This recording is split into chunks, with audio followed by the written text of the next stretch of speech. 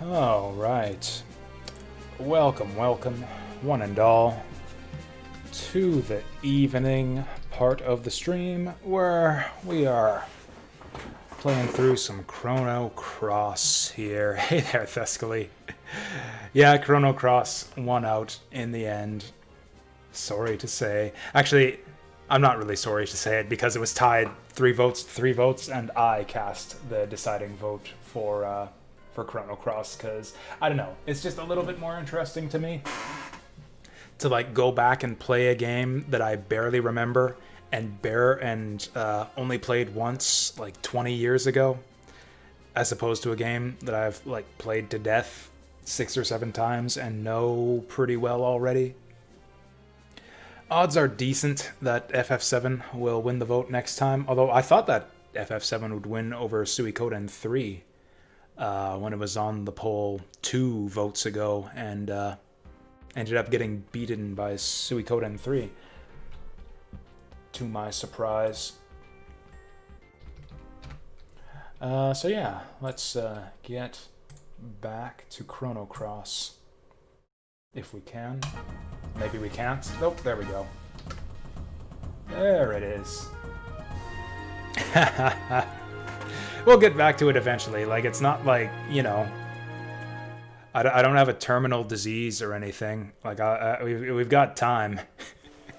We'll get to FF7 one of these days.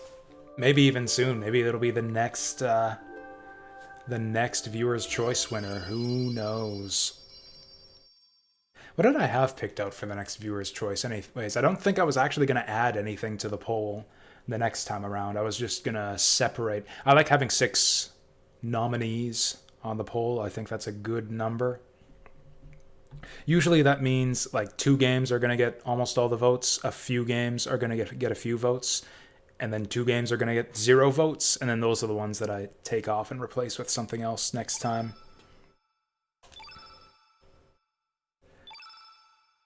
So where are we at? Right, we just recruited the old man into the party. Which one of these saves is it? Oh yeah, and we're just exploring. We're just like messing around the home world. Oh no. Oh no. If I'd have known there were $100 on the line. I don't know. Do I like Chrono Cross better than FF7 for $100?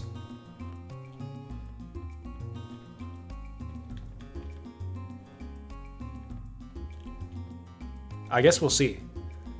I've actually been warming up to this game quite a bit. Like, this game started strong in the first place, and I think it's only been getting better and more interesting as we go along. It gets off to a bit of a slow start, and the combat system and magic system is a bit baffling at first. But yeah, this one's actually been growing on me since the beginning.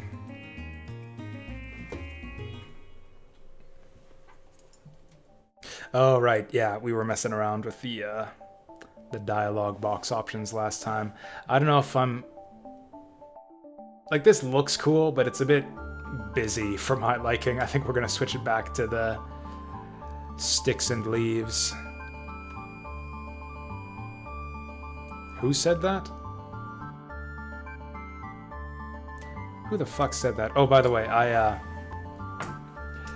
I'm getting a bit hungry, so I have prepared some noodles for supper, which I'm going to chow down on a little bit for the first bit of Chrono Cross here. And they're ready, so I'm going to go grab that.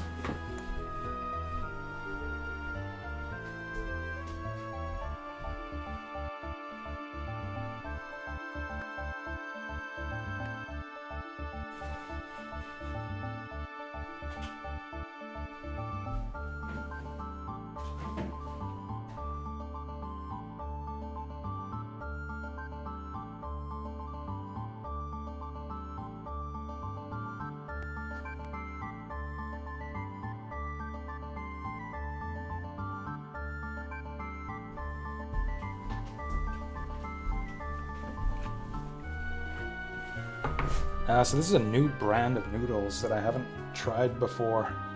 The, what do they call this? Namja Ramyun?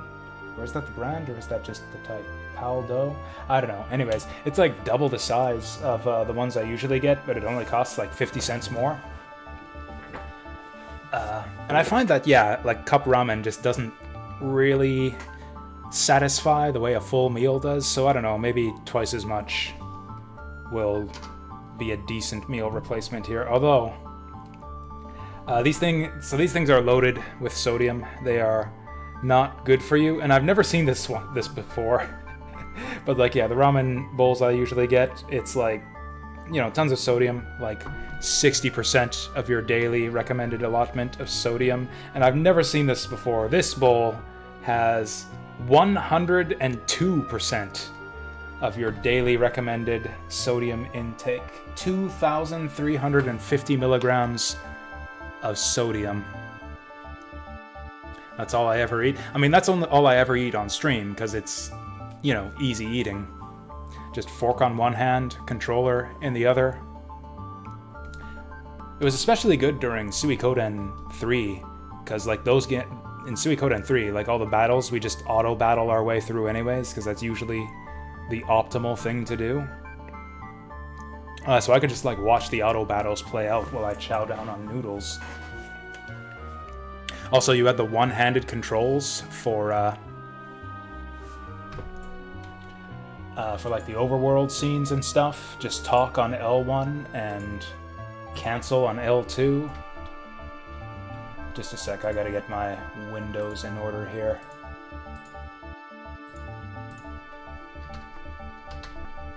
I mean, I eat other things, it's just, you know, noodles is my go-to snack when I'm looking for something to eat while I'm streaming. Anyways, yeah, this window looks cool at first glance, but it's a bit garish to look at for too long, so I think we're just gonna go back to the good old-fashioned... You know, I'll put on this hideous thing just to gaze at its hideousness. Look at that. Who would want that? It's like you got... It's like seeing all the text typed out on like an Etch-a-Sketch or something, like a big plastic Etch-a-Sketch like I had when I was 5.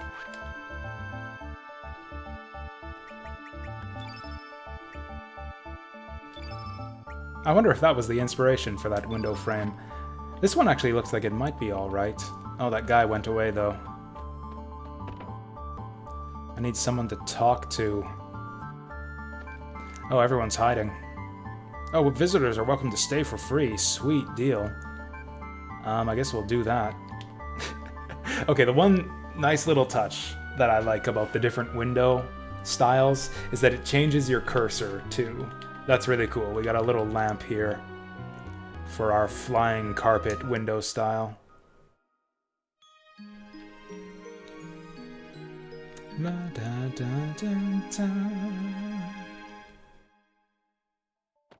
Cool. Now this inn also has cat hair all over its beds.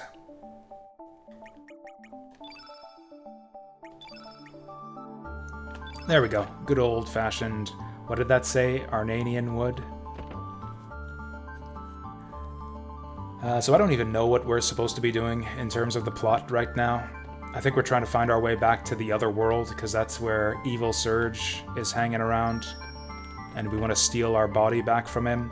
But what I want to do right now is go find some characters to recruit so we can get this stupid old man out of the party. Harley's alright. I think she makes a decent sidekick, so I don't care about replacing her. Hey, Thescally! Hey, thank you very, very much for the Christmas tip there. Yeah, I'll be sure to spend it wisely. So actually, I'm actually ready to stream FF7. I actually purchased it before the poll ended, just because I presumed that it would be the winner. So, you know, I guess that recoups that cost and then some, so yeah, thanks a lot. That'll buy me a lot of noodles, too. Like several weeks worth of streams of noodles.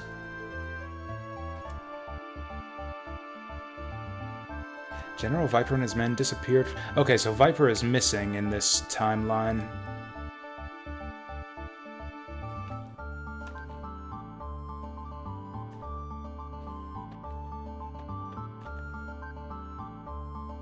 What's with these soldiers anyways? It looks like they're wearing like their helmets over their faces. I guess the idea is maybe like the helmet is down over their eyes. That's a common thing in anime where you've got like the soldiers with their helmets over the eyes so they don't have like distinct facial features, which I guess makes it easier to kill them en masse. Wait, who was he talking about there? I missed the first part of that. That guy Norris. Have we met Norris yet?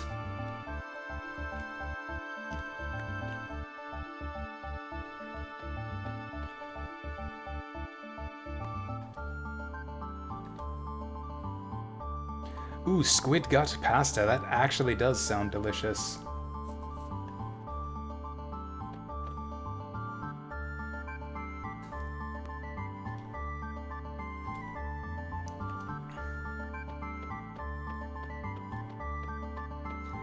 Man, I can't get over what a great-looking game this is. Like, not just for its like the like costume and character designs, like the settings, the layouts of the room. It's just like a fantastical, like dreamlike world. I see that word get thrown around, dreamlike, to describe all kinds of games, but I think it is especially appropriate for Chrono Cross.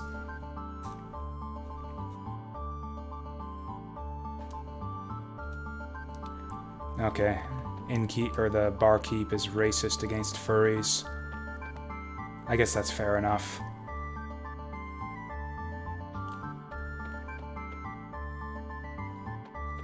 So the city here is kind of subtly different, I think, from the other world. Like, yeah, we got different types of soldiers hanging around. The statue is different.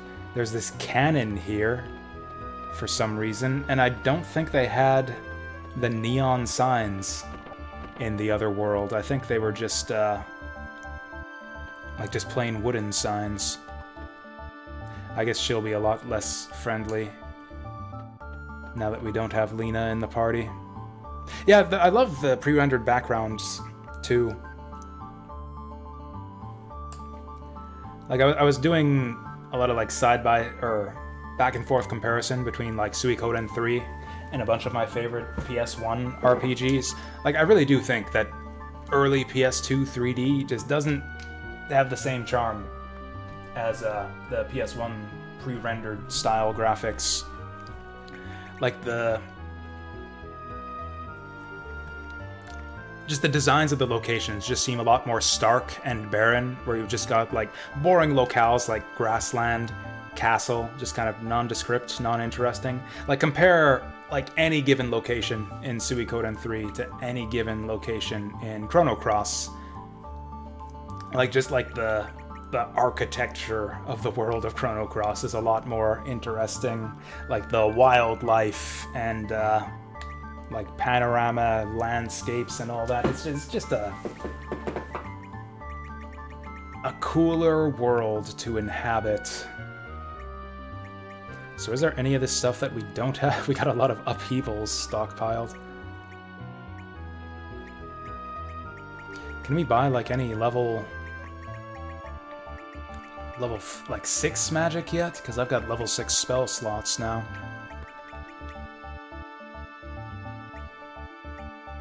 Actually, we have been seeing a lot of black and white status effects. Maybe I should start stocking up on these. I got money to spare since I don't think I've spent a dime hardly throughout this whole game yet. Actually, Final Fantasy X is an exception. Final Fantasy X had some excellent scenery.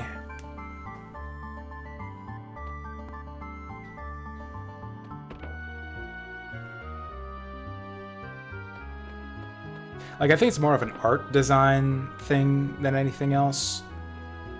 Or art direction, I guess is what people call it. Out in the forest gathering mushrooms. Did her dad have a portrait? Oh no. Oh, I think I remember this character. One of these days, he's gonna turn into a mushroom himself. And he's apparently out there in the forest somewhere. Maybe we should just follow up on that. right now.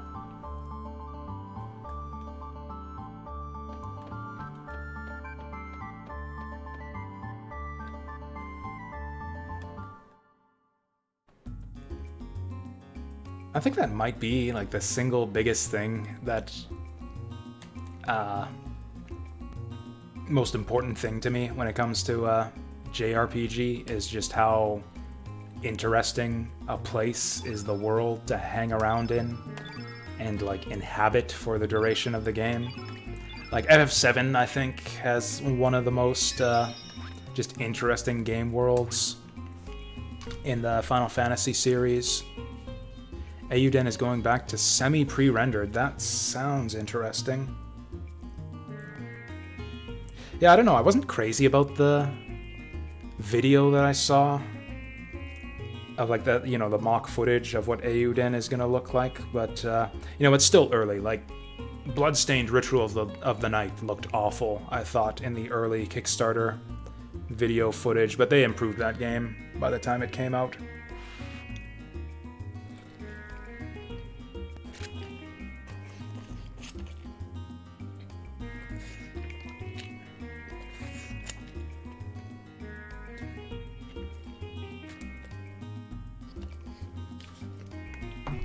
It looked great. I don't know, maybe I'm prejudiced.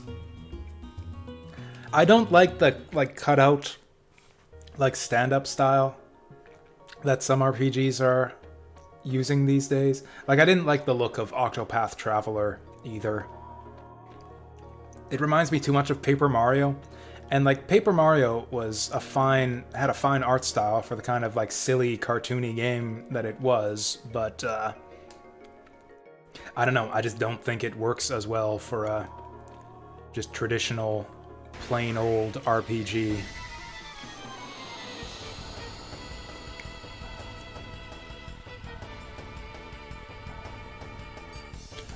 So these are like the same enemies that were in this forest in the other world, isn't it?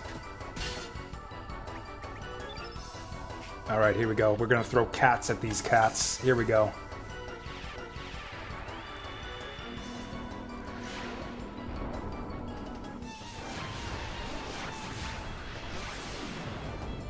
Did I like Dark Chronicle? I don't think I know what Dark Chronicle is. Oh, that's come up so many times, hasn't it? Yeah, Dark Cloud 2 is one of my favorite PS2 games. Definitely it's on my list of games to stream at some point in the future. Although actually, I want to go back and play Dark Cloud 1 first, because I never actually played Dark Cloud 1. It got mixed reviews back in the day, and I was kind of big into like listening to reviews. That was when I still had my subscription to the US PlayStation magazine. So I was like, oh, those guys say that Dark Cloud sucks, so I'm not going to play that game. But looking back on it these days, like I actually think the original Dark Cloud looks really interesting in a lot of ways, so I'd be curious to check out that one. Maybe not play it all the way through, because I know the Dark Cloud games are absurdly long. But, you know, at least check it out. Alright. Fly, my pretties, fly!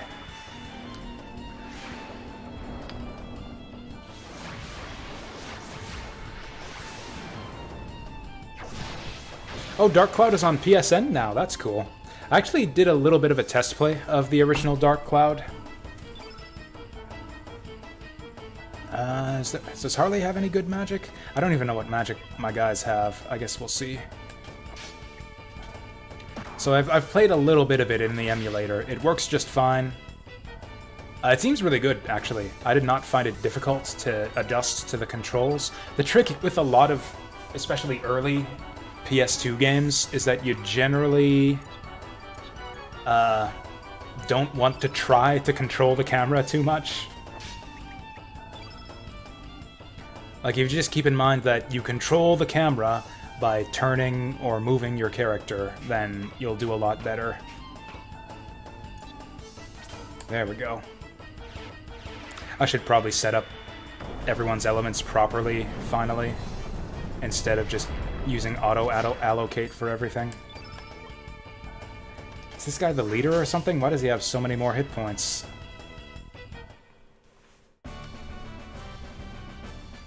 Also, I think Dark Cloud 1 might have had a better soundtrack. I've actually listened to the Dark Cloud 1 OST, and there's like, I don't know, a lot more of those made it onto my iPod than stuff from the Dark Cloud 2 soundtrack.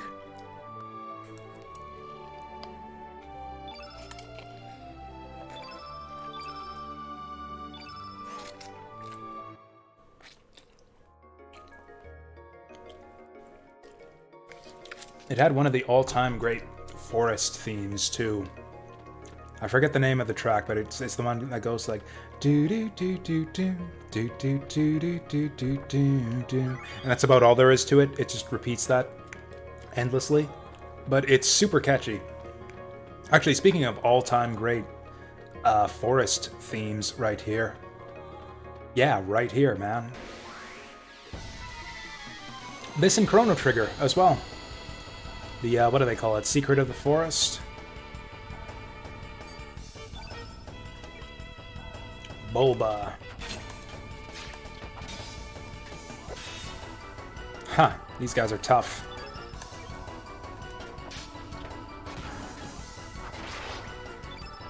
This guy's weakened already, so I think I'm... Yeah, what's with all these this weakened bullshit? For high-level magic. It's a waste of damage if I hit the weakened one, so we'll go for the healthy one. Yeah, I'd love to see a Dark Cloud 3. Or, you know, even a spiritual successor get kickstarted, maybe. Oh, sweet. Also, Lynx is back up. For some reason. Actually, I guess... we'll have him use his single target right away here. Actually, I haven't seen his single target special. Oh, yes, we have, actually. Lynx used this against us when we were fighting him as a boss fight. Master Roshi? It is Master Roshi! I don't know if you saw earlier in the game, he's got like a scroll on the wall of his room with a poem that he wrote himself. And I can't remember exactly what it was. Something along the lines of like swiggity swooty going in for that booty. Something like that. It was like the equivalent of like a dirty limerick or something about like, you know, leering at women, that kind of thing. Hanging up on his wall. And it's like, oh yeah, this is basically just Master Roshi, isn't it? So we don't need any of this stuff anymore. I thought there was a cave in here.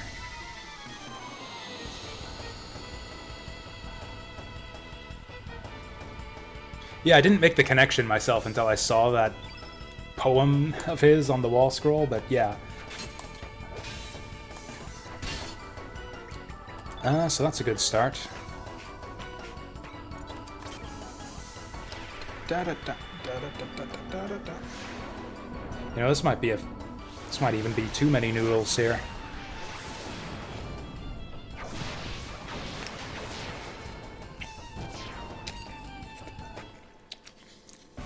I was disturbed by the sodium content on the nutrition facts on the label here. I didn't, like, it's the flavor packet that adds all of that, so I didn't actually empty in the whole flavor packet into this. That's the other thing, is it has a double-sized flavor packet with this bowl, and I don't know, does twice the noodles really mean that you need twice the salty flavor packet in there? I don't know, I only used like 2/3 of the flavor packet. Bring him an impressive mushroom, okay.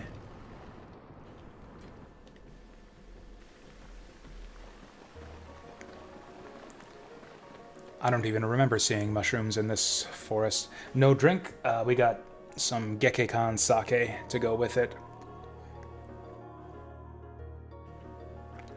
Which I forgot I had, so it turns out I didn't need to make a trip to the liquor store after all. Ah, that's not a mushroom. Or is there like a mushroom monster around here that I need to defeat? Are there mushrooms inside the tree? Oh yeah, that's right. There's like a whole tunnel down here. See, look at this. This is like the inside of a tree right here. And this is what it looks like inside a tree in the world of Chrono Cross. Hot or cold? It's like room temperature. I do prefer the taste of heated sake, but I'm usually too lazy to go through all of that.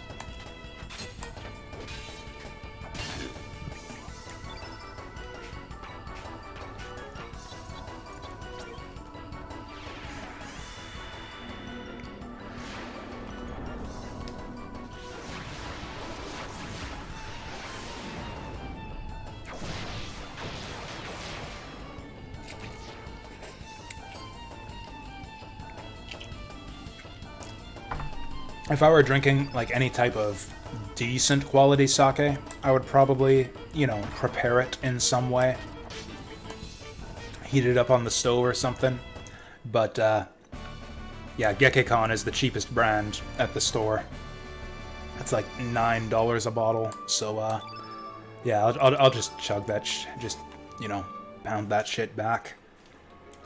No problem. I mean, for the price, it's decent.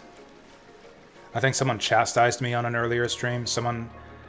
I forget his name. He popped by for... are you Mushroom Man? Great item and money inside the cave, but then a rock fell down. Gotta get this rock out of here, but it won't budge. Or what did he say? He had a flavorful way of describing it. It's like, oh yeah, here in Japan there are like 10,000 different brands of sake. And Gekekon is like the 10,000th best out of 10,000. Asahi Lager? No, I haven't. I don't know if they sell it at the liquor stores around here. I know I saw it in vending machines, like in Japan. Which blew my mind when I was a kid, that you could just buy a beer out of a vending machine.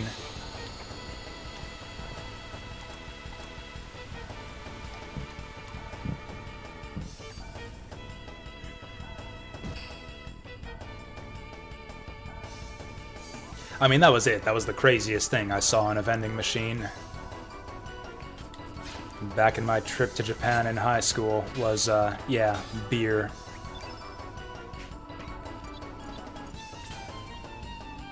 Yeah, back in high school, I was, there was a they called it a Japanese exchange program, but it wasn't actually a full exchange. Like, you didn't spend the full school semester there. It was just, like, 2 weeks in the summer, I think it was. And then we had a couple Japanese kids stay at our place for 2 weeks during the school year, so they kind of got a raw deal out of the whole exchange. So it's like they come here during the school year, and I go over there during the summer when school's out. Oh, so they actually know about the underground tunnel to the mansion in this world. This was way back when I was in high school. Like, I want to say 2005 or 6. So what the hell do I do to move this rock out of the way?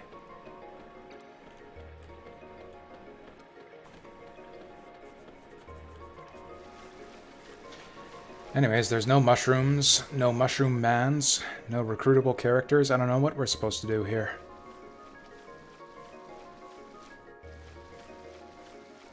This is just a dead end.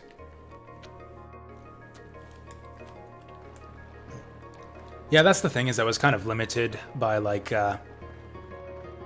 you know, being a kid and not being able to go do what I wanted when I wanted on my own. It was kind of like guided by our host family, which was good. I thought they did a good job, you know, taking us to a lot of cool places and stuff. But I would love to go again as an adult and just,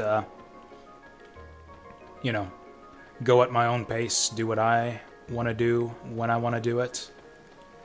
The thing is, though, is like, I don't think there would be much point unless I had money to buy a bunch of stuff.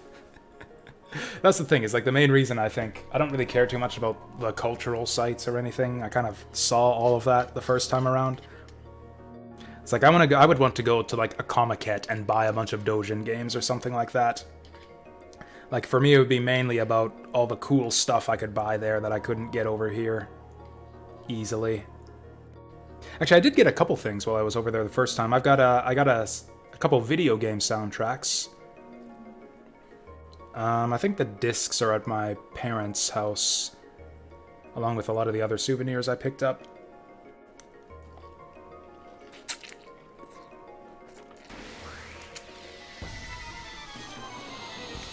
I got, it was like a best collection of tracks from the Star Ocean and Valkyrie Profile series. Or I guess it would have just been, yeah, Star Ocean and Valkyrie Profile, since Valkyrie Profile 2 hadn't been released at that point.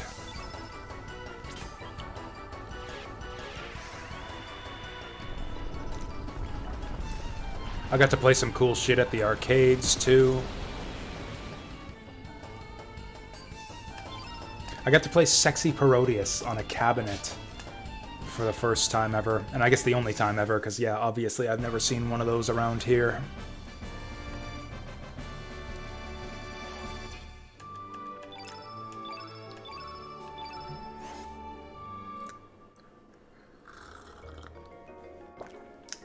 So this forest is just not a very good forest. There's just nothing here for us, other than really, really nice background music.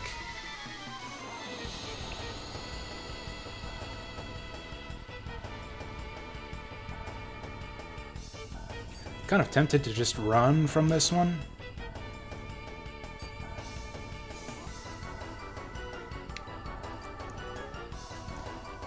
Did I do all the unit life?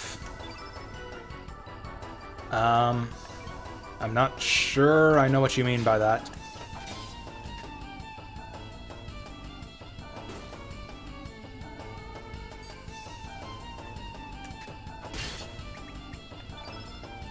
I am gonna throw some cats at these birds and onions, though. What's with that weird thing they got dangling out top there? Is that actually a thing that's on onions? University?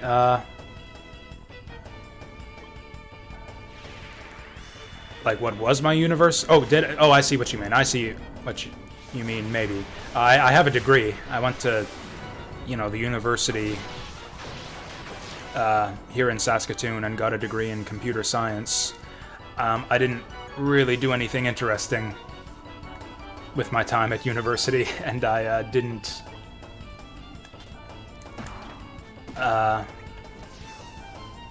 yeah, obviously I'm not using my degree either, so kind of a waste, and I kind of regret it, but whatever.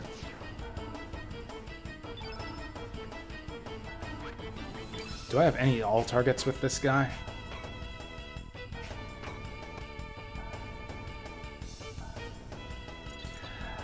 It was just kind of miserable. It's kind of a pain. I don't know, especially I was in kind of the field of, like, web development, where it's just, like, there's some new bullshit, like, plugin or standards, or just, like, new... I don't know, it felt like we never really settled into, like, I never really settled into, like, a routine. I never felt like I had a good degree of mastery over my field or anything, because everything was just changing constantly. It felt like every, like, month or two, I'd have to learn, like, some new... like library or programming language or new aspect of web development. It was like starting from square one, like every couple months, and it just got really tiresome.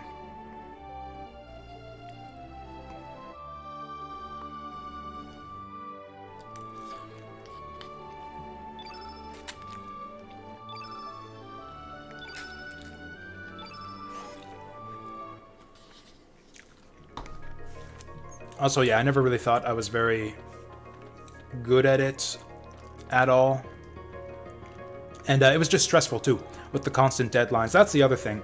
It seems, and all my other friends in, like, the comp sci field have careers like this, too, where it's like no matter what you're working on, it's always something that was, like, you've always got a deadline, and that deadline was like a week before you were assigned to the project. It's just like rush on absolutely everything. It seems like these guys are just like constantly just rushing to meet deadlines, and I am really horrible when it comes to deadlines. I like to chill and take it easy and not work too hard, you know. And yeah, the programming life is definitely not that.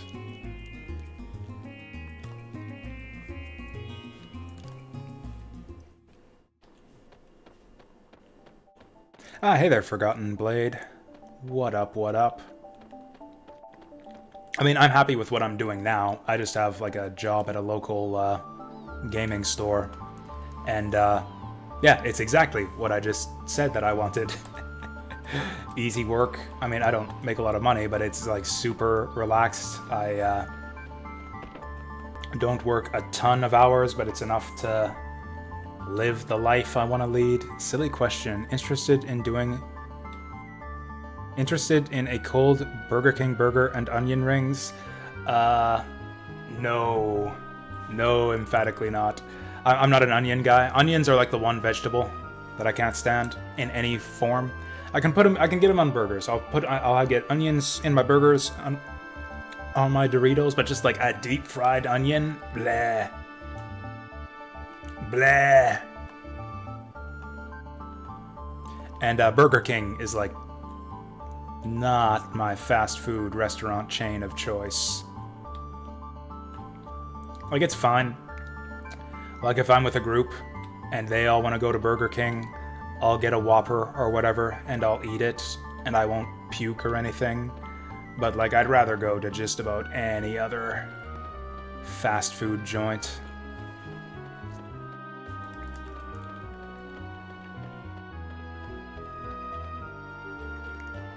I actually prefer relish on hot dogs, and I don't think onions go good with relish. That's just too much, just vegetation to pile on top of your hot dog.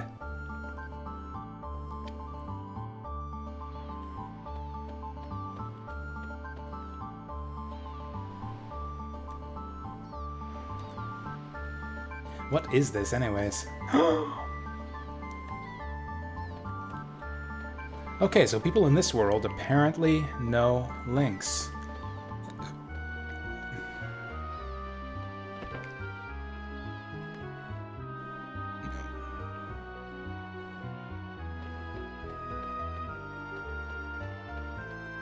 Oh yeah.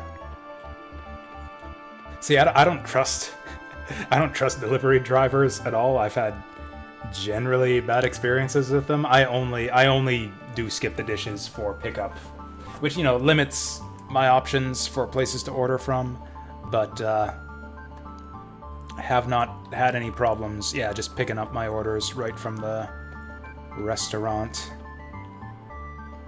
And if they screw something up, at least I can complain in person, like you're there to tell them, hey, fix this shit.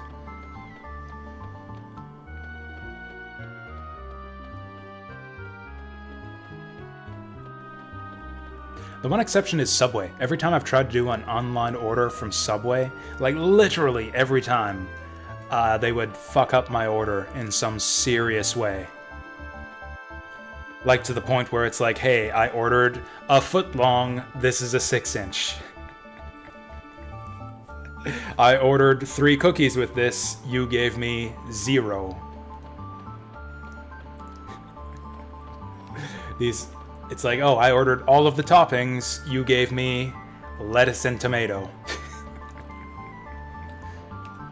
So yeah, I don't order online from Subway anymore. I just give them instructions in the store. Oh, is that just the Subway thing in general? So, like, the Subway around here is run by, I think, a bunch of, Filipino people? I don't know, they're speaking some foreign language among themselves every time I go there, so I thought that might have been the issue. But yeah, if it's Subway in general, then even in the UK.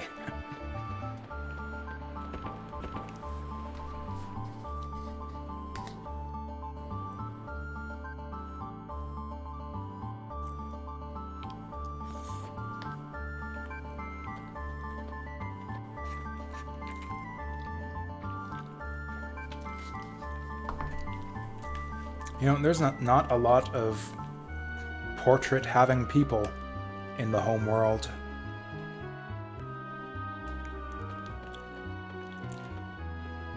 There's a lot of named characters. We've learned about Getz and Lord... Who did they say?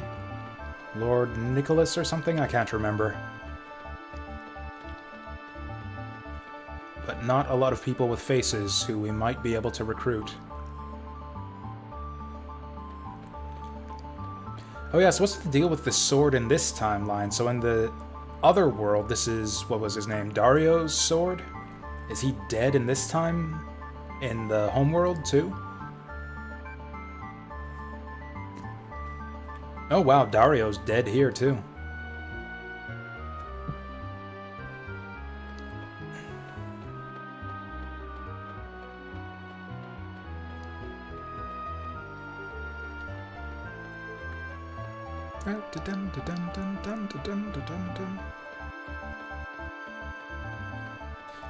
I don't know, I don't have much taste in, I guess, food in general, but especially fast food. I was actually watching a stream the other day where, yeah, a guy was talking about, like, how he's really picky with fast food. Like, he was listing, like, his favorites as, like, all of these places I've never even heard of. I guess they're American chains. And just, like, oh, Wendy's? Pfft, please. Wendy's is dog shit. Never eat at Wendy's. Oh, Subway? Pfft, never eat at Subway. Subway is dog shit. Inedible garbage. And it's like, I think it's alright. When they actually get my order right.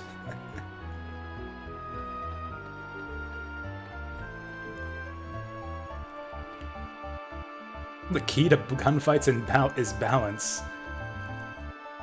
That's right, that's right, according to Wild Arms 3.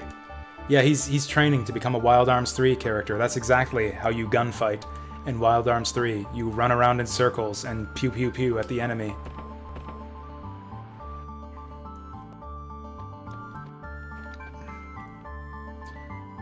So this house is pretty different from the other world. Wait, they're looking for Dario? I thought that the monument said that he was dead.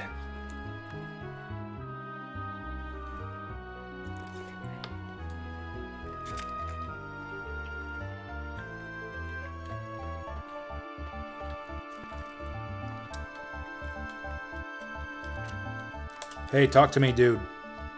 What the hell?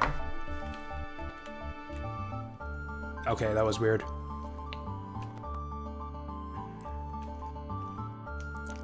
Oh, so knights have been, like, replaced in the home world. Oh, can we get that big hat Frenchman? Oh, he's not even here. Wait, Karsh. Isn't Karsh one of the generals? The purple-haired guy with the axe? He will trade me goods for unwanted elements. I wouldn't mind taking something that I don't have already. Oh, wow, I've got a lot of mithril. Oh, wait, no, I don't. I have 6 mithril. 30 levels worth. That might be difficult to come up with.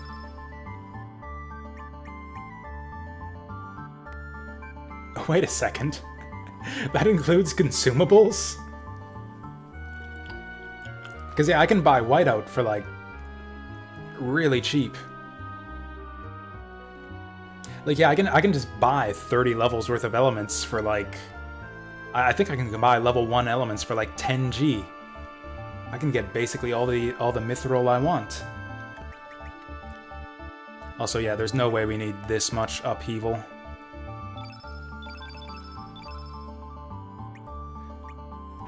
I don't know, maybe we could use a little bit of upheaval. The fact that I have 10 in the inventory means that the auto-assign probably isn't assigning it.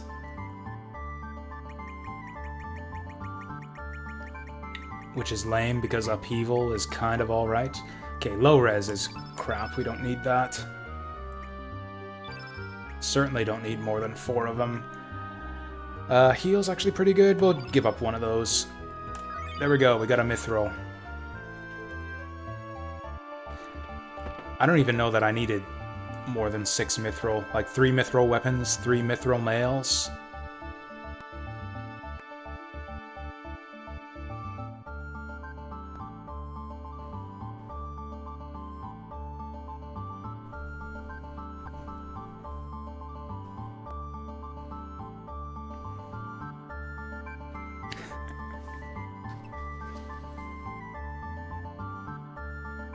I dinna want to hear ye say it's foolish now. I don't know if it's prejudice or what. I get irrationally upset when I see Scottish people like spell out like Scottish I guess it is a word. I guess it's an actual language. I guess dinna is actually like grammatical in Scottish or whatever. I don't know. It's just weird. I have a really difficult time reading Scottish people tweet sometimes. It's like, I don't know, I have to like reread it like 3 times over. Maybe it's just something with the accent or the language that never clicked with me. I don't know, I cannot understand what the fuck Scottish people are saying on Twitter half the time.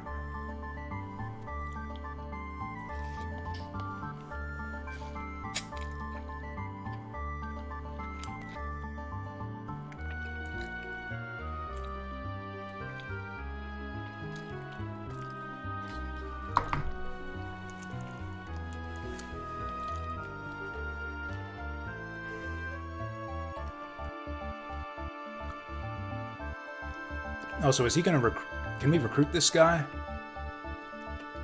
If we get Karsh in the party? I bet you that's it. I bet you this is gonna be like a time travel thing where it's like we recruit Otherworld Karsh and bring him back here. Oh, apparently Radius knows this guy.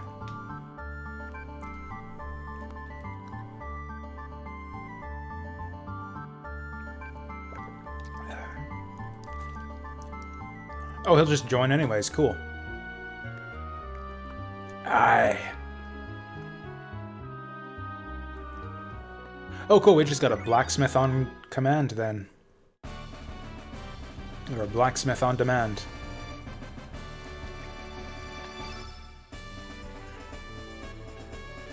No need to put him in the party just yet. Also, I still haven't fixed this stupid character select stretching bug.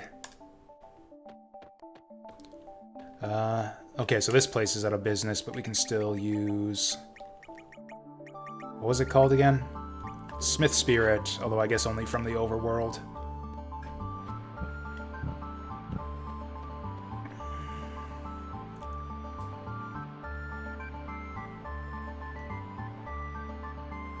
Oh, can we just give this kid a bunch of money to build us a boat? I guess that's the one downside of the character switch right here is, yeah, we don't have our boat anymore. Frickin' Dark Surge took my boat and my party and everything.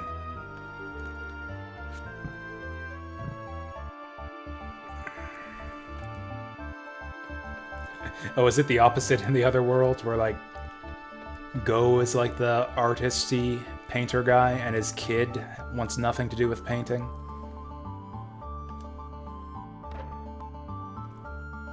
Or is obsessed with money?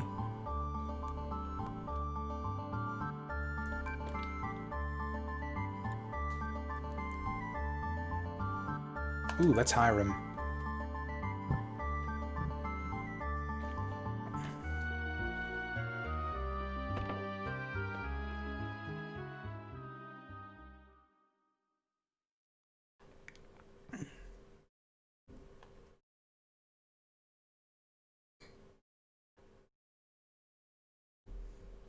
What? Had we agreed to a price yet? Do I have to pay this idiot's debt? This many.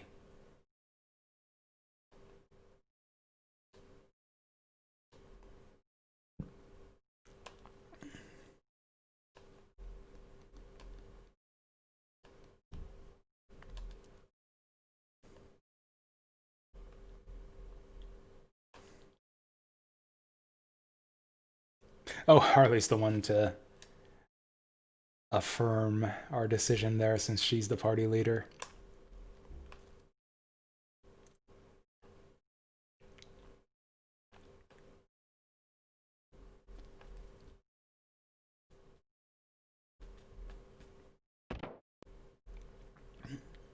Do we actually ever find the frozen flame? I think at the very end. I think like the very, very end of the game, we find the frozen flame. I remember what it looks like.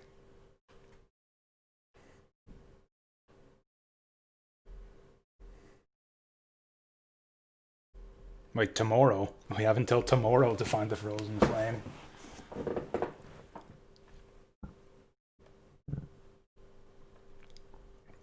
He's right, actually. These paintings suck. Like, what even is that? It's just like gradients of... like monochrome gradients. This is garbage.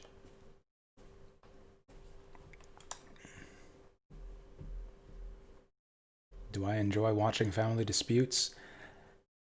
Actually... Yeah, internet drama is lame, but IRL drama with family disputes... yeah, that's pretty entertaining.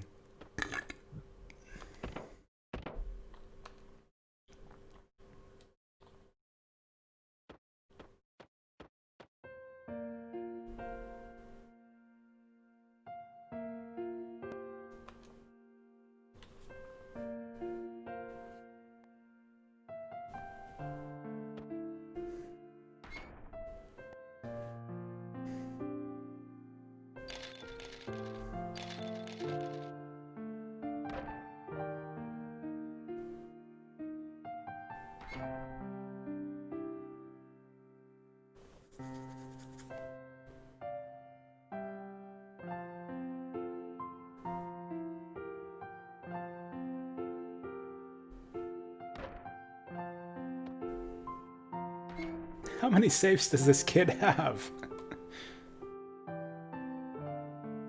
Like, there's a lot of space inside those. You could just stuff all of those into one.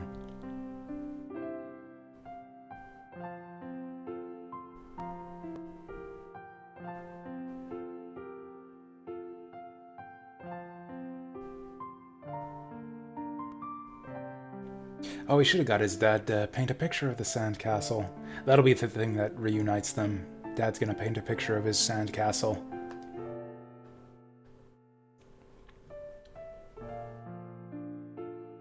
I don't remember this kid at all. Like, you know, I remember him from the other world in this playthrough, but I don't think I ever recruited him my first time through the game.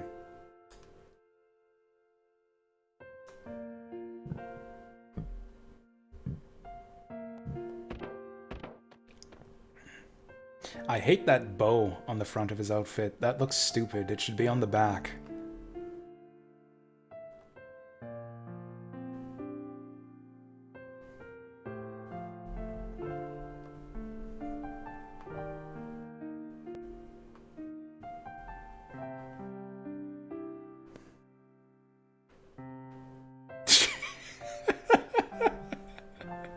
Cool. I'm so glad we put Radius in the party for this for this scene. Radius reminds me of my mom.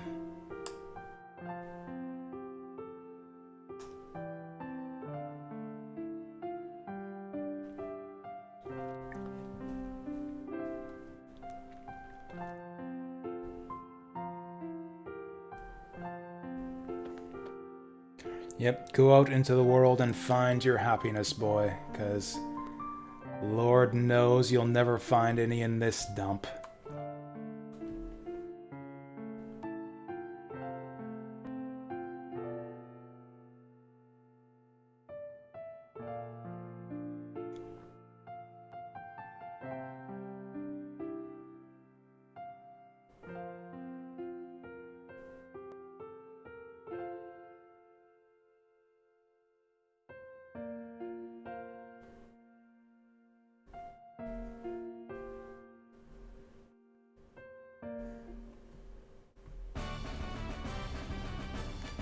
Cool. Oh wow, he looks dorky looking. I hate him just by looking at his face. Yeah, we're never putting this kid in the party.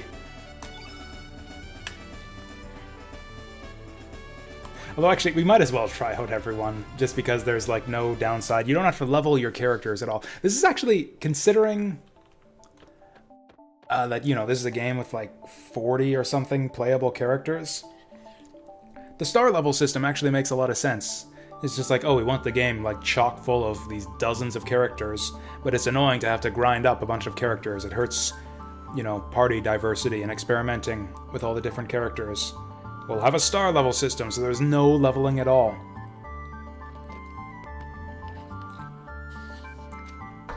Great idea. I wish Suikoden 3 had incorporated something like that.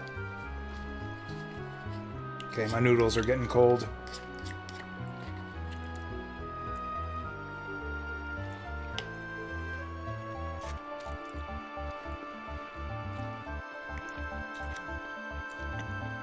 So I guess this is just what we're doing. We're just wandering around town, scooping up all the people we can find. What is that, 2 now? We got the blacksmith, we got the painter. I hope we get the dancing girl. Although I don't know if she'd even be... This town seems pretty, like, militarized, or, like, under martial law or something. At the ruins of Viper Manor. So yeah, I doubt that Nikki and Mickey are even in this town, in this timeline.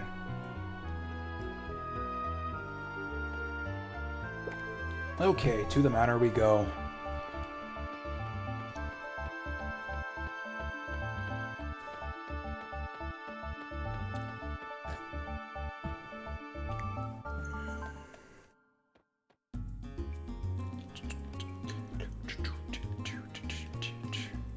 I think the homeworld has the better overworld music. At least on land. Norris, that was his name. Yeah, homeworld has the better, like, on-land overworld music, and another world has the better boat music. Well, this place got fucked up.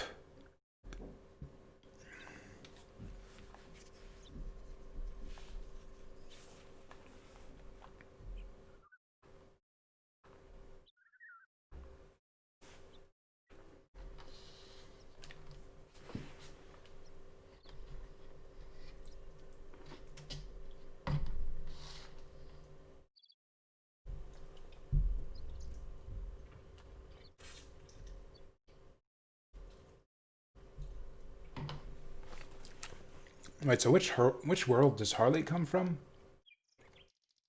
It's got to be another world, because, yeah, she was hanging around with Lynx. And the version of Lynx we body swapped with comes from the other world.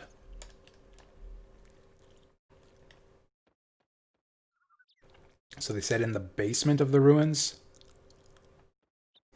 How do we get in the basement when the whole building's covered in just rubble?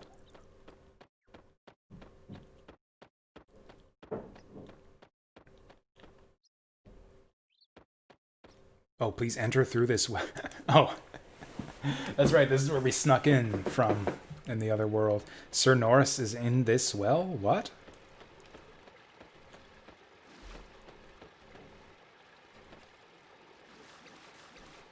Ah, they're gonna let me in this time.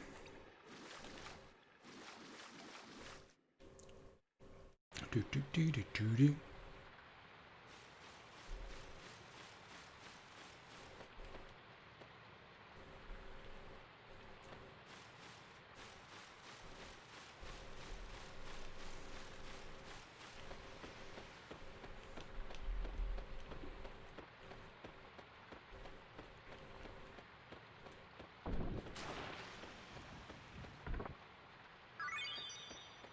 Oh yeah, I forgot to actually use the blacksmith. Because yeah, we could use an equipment upgrade. Who's got the lowest defense? 28, 31, 31. Right, Lynx has got the lowest defense because he's got nothing but shitty starting equipment. Or not starting equipment, but you know. It's like the characters who have newly joined have like the newest equipment, and we haven't upgraded our equipment since like, I don't know, for hours and hours.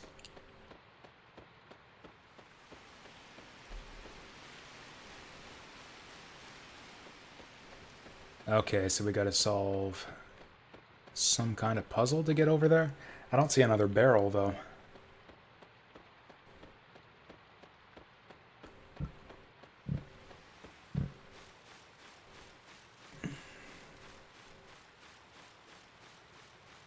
Oh, there's a barrel. Get the fuck out the way. Oh, I see. I'm not allowed to mess with the barrels yet. We gotta climb the ladder.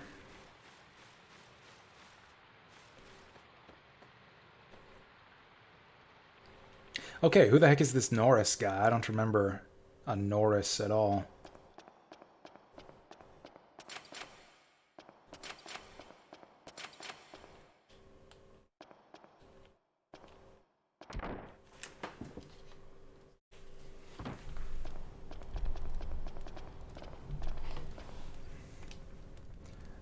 Yep, still don't remember this guy at all.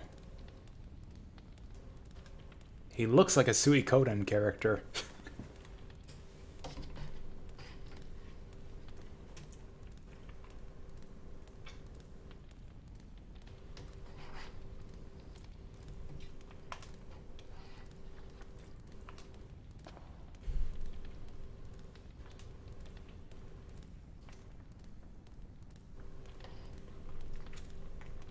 Hey, Jakob. How's it going?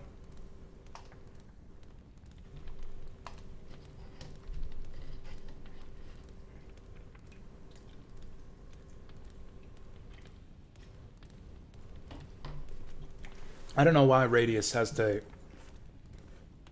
spoil our disguise. Like, why don't we just pretend to be the real Lynx, and like we get these guys under our command, and yeah, we get them to find the frozen flame for us.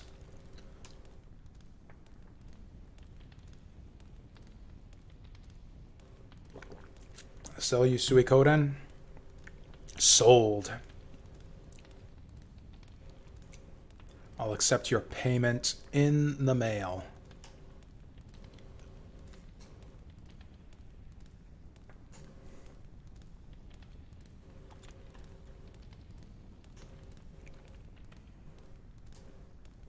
Is this guy gonna join us? I really don't remember this dude in the slightest.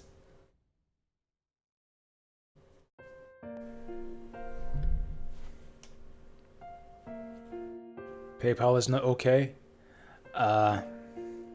Sure.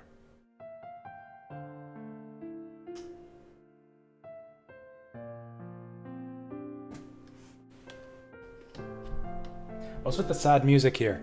This is just like the background of like, oh, I was sent on a mission to find the frozen flame. Like, why is this sad?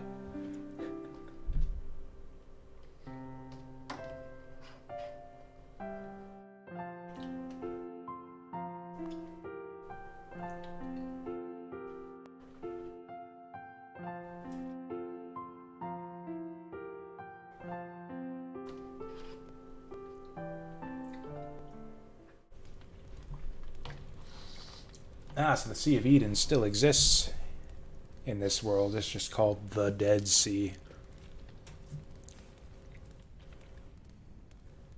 Just pay via PayPal? Okay, you go ahead and do that.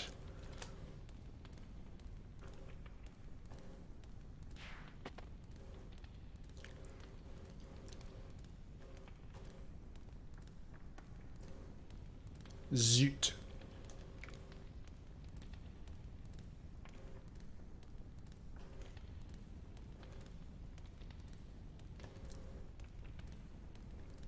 I'm confused. I thought this guy was working for Lynx. Should we be talking about how we're going to put an end to Lynx's plans right in front of him? 50 euros east, okay? No, it's got to be double that at least.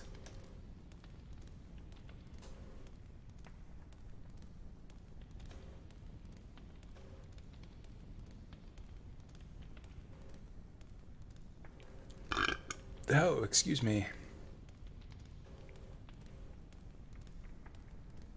No, then make your bid, Thescally.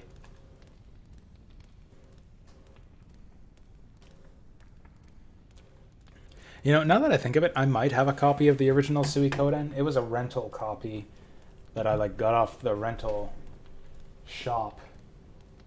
Like, you know, as they were clearing out shelf space. I probably didn't sell it with the rest of my collection because it wouldn't have been worth much with the stickers and everything on it.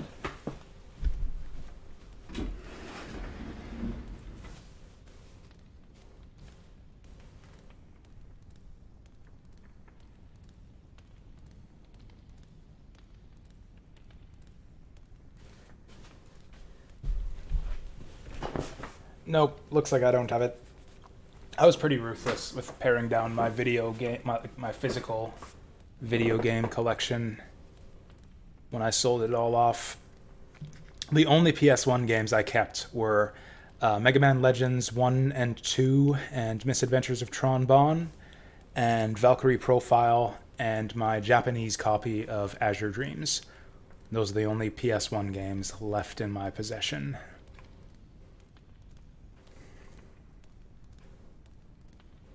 Which is funny, because I don't actually own a PS1.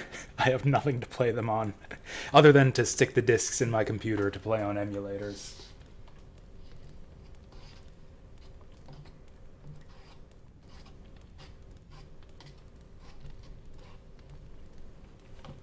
Wait, is that the rule?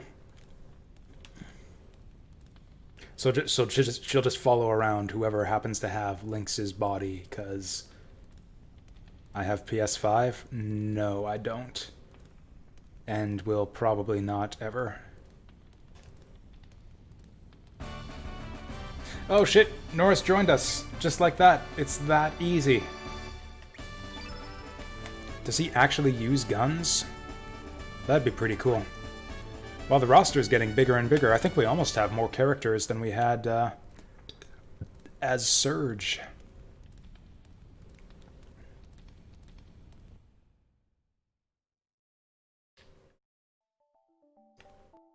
Lifetime supply of noodles? I mean, I don't have the space in my apartment to hold a lifetime supply of noodles. That's part of the reason why I got rid of most of my video games in the first place.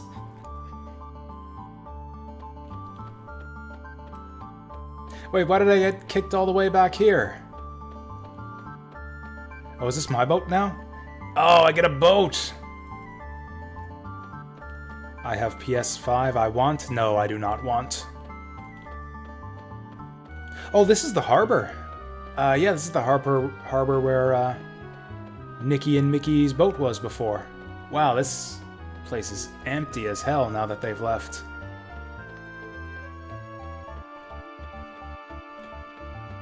No, I'm not interested in any game consoles at all. Maybe the Switch. Maybe the Switch. Why? Because I have a PC already. Every game I want to play is on PC anyways. Like, I have more games on PC than I could play in a lifetime. I will be dead by the time I'm done playing all the games I want to play on PC. I don't need another system's worth of games to worry about. A book of vouchers for a lifetime supply of noodles. Things are pretty crowded here. I don't know if I have space for that either. Sell my PS1 games. I already sold my PS1 games. The ones I have left are the ones I want to keep. I almost sold Valkyrie Profile. I actually didn't exactly get suckered or swindled or anything, but I sold my collection for a lot less than it would have been worth on like the collector's market. I just wanted to get rid of them and get it done in one go.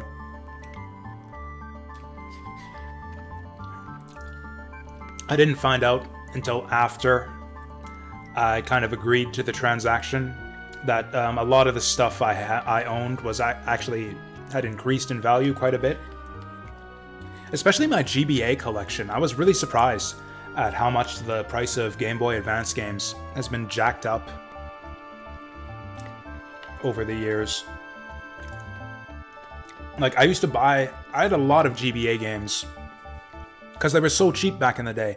Like, I used to buy Game Boy Advance games out of like the bargain bin at EB Games for like $10 to $15 each. Some of those games are like go for like $60 to $80 now. It's crazy.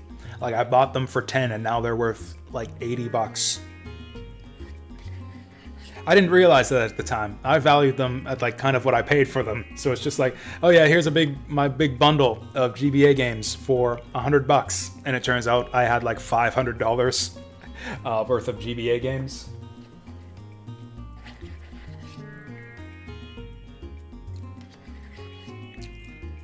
And it was the same with my PS1 collection. Some of my PS1 games were worth more than I realized.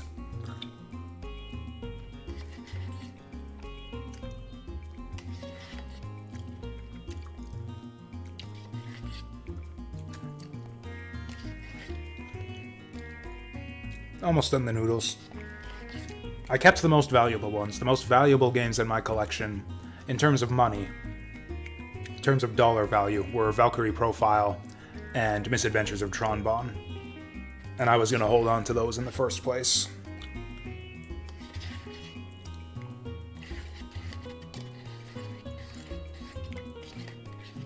Okay, we're done with the noodles now.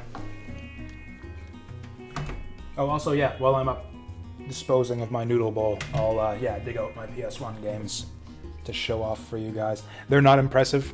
Like I said, they're rental copies, so...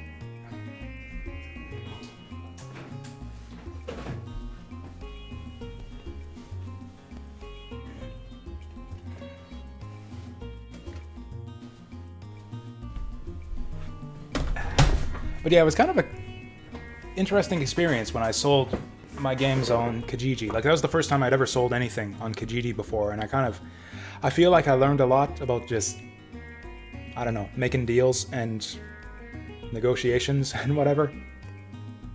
I got tired of people, because I didn't realize that, these games I had were going to be in high demand. I sold, my batch of Wii games almost instantly. Within 10 minutes of me putting them up there, someone was like, I'll pay this many dollars, sold. And then, literally, and then he was at my house within 15 minutes. Literally, I put up, a bundle of Wii games on Kijiji, and, less than half an hour later, there was a guy at my front door. Just handed me cash, and I handed him over to him. I didn't realize just how much, collectors scour,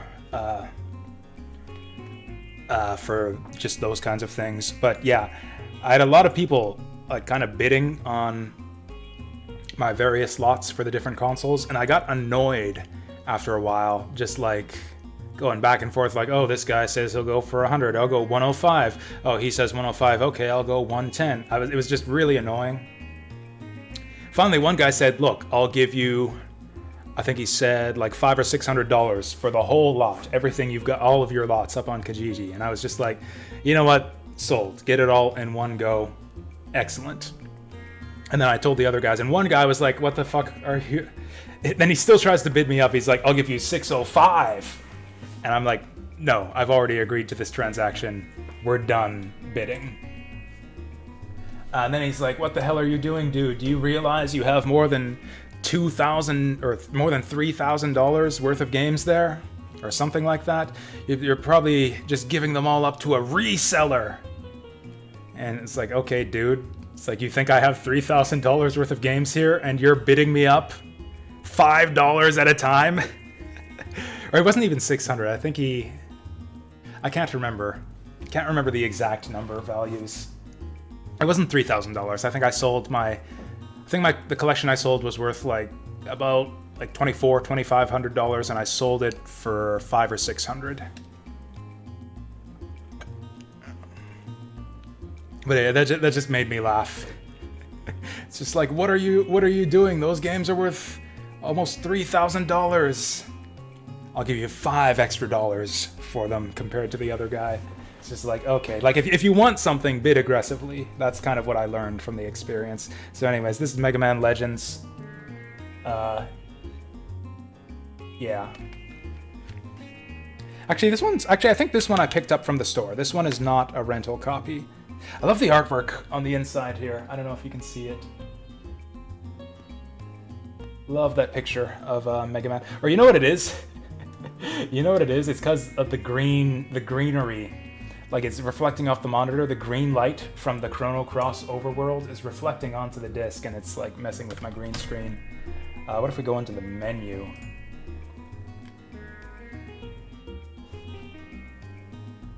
That's a little bit better.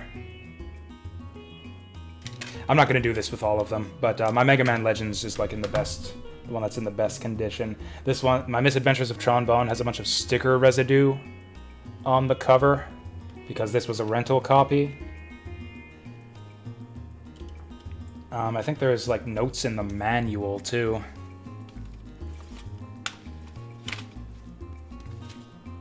Actually, no, the manual's in decent condition. The like registration card has been cut out, but that doesn't really matter at all. Actually, yeah, this one's in better condition than I remembered. I've got the demo disc in here as well, which I can't seem to get out. Isn't this supposed to turn? I see another disc in there. Oh, it's one of these things. Oh, I was like, it's like a puzzle. It's like, oh, I can't get it out. It opens like this. And yeah, there's the Mega Man Legends 2 demo CD. Oh, I forgot about this. This is some lovely artwork right there of Miss Tron freaking out there. This is such a great game. I'm actually, the more I play Misadventures of Tron Bonne, the more I'm coming to appreciate it, like, even more than Mega Man Legends. Oh, this is like my prized piece of my collection. Again, bunch of sticker residue because the Klonoa was a rental copy. And, like, the big selling point of this one, you can't really see it. Probably won't be able to see it. There's a big scratch on the disc down here, which causes the cutscenes to stutter and the music to stutter in the final level. Only the way that the music stutters in the final level actually makes it sound really cool and eerie. And here's my Valkyrie profile, which the sticker's stuck on, so there. Yeah, look at that, 20 bucks. Previously viewed hot deal, $19.99. It's worth like over $100 now, I think. And then, of course, my Japanese copy of Azure Dreams with the fancy Japanese manual. It comes with stickers, too. It comes with memory card stickers, which I would never use, but still. Great artwork on these. Oh, look, there's the main character and Fur holding hands. Best girl. So adorable. Sticker for your game data. I think that's the artwork they used for the soundtrack. My camera sucks. My webcam sucks too much for this to be worth anyone's time at all. And that's all of them. That's my whole PS1 collection, for which I don't even own a PS1 to play them on anymore. Good stuff. Let's get back to some Chrono Cross. I don't own Chrono Cross anymore. I used to own Chrono Cross, and now I don't. That one didn't even have a complete box. That one didn't even have the original box. I just used like a CD case, like a rewritable CD case with the Chrono Cross manual jammed in there. Because yeah, that one was just a loose disc, rubber banded to a manual when I bought that one. Anyways, we got a boat now. Let's go boating.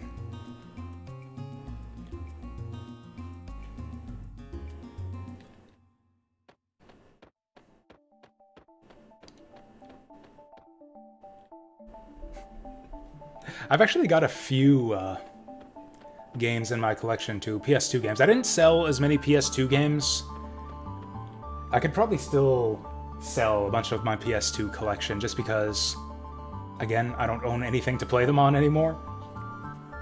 It would be easy to get a PS2 though. PS2s are not hard to come by these days. At least they weren't last time I checked. I hope they're not difficult to find. Either way, I can emulate PS2 games, no problem. But like, I own some PS2 games that I never got around to playing that I'd still like to play someday. Like, I never played Prince of Persia: Sands of Time is one that I'd like to go back to someday. I never played Sly Cooper is another one I'm interested in that I never got around to playing, that I own. Oh, I love the music in this town.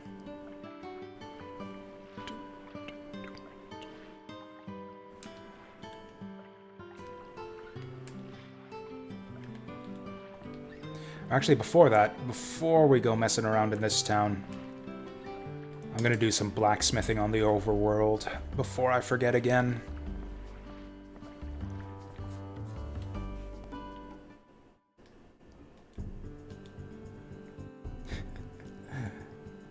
Like, honestly, I don't get how video game... I guess some people just have money. I guess some people just have money.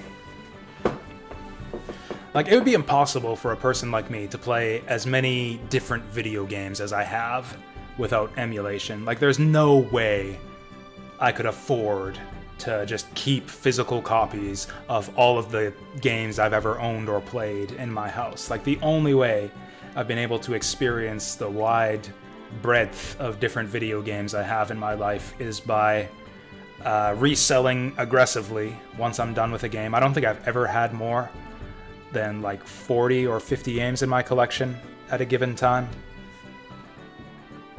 I've owned a lot more than that over the years, probably hundreds of games, but I just would, yeah, resell and trade in aggressively to get new games. And then emulation is the other part of it. Like, I would have to... I would have to make a lot... I would need to make a lot more money than I do to be able to actually own physical copies. Like, legitimately purchase all the different games that I've played before.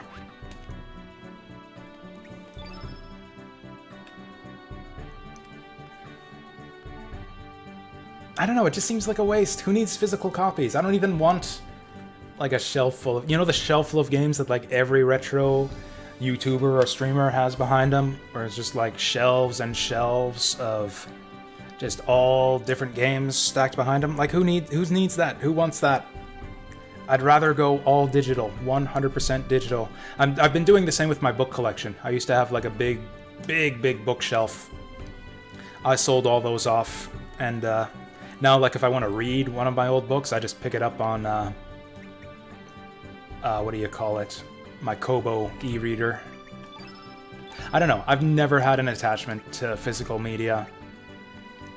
I think the convenience of just having all my books and video games in a rectangle. Just stick it all in a rectangle for me to access anytime I want. Like, that just can't be beat. Okay, let's get that silver swallow. Whoops, don't forge ahead.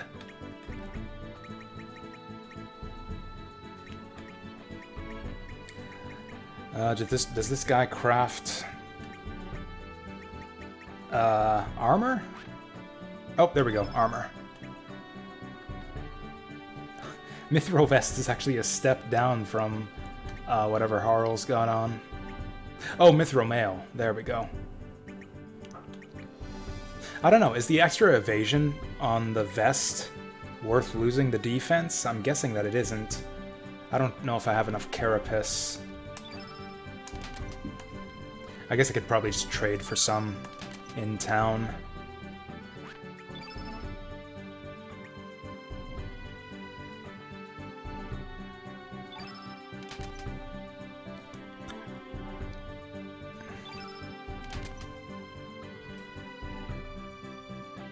Wait, did I actually spend money for those? It seems to me like my money didn't go down after I crafted all that stuff. Wasn't I sitting at around like 6200 G before? Oh well, free stuff!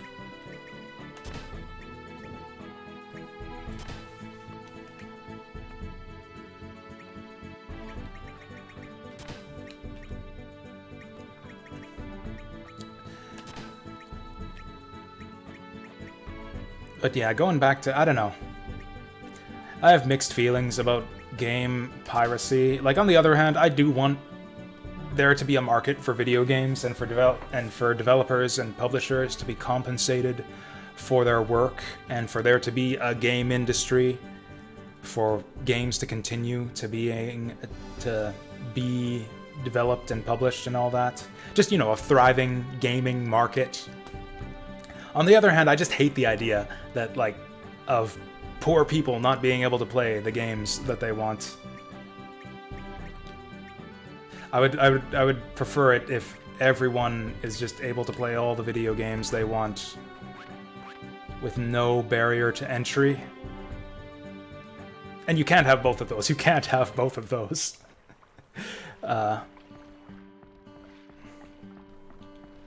So I guess steal what you can't afford.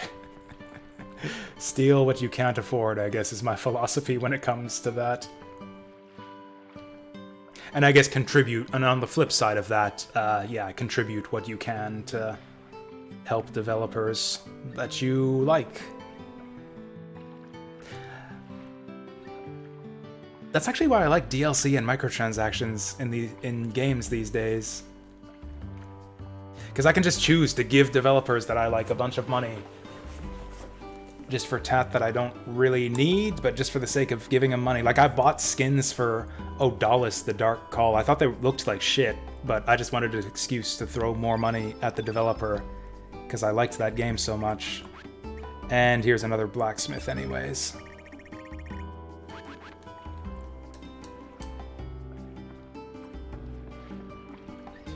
Actually, I need to find a shop to sell all my old equipment now. The inventory's getting cluttered.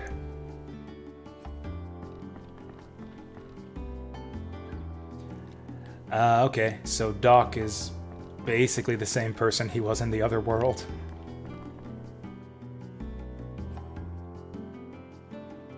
Oh, who's the patient? Who's the patient? Let me in. I mean, I guess by economy of characters, it's got to be Korcha's sister, because she's the only girl we know in this town that we would give a shit about. Either that or that bartender chick, but we don't really know or give a shit about her.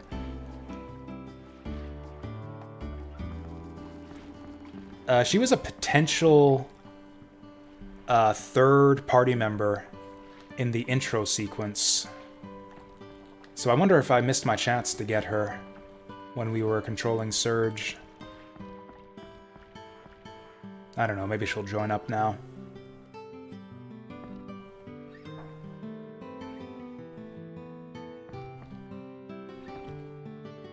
Oh shit, she doesn't even exist in this timeline. Or maybe she is the one who's sick at the hospital.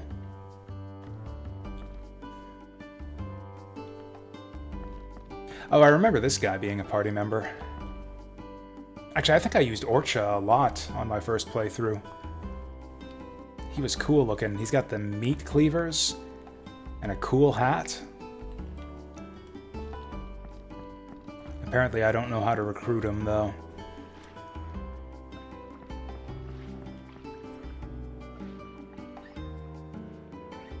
Can we recruit that priestess at the shrine? She was cute.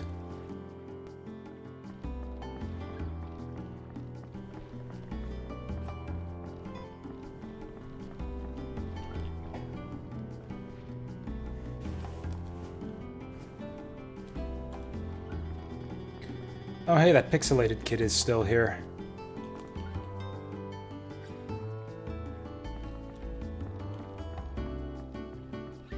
Oh, do I have to be trained in zipline usage again? Now that I'm a cat man?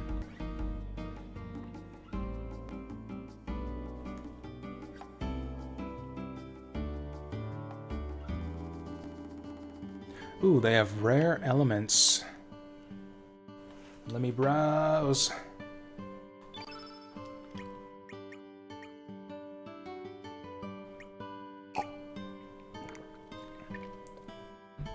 Level 6, restore HP large. We might want some of these.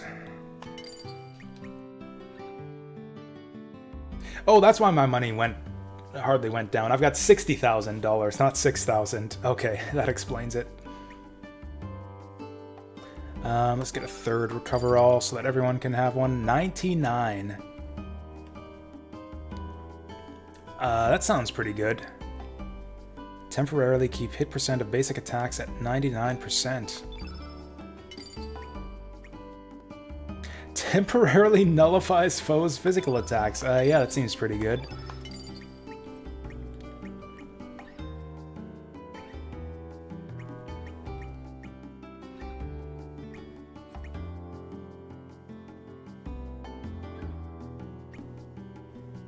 Wow, these are some rare elements.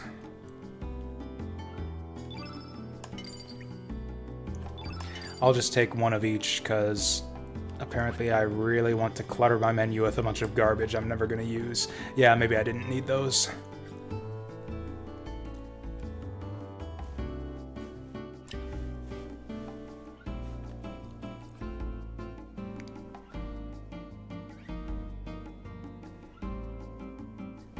You know what? I think that the El Nido Triangle is our next destination, and I think I remember the boss fight that we get there. I think this is where we fight Safari Hat Guy, which is a boss fight that I got stuck on for a long time when I was a kid.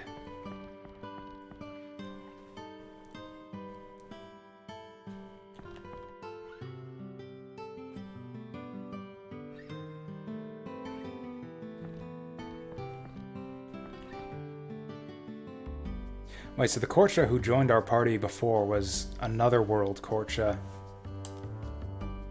So that means this one probably won't join us.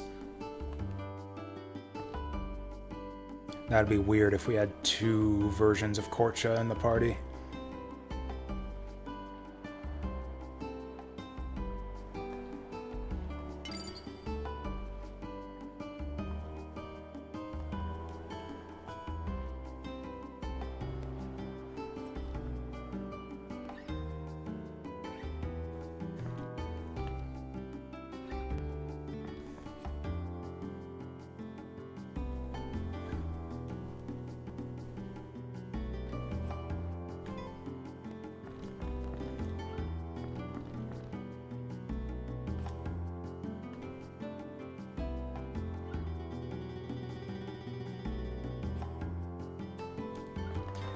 Was that the little sister?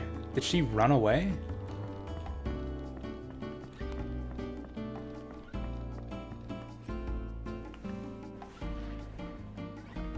Anyways, looks like there's nothing to do in this town.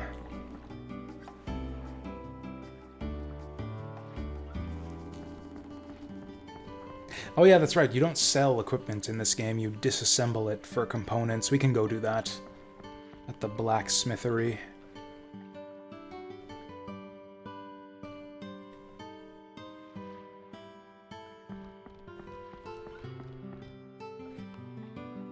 I actually don't know what our objective is in terms of the story right now. I think we're supposed to investigate the general's disappearance or whatever. Although really what we're gonna do is just, yeah, wander around from island to island, looking for people to recruit. Actually, between the two parties, like between all the people that Surge picked up and all the people we've picked up, we're doing alright so far. Like if there's 40 characters in the game, we've picked up maybe a dozen.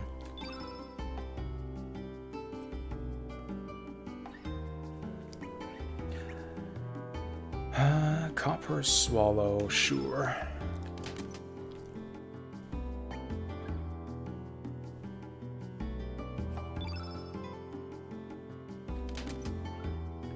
Wait, is the Silver Swallow not the one that I'm supposed to have on already?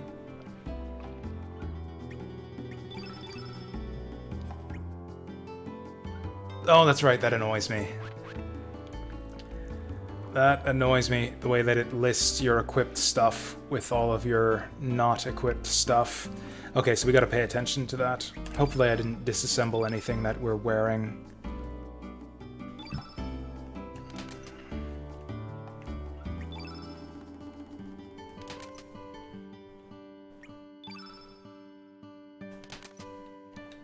Okay, so Swallow's equipped. Okay, it looks like the equipped stuff is listed at the bottom. That's good. I'm actually just going to keep some ivory mail in stock, because we can put that onto characters that... I don't think you're allowed to remove armor in this game, so we'll use the ivory mail as like a null option for characters whose armor we want to remove. You know what I'm saying?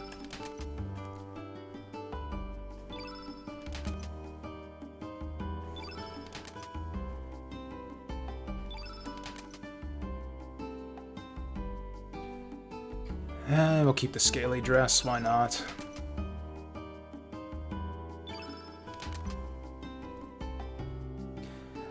We don't really need any of this stuff. We certainly don't need 4 of them.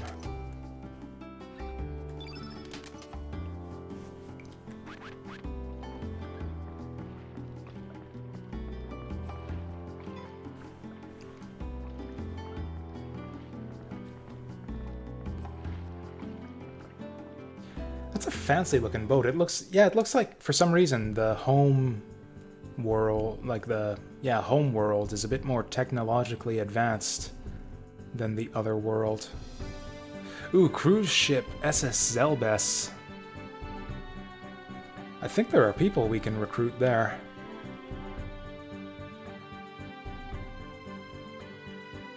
Oh, hey, we can meet the hermit this time around. Because, Harley burned this place down in the other world. We never did get to find out who lives here.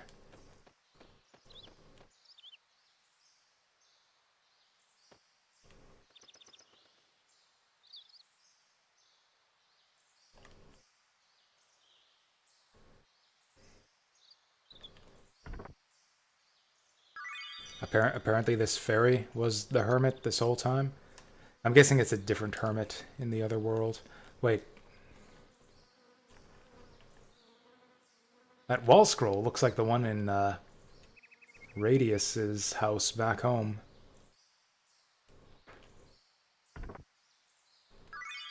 Energizer suit.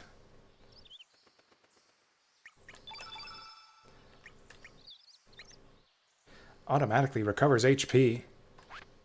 Amazing. The defense sucks though, so we won't put it on.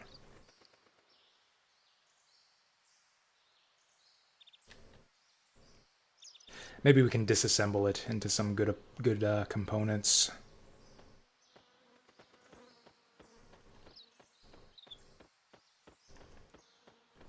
So we got a barrel full of grape juice here. This place is weird. Let's move on. Do we want to visit the dragons again? We went to all the dragon islands in another world, and there wasn't really anything there. Oh, Isle of the Damned is a terrible place. I don't think we want to go there. What the what? What the what?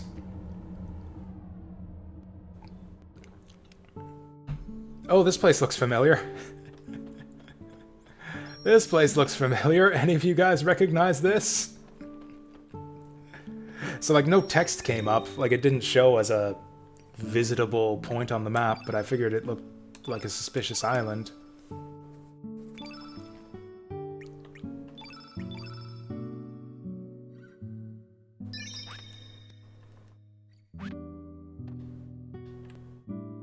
This is the Bend of Time.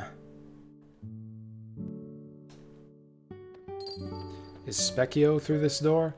Oh, there is no door there. Specchio's not here. The time will come for the doorway to open. I actually do remember this place. I think you fight Ozzy, Flea, and Slash on the other side of that door, but only in New Game Plus. And then I don't remember what the rest of this is. Or he said it's a place for monsters to gather, so... Oh, sick battle music. Yeah, I guess this is just a place for you to fight random monsters for some reason. I guess this is where you go to get monster transformations for Sprig, is the idea. I love how they use the music for the location instead of the regular battle music. Hey, Fantasy Girl. Welcome back.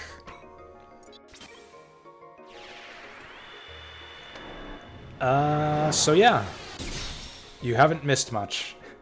We've just been wandering the world, looking for people with faces to recruit. We've played a few games in a row now, like that. Suikoden 1, 2, 3, and now Chrono Cross. I don't know what it is. Apparently I'm just on a kick. I'm just all about the JRPGs with dozens and dozens of recruitable characters for some reason. Which one should we play next? What's another JRPG with dozens and dozens of recruitable characters. Final Fantasy VI, kind of. Oh, hey, they'll probably... Yeah, the people in Marbule probably won't be jerks to us anymore, now that I'm a demi-human.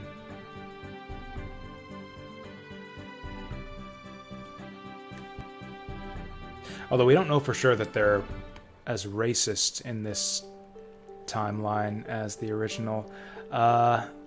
You're not a monster person.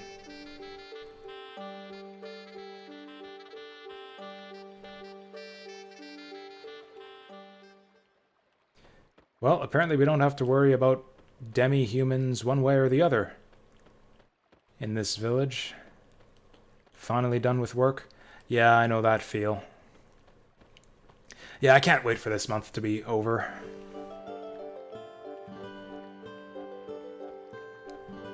Between, like, the lead up to, Christmas, and then Boxing Week, and then... Thankfully, everything's dead in January. Everything's dead in January, so I can just, like, slack off. And, like, probably prepare something for the stream. I haven't had time to really put much thought into, like, planning for future streams or series I might want to do. I'm basically just going with the flow these days. Whereas normally I spend all my time at work, thinking about what I'm going to do. What game am I going to play next? What's the next project for the stream? Oh yeah, there was a dragon here in the other world. I thought this was the world where the dragons actually exist, though. Didn't we meet with the water dragon? And he blessed us or something? Well, anyways, this place sucks. There's no one here except a bunch of fishman ghosts.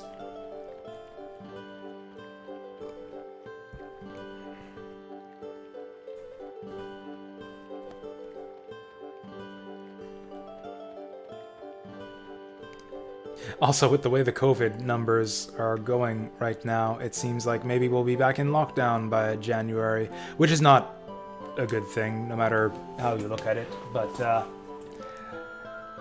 I guess silver lining, things will be even more slack at work if that happens.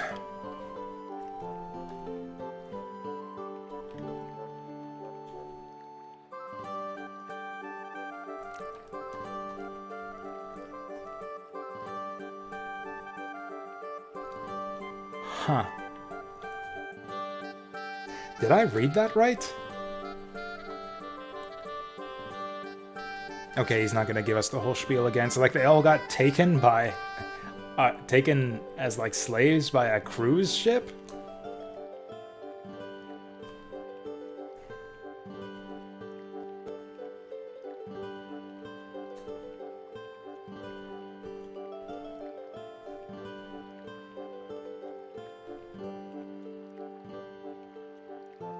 Oh, okay, yeah, that's right. We're trying to get to the Dead Sea. So this is actually a lead for the main plot.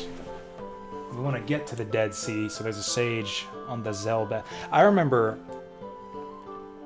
the segment on the cruise ship Zelbest taking up a lot of time.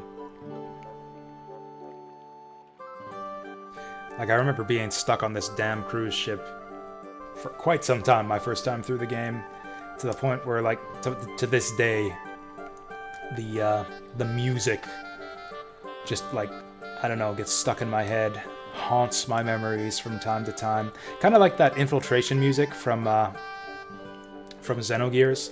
Like, there's that one segment of Xenogears where you get captured by,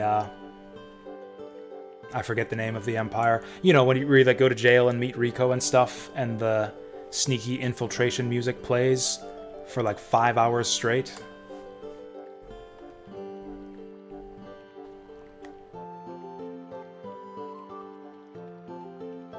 Because, you know, it's the same music in the town and the sewers. I don't know, do we want to check out all these other islands, or do we just want to go to the cruise ship? Okay, so we're not allowed in the Dead Sea.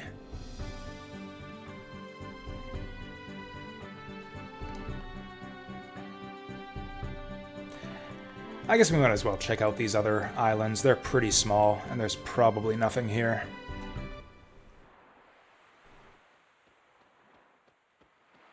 This place looks already looks different from how I remember.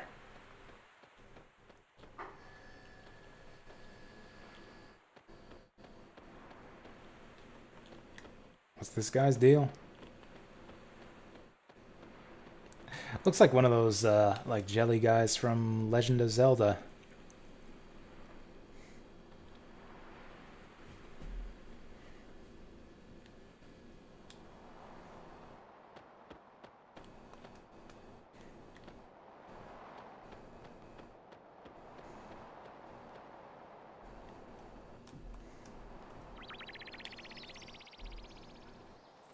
Buh. What was that? Monster won't attack you if you don't have a star fragment. But he will attack you if you do have a star fragment. So how do we get a star fragment? From El Nido Triangle. Star fragment inside a schoolmate's nest? What?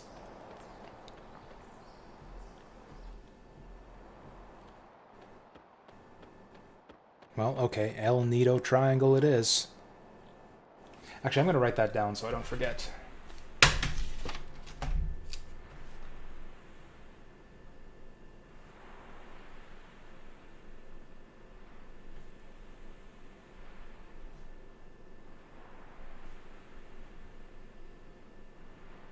I guess I could have just drawn a triangle instead of written out the word triangle to, you know, shorten it. Oh well.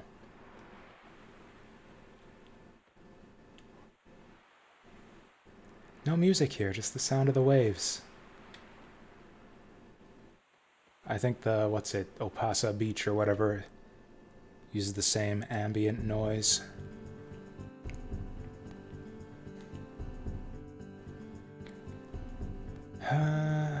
Is there any reason to go to Earth Dragon Isle? I guess you never know what we'll find. Actually, what's that Nido Triangle again? I don't even know where that is.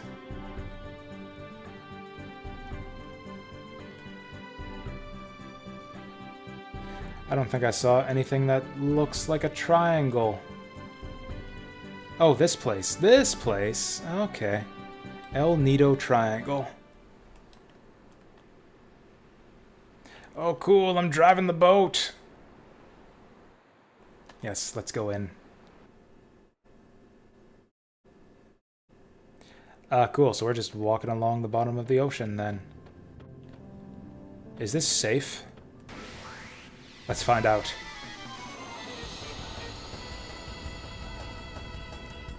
Last time I just wandered into a random location that we had no reason to be. We got one-shotted.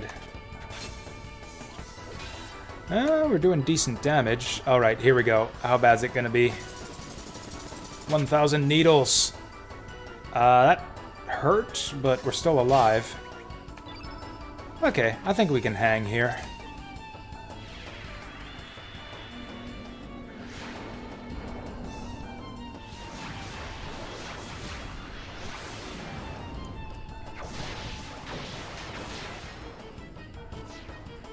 Oh yeah, they're not that tough either. Get Radius to finish this guy off.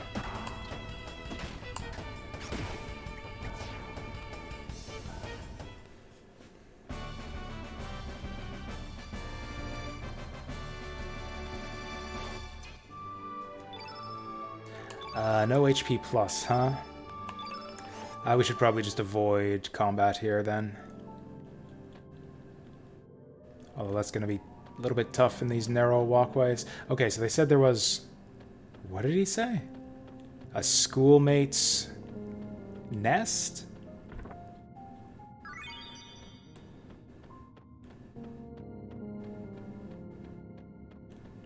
Also, yeah, apparently we're breathing underwater. That's just a thing you can do. I think an NPC explained it earlier, but I wasn't really paying very close attention. I haven't saved in a long time, have I? This could be bad.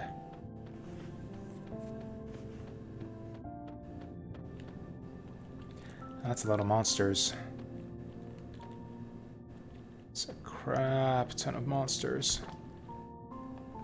Hey, we got it! Maybe let's just get out of here. Maybe let's get out of here, save, and,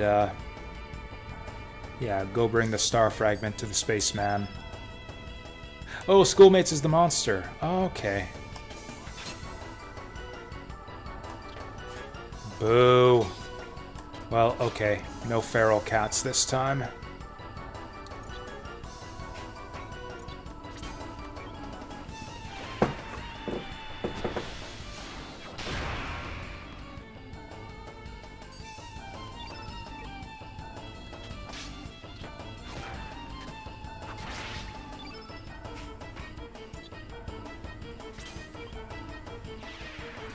Why is there so much blue on the field? Nobody's been casting blue.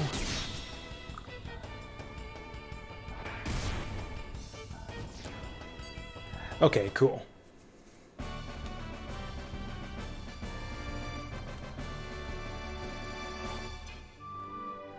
Still no stats. Yeah, we gotta progress the story, get some star levels. Okay, we might be here. There's a lot of monsters clustered around this chest. We might be here for a while. Can I get away with running away? Hey! Although that probably means we'll just run into the next enemy.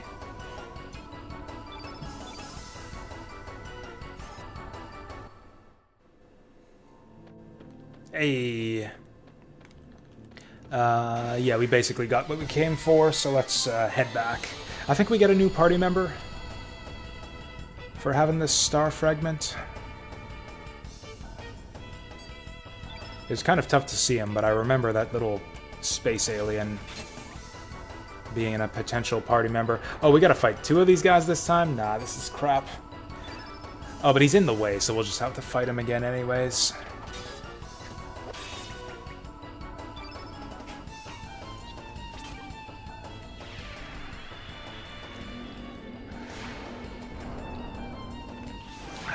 Quiet crowd today? It has been. It really has been. The view numbers during the brief moments that I've noticed them has been like only very slightly below usual. Like 4 viewers instead of the usual 5 or so, but Vazo's a busy guy. I mean, I think my understanding is he does, like, programming work or something. And so he's, like, working on that stuff while he has the stream on in the background.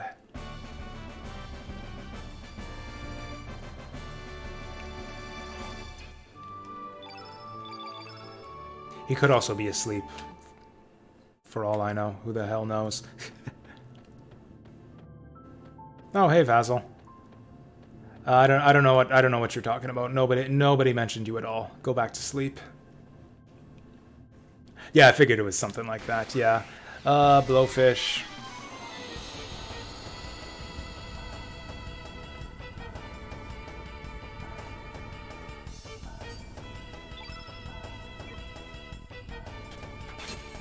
Man, this is such a cool dungeon too. This game has a lot of cool environments. I keep on saying that. I wish I had more interesting things to say about video games in general, but like it's not even a totally unique concept. Like I think Final Fantasy IV, hell, Final Fantasy VI, both had segments where you're like walking along the surface of the ocean, fighting fish and stuff. It just looks so much cooler in 3D, you know? Oh, Harley must have better magic defense than Radius or something. Or you know what? Let's mix it up here. Harley, you're up.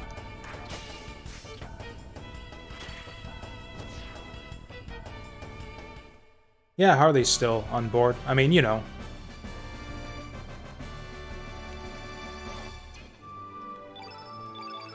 You know, it's Harley. Harley's like our second in command now. She's basically replaced, like taken over Kid's role in the party, right down to telling all the bad guys that she's gonna kick their derrière to lune, or whatever, however you say moon in French. Lumiere, or is it lune or lumiere? I don't know. I think lumiere is like moonlight or light.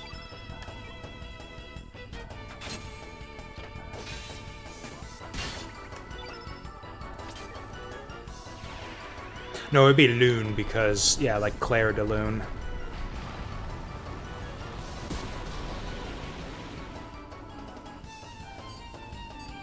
Okay, I want to get Harley up to level 3 so that we can use her signature attack. But she's too strong. We just murdered those fish.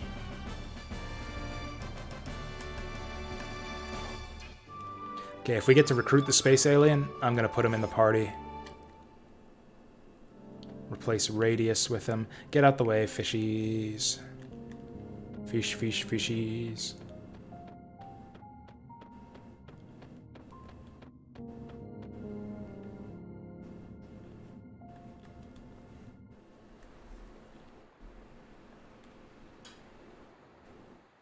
Oh, you can sprint and walk when you're driving the boat. Sprint, walk. Sprint, walk. Okay, yeah, we haven't saved in like over an hour. We're lucky that nothing went horribly wrong there.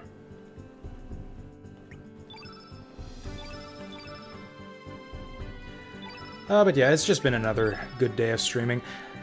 In spite all of my bitching and complaining, Zelda 2 has actually gone relatively smoothly. Like, we're just over halfway through the game.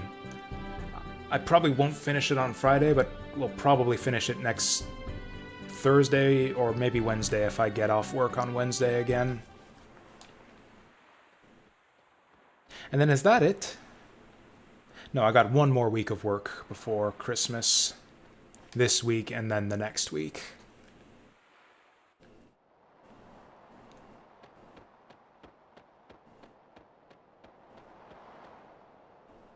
Oh yeah, one thing I've been thinking about is, like, what are we going to do about the Fire Emblem series playthrough?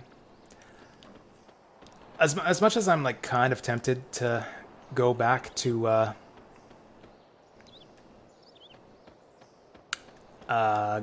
Tear Ring Saga. Like, I don't know, I just keep on giving that game, like, more and more chances, and it keeps on just, like, slightly disappointing, just, like, performing slightly below expectations. So I think I might just, yeah, yank the cord on Tear Ring Saga and move on to Fire Emblem 7. Okay, not what I was expecting.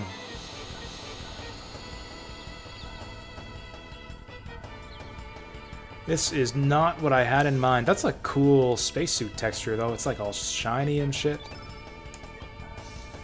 Is he gonna be that size when he joins our party? Probably not. So this is a problem.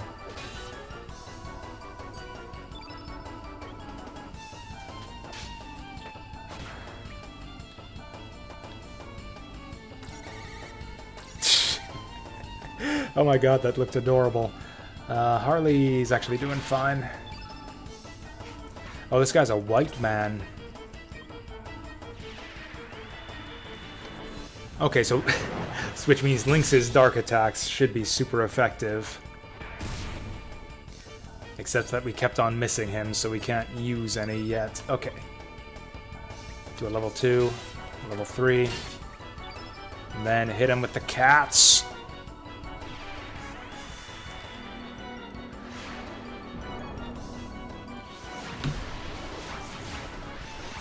So those big green cat eyes, that's like basically just the logo for the movie Cats, right? For a second I thought he was gonna just fall over and stay down.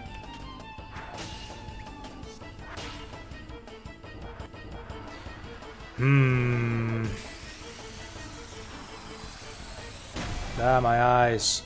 Oh, okay. Okay, apparently we're fine.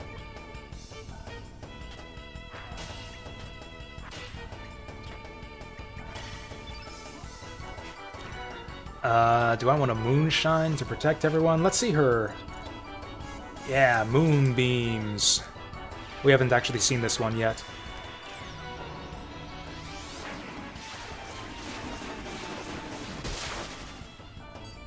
That's alright. That's alright for a level 3 spell, I guess.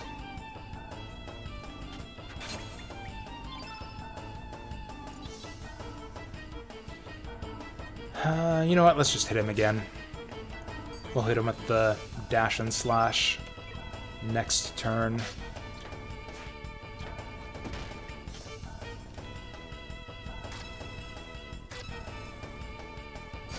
Oh my god, that animation looks adorable. I need this thing in my party. So what's Radius's level 3 special? Long shot.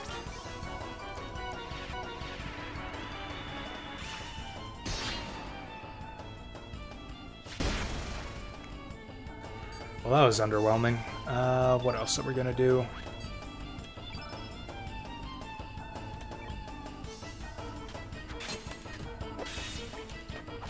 Hey, big hits. What else have we got?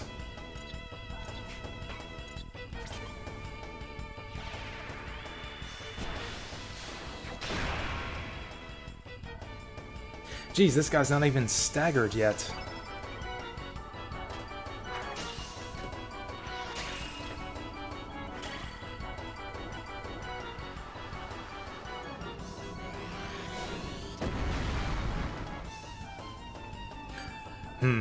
So this guy sucks at magic, it looks like.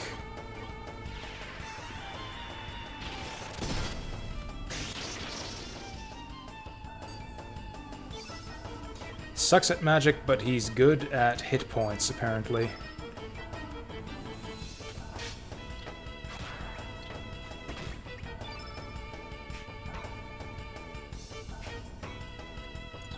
Oh, strengthen. Yeah, I probably should have used that in the first place.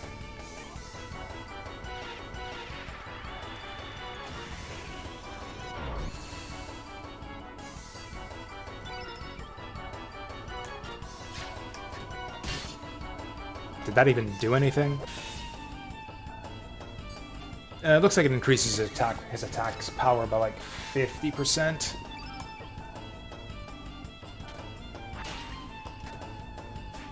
Boo. Double boo.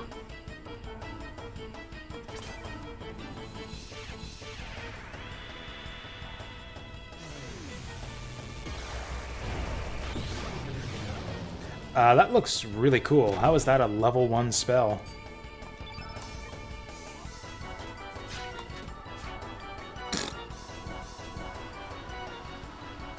Oh boy, this is the one that's gonna, like, one-shot my whole party. I haven't been healing this guy this whole time since this guy's been doing such little damage. We're fine.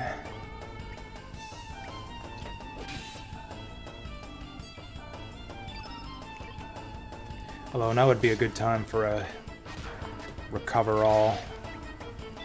Wait, Ottawa Sign didn't give me any recover alls, did it? Oh my god.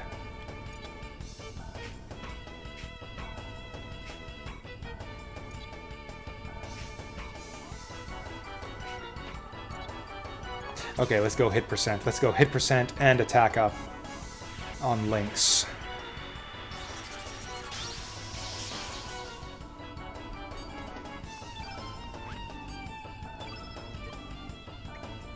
Whoa, look at that. Oh, it looks like his attack, up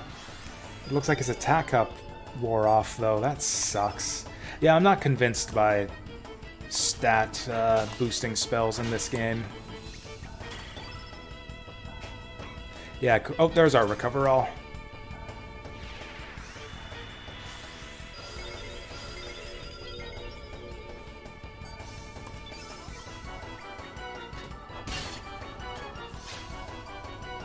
Hey. Hopefully that gets him to join. I wasn't supposed to do something to make friends with him, right? Ah, no star level for that either.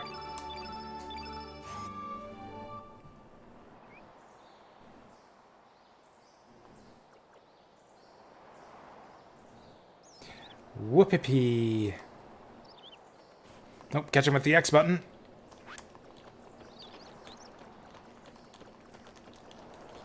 Okay, I'm mashing the X button. There we go.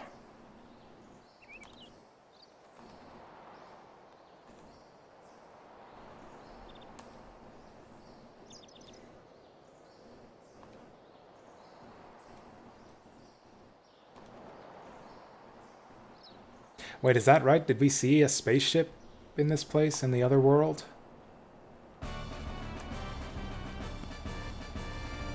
Okay, Starkey's gonna join us for sure. We just need to... Whoops. Need to make sure that he's properly equipped first.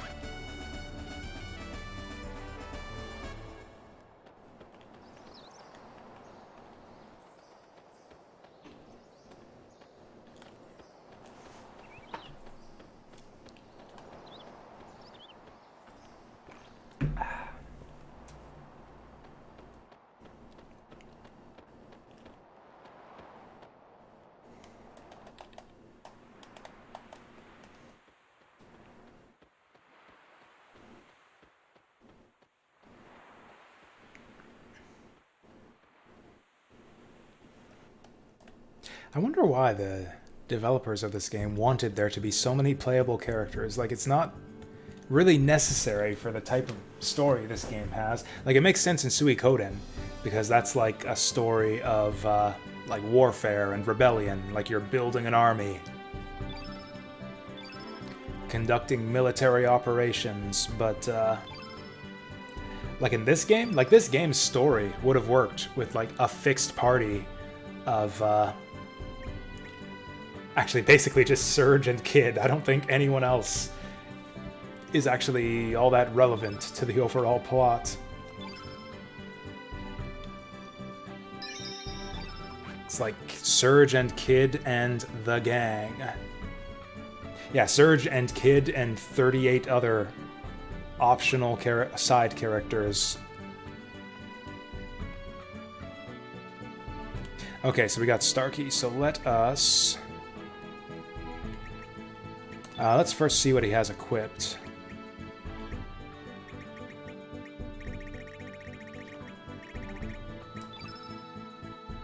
He's got a shockwave gun. I mean, can our blacksmith make more guns?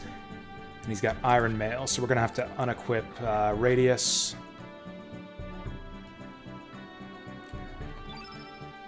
I think the creators should have named Kid something else. I think it's a fine name. Like, what else would you call her?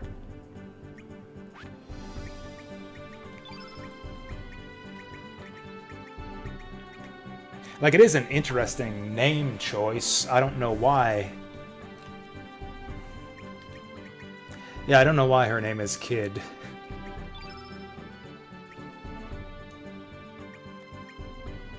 Like, frankly, I don't know why, like, any writer of fiction names their characters the way they do. I've never been good at coming up with names.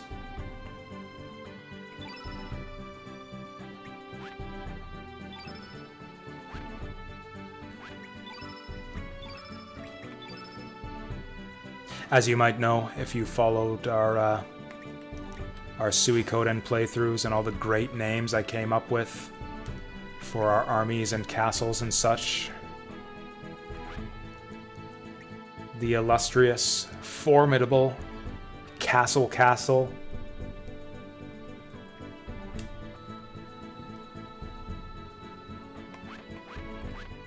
Okay, we're good. Let's teleport in an alien. That's, like, entirely appropriate. Like, what would you use a teleporter for? This is, like, the one person who would actually make sense to use the teleporter on.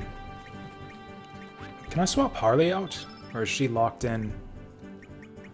Looks like I can lock it in.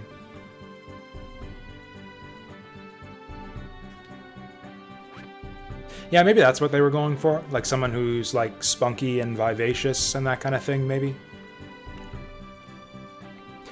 Like, if you look at the names in Chrono Trigger, I guess other than Marl and Luca, like, the names are as simple as they get. You've got Frog, the Frog, Robo, the Robot, Magus, the Mage. Like, yeah, it doesn't get any more basic than that. What is with this current here? Like, why is just this randomly here in the middle of nowhere? Are they that... Is there some reason later on?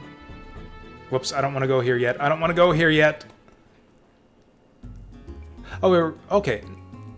What I was trying to do was get onto this little island. I was afraid that it was going to put me on the ship before I'm ready. Oh yeah, the other thing is I need to forge some weapons for Starkey, or see if we need to forge weapons for him. Yep, the blacksmith makes guns. Oh yeah, which makes sense, because we've actually got another character who uses guns, but Starkey's gun is better in the first place. Actually, what are his stats? Like, what is he good at? Oh, I've been forgetting to check everyone's profiles, too. Starkey, a strange gray.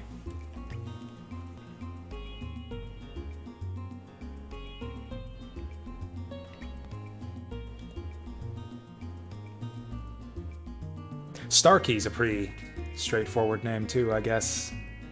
He is from the stars. Weight, 11 pounds. Build, alien. Anyway, so as far as his stats, kind of, like, decent at everything. Low magic resistance, and I think somewhat low accuracy. Although that'll all get fixed up once we equip him with some stuff. Yeah, it seems like he sucks at magic from our last fight.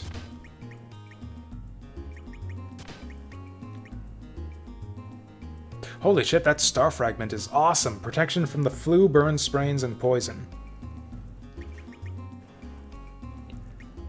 Oh wow, his attack power is bonkers. 42? Oh, never mind.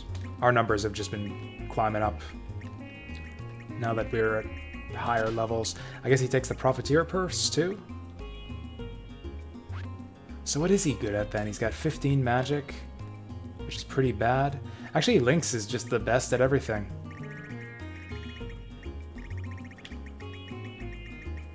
Which I guess is appropriate for a, you know, main villain, final boss type character.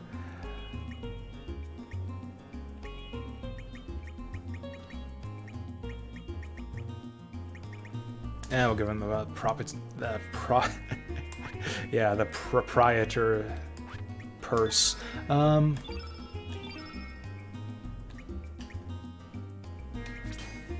feel like an idiot using auto-allocate all the time. The decisions it makes are all so bad.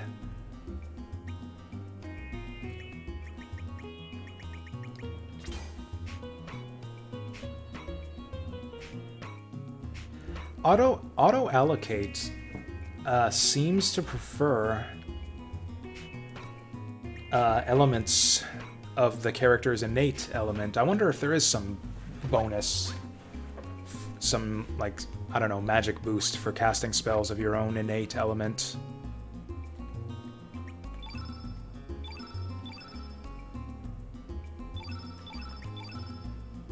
I wonder if that means it would be more beneficial to have a party full of, like, characters that all use the same element. Actually, we almost do.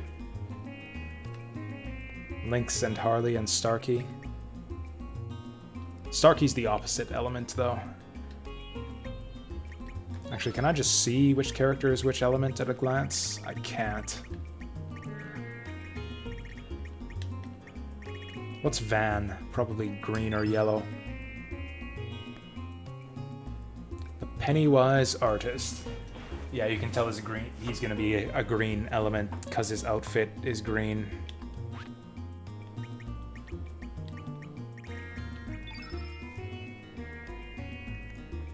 Sprig, also green, because she wears green pants and has kind of dark bluish-green skin. Lovable old lady. Well, there it is. I still think she looks like a dude.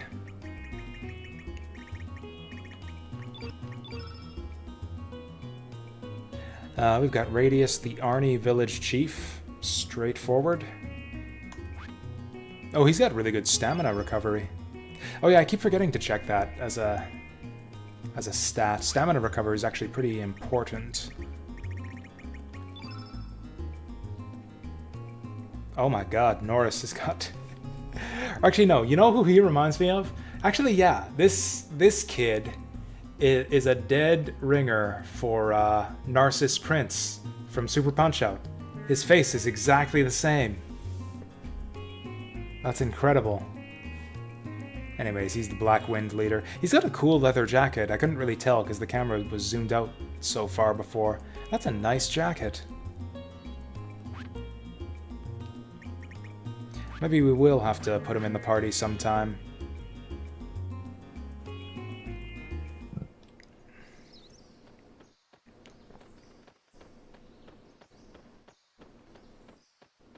Oh, cool. Just random cabin in the middle of nowhere. It's locked.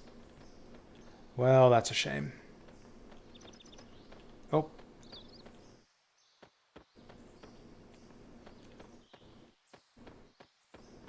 Come back here. I know you're in there.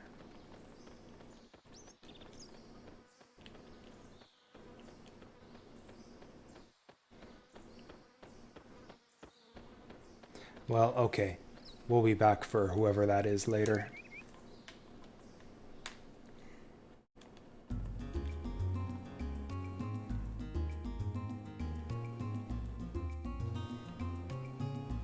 Okay, so there are definitely hidden spaces on the overworld map that that don't have the text pop up, letting you know that they're visitable. Here we go. Yeah, this music drove me crazy when I played this game the first time.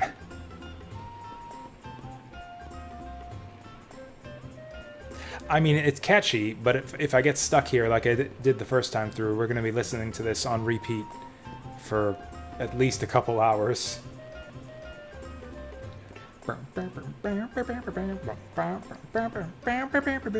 Magical Dreamers.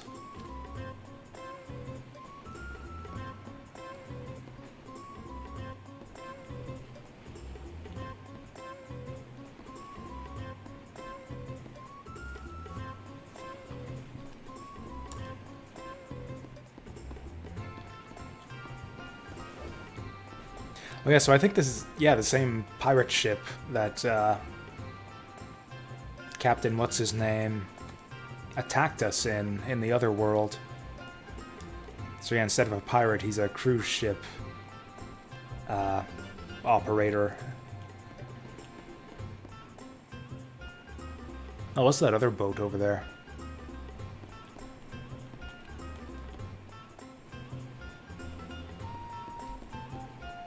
Oh, is that Nikki's boat? Anyways, we're not authorized, apparently.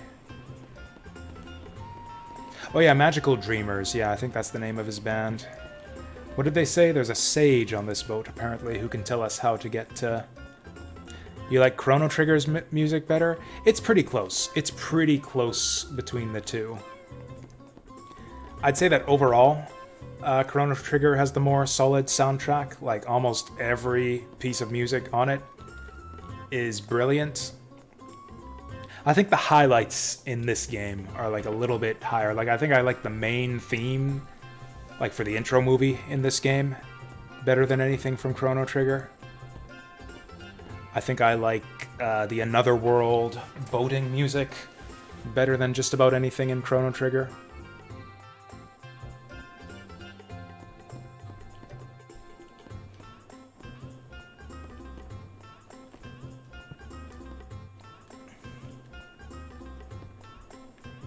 This person's all pixely too for some reason.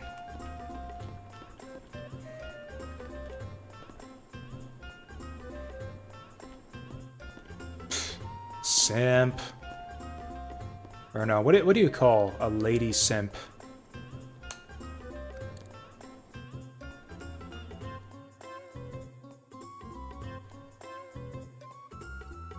Strange threesome? Yeah, I'm down for that. Yeah, join my strange threesome, young woman.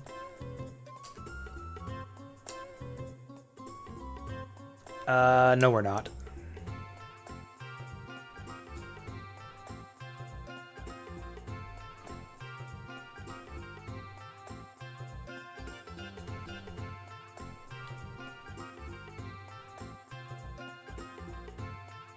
A carnival theme from Chrono Trigger? A little bit, actually. It's got like that same bounce to it. It actually reminds me a little bit of the beach music from Legend of Mana, too.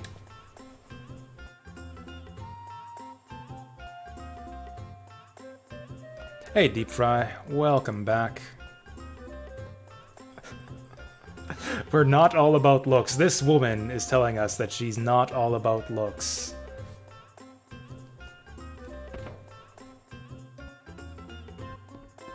Oh, apparently they won't let us crawl through the vents in this world's version of this ship.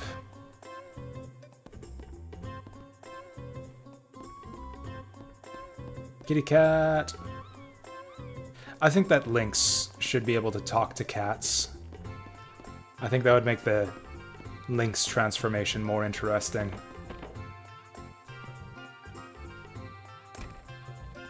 Oh, do we get to play roulette? I might lose all my money here.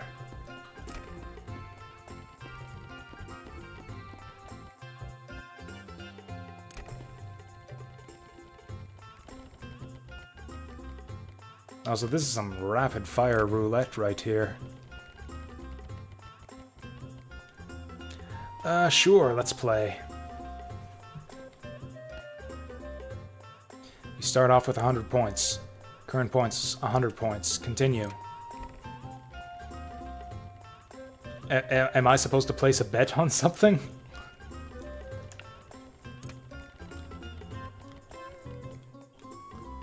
Jackpot! So that was easy. Isn't the jackpot supposed to be like 1 in a million?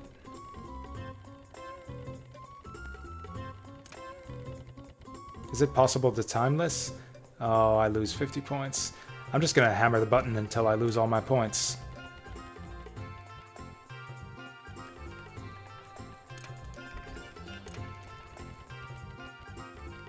I think if I just hammer the button, I'll just hit north or east every time. Oh, apparently not. Death! Oh. Oh, well, that's a big loss. Gee. That's a shame. Just watched the Game Awards. Oh, yeah. What games were awarded? Anything I'd be interested in?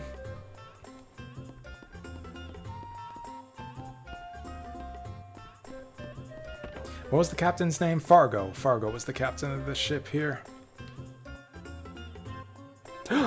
Mermaid!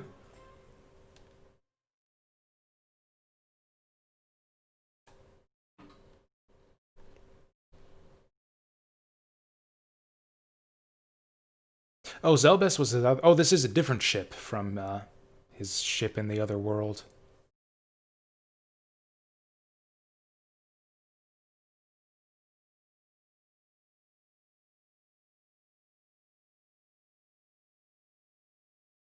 Marcy, did we meet Marcy? He was... Oh yeah, that's right. Marcy was the other general, the one we met in the manor. Wait, seriously? New Super Ghouls and Ghosts? That sounds incredible. That's like the news... It's like the biggest gaming news all year. That and the remake of Saga Frontier.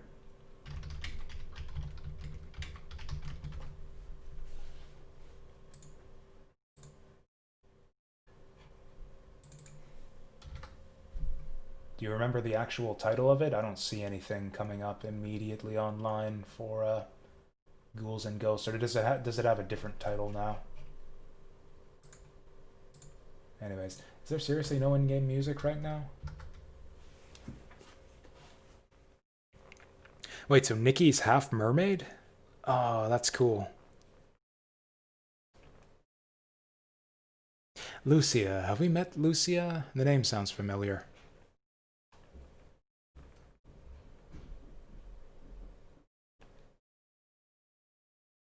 Man, I hate... I love Irene's design. I think she's like one of the cooler looking mermaid characters I've seen before. I can't stand her accent. It makes no fucking sense. Like, what is that even supposed to represent? But she was only able to save the baby.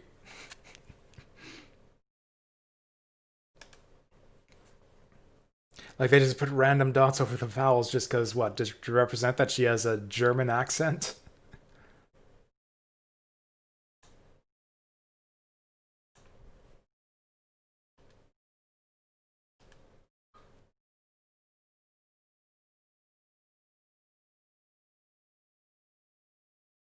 Also, she says otter instead of other, and that makes me think like otter words. Like I just picture like a talking otter, like you know the water mammal. Whenever she says that. Ooh, Ghosts and Goblins Resurrection. Oh, is it only for Switch? Fuck.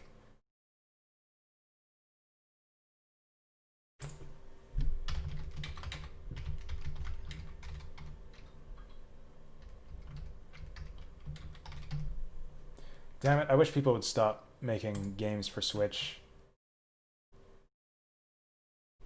I mean, by that I mean that I wish they would stop making games that are exclusive to Switch. But by that I also mean I wish they just stop making Switch games and make games for real platforms like the PC instead. Well, okay, what does this look like? It looks alright. I don't know. I don't know. I don't like the style. I don't like the graphics style.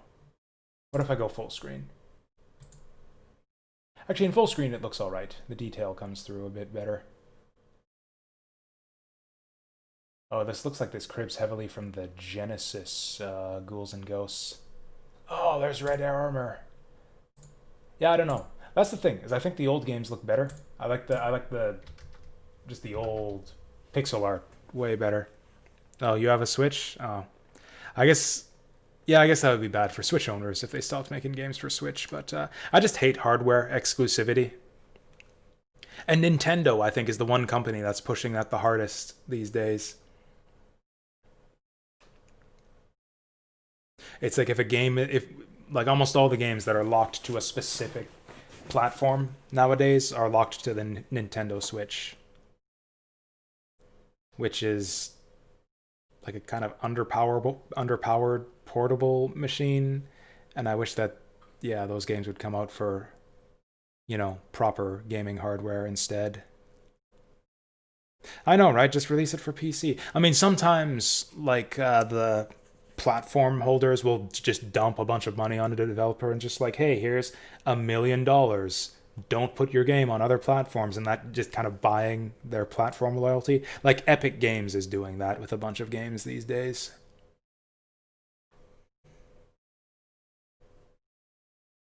Oh, Zelbes is her sister, not his ship. Or is that also the name of his ship in the other world? I don't know. I'm confused.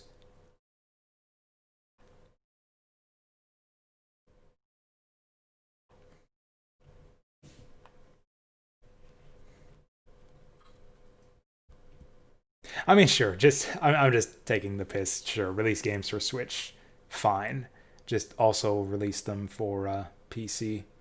Like what I'd really like to see is for Nintendo to stop making consoles and to start making their games for like PC and all the other platforms. Basically, do what Sega did and get out of the console hardware business and just focus on making games.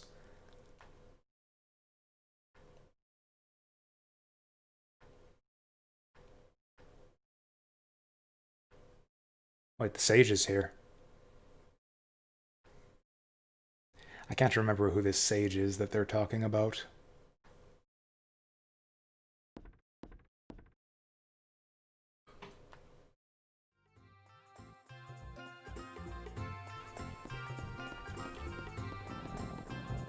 That dog doesn't like me. I guess it's because I'm a cat person. Okay, this is clearly like an interactive object right here. This is not part of the pre-rendered background. Maybe he hides the sage in there. Also, that's a big whiskey bottle up there. That's like the size of his head, like the size of a person's head.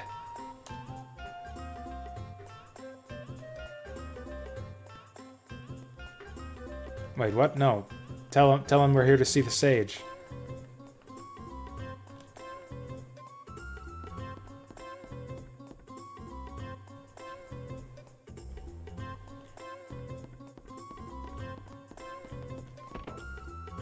Oh wait, Vegas, we've been down here already.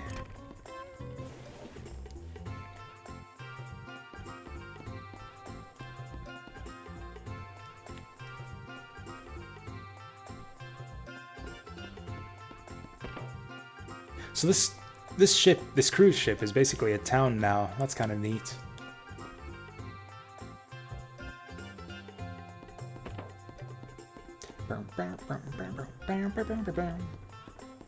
Might as well drop a save.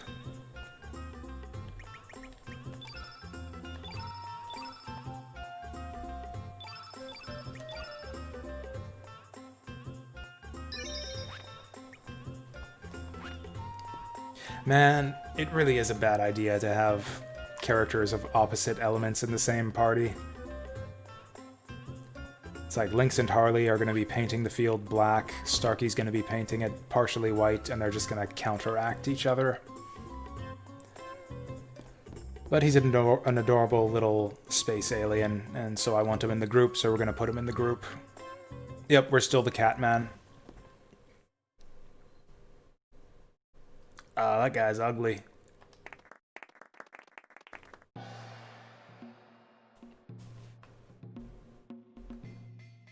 Snarky, I volunteer you.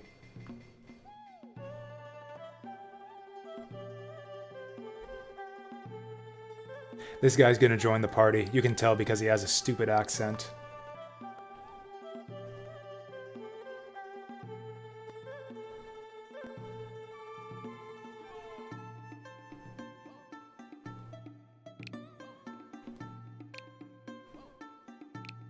Wait, is he a hypnotist or a magician?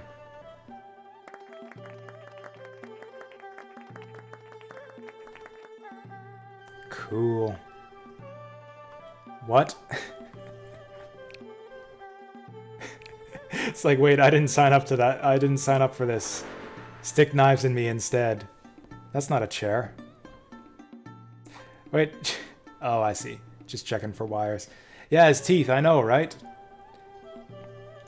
It's like he's got Goofy's buck teeth, but with a normal human mouth.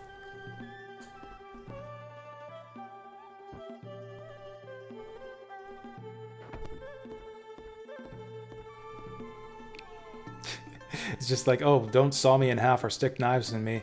Oh, that's fine. We're just going to turn into a chair and have this lard ass sit on your stomach.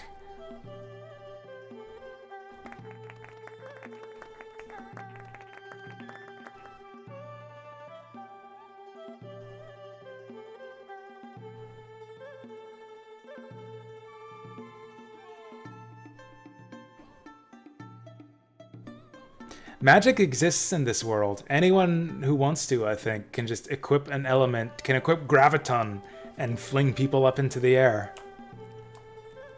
This guy's an idiot. Also, his name is Jack. They're Jack and Jill.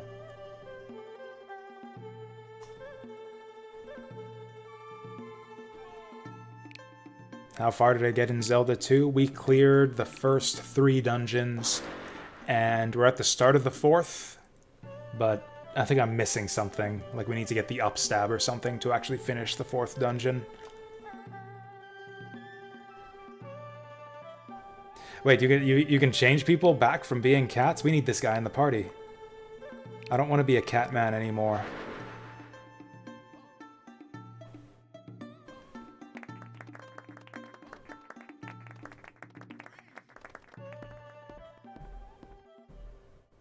Wait, so we didn't join the party. That was a waste of time.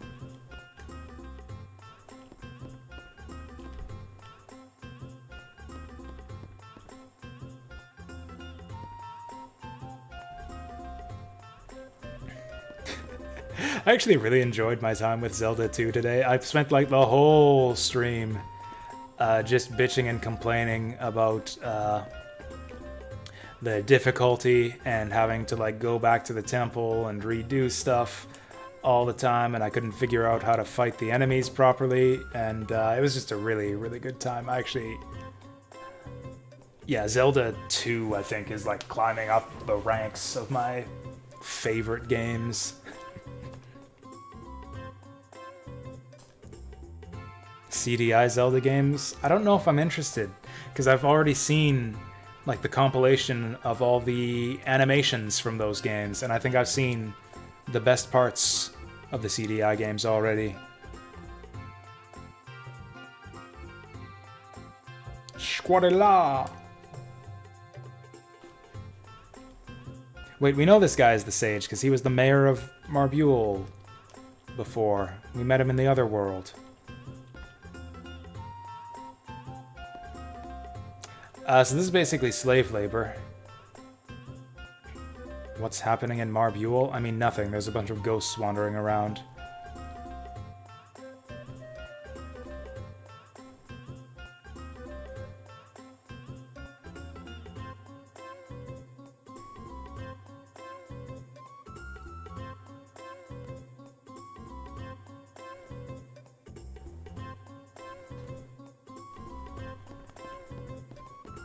Yeah, this is actually horrible. We gotta save these guys.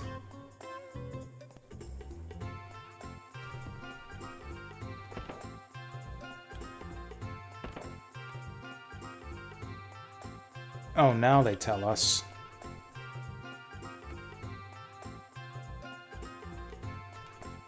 Okay, so now we gotta go back and get the captain's permission.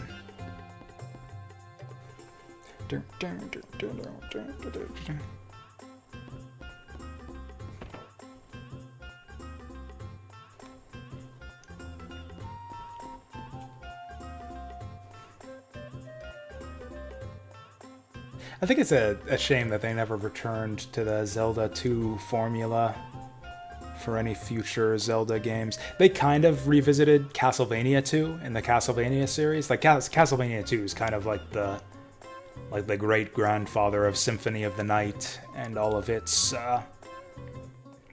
progeny. But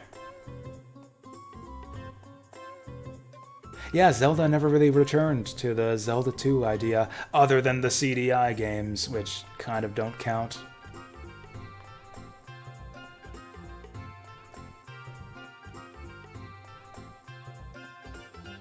Why is Starkey the one speaking for the party here? He wasn't even in Marbule when we went there looking for the Sage.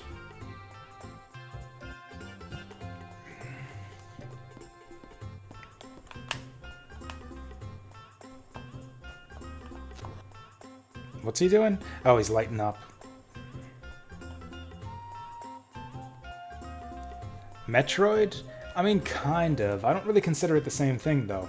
Like, Metroid isn't really like an action-adventure style RPG. Like, it doesn't feel like Zelda. I don't know. I never thought that Metroid was that similar to Zelda 2.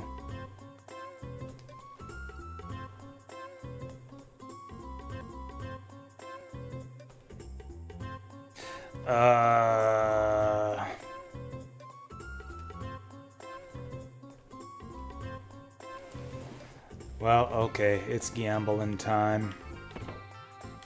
I'm guessing this game's gonna be rigged.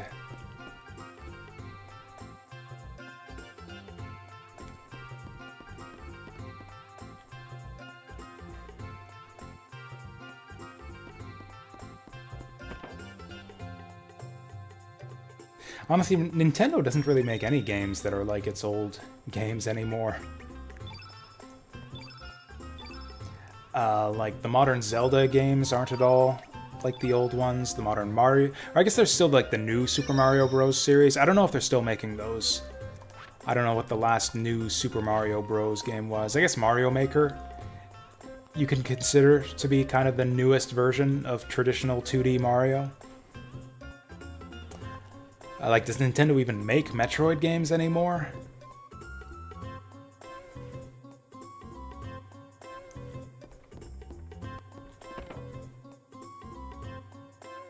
Nintendo catered the hardcore audience? Yeah, not really.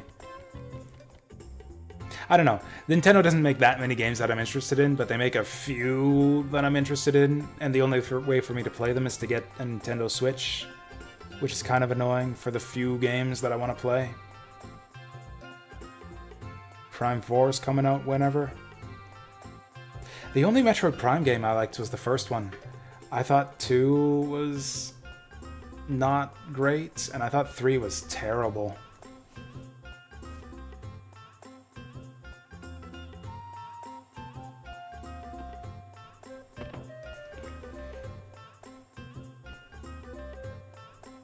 Man, Fargo's a jerk.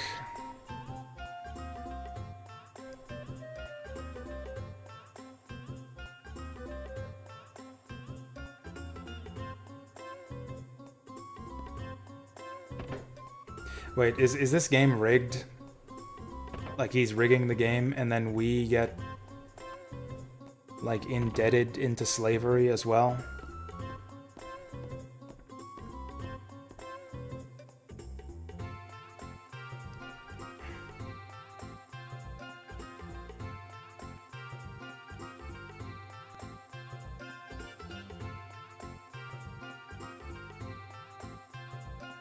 A game of luck. So this is basically like Russian roulette, kind of. Just keep spinning until someone lands on south.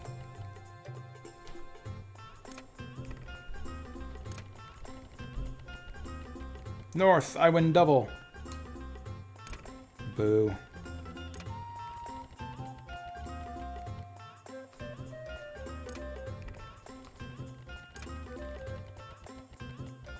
North again. That's like 4 in a row now that have been the same.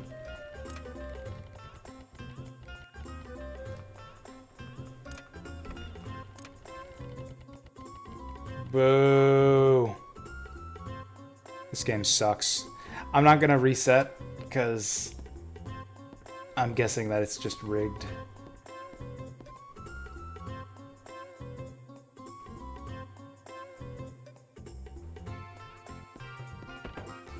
So we're stuck here now. So get used to the music. So yeah, this game's rigged, right?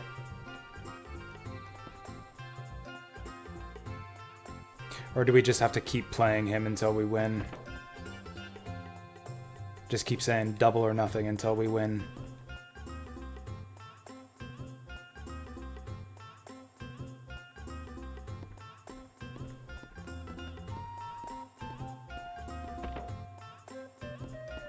Yeah, I guess that's the thing, is like there's no point in Nintendo making like old school style Metroid games in this, like in the vein of Super Metroid, because the indie developers are doing it better anyways.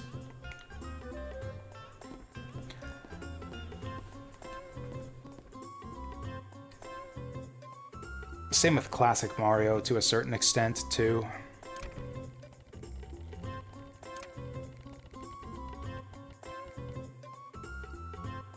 So, like, what's Fargo's game plan here? Like, he's just gonna keep letting us challenge him until he loses?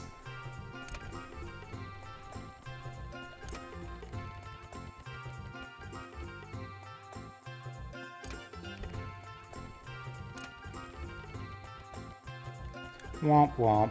I mean, he already has my boat. What's he taking this time? Wait, don't you take my space alien.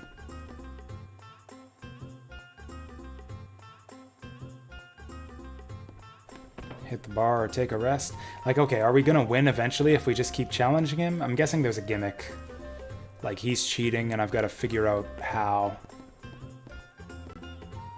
Where was the bar again?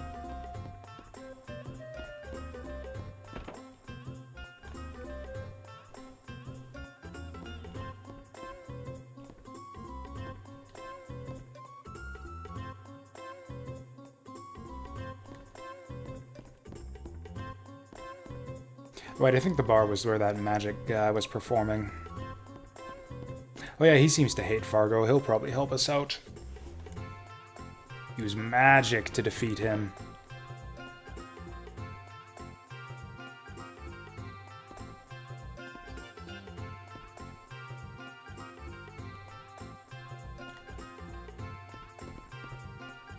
Hey, it's these guys again.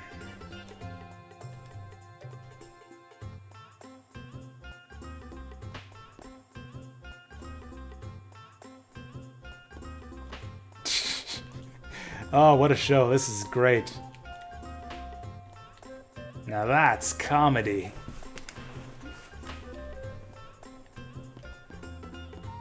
Did I play Disco Elysium? No, I haven't.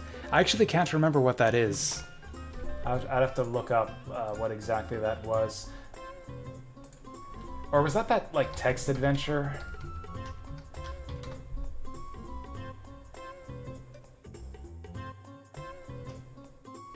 Yeah, I don't know. It didn't look that appealing to me. Did not look like the kind of game that I'm interested in. Oh, it's like a full-blown RPG? Okay. I guess that would make it slightly more interesting.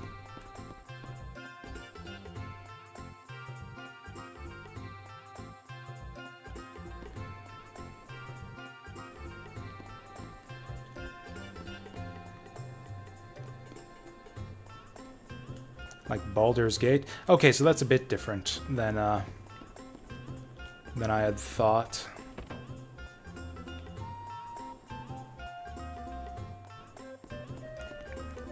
I don't know. I haven't heard too much about it. I've heard people raving about it, but I don't know. Nothing else I've heard about it made it seem that interesting.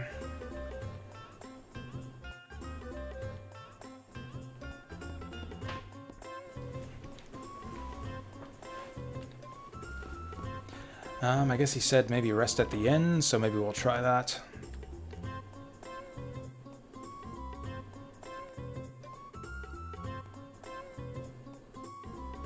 Oh, what were you doing up there? Rigging the gambling machine? I'm gonna go up there. Right above Zisi's, the casino.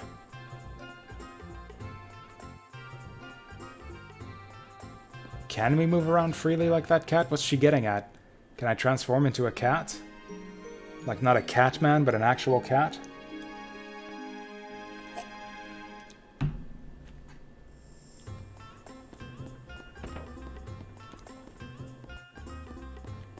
Oh, the wizard! We can get the wizard to turn us into a cat.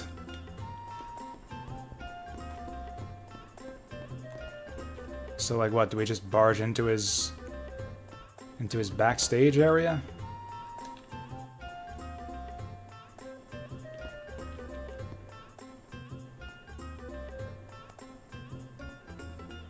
There he is. Do not think the Catman would work in Chrono Trigger? I don't know. There were demi-humans in Chrono Trigger. I mean, they looked more like weird goblins and gremlins and stuff.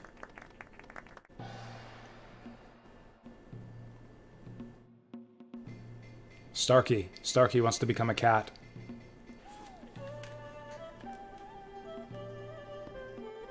Oh, or do we all get to be cats? That would be cool.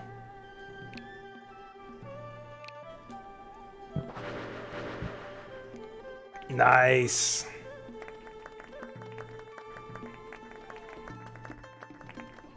Nuff. What does that mean when he says nuff? Or is that just like a verbal tick? Narf. Wait, can I talk to cats now? Oh. Yes, we can talk to cats. Okay, this is important. We need to see what the cats have to say. Also, look at that running animation. Oh, they can climb ladders too. I know there was a cat wandering around up here.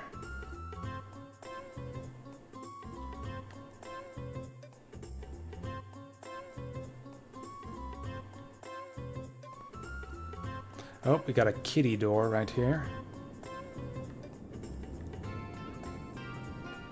Oh, this door was locked before, maybe?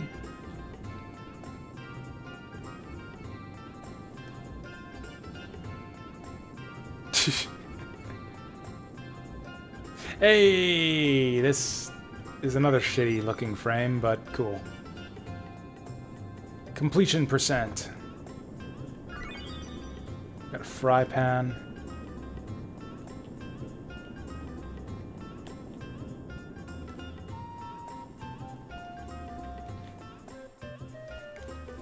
I love this. Can we just be a cat forever? It actually came true. Yeah, we are Chrono Cat now.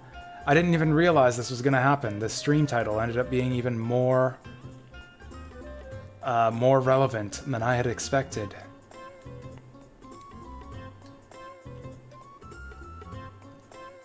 It's like Surge was a man, then he was a cat man, and then he was just a cat.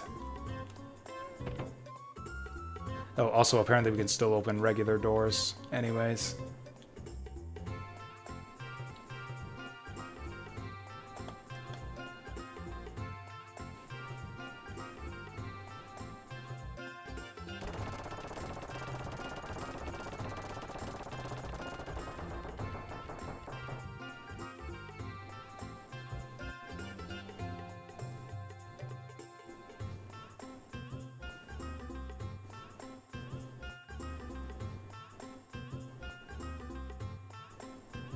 Oh, that's nice. He was gonna buy us cat food, since apparently we've decided to stay cats forever now.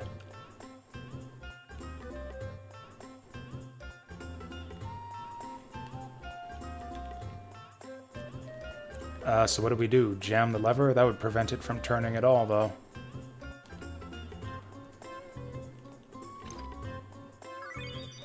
Oh, yeah, we're just gonna take the lever. And he's not even gonna notice. Oh, he's sleeping standing up. That's weird.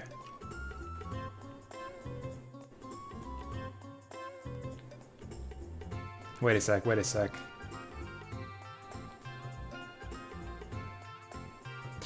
We don't get new character portraits for our new cat forms. Oh, well.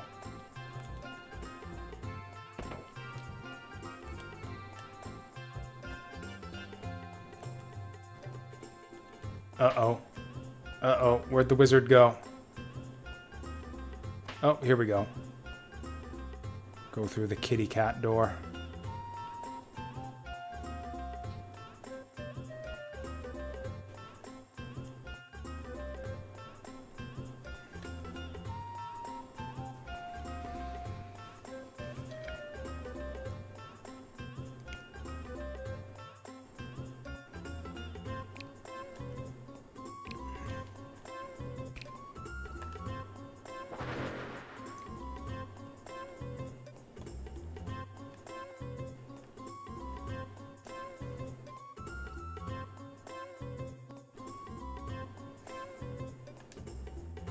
Okay, so we can make him our servant, probably. Once we get our ship back.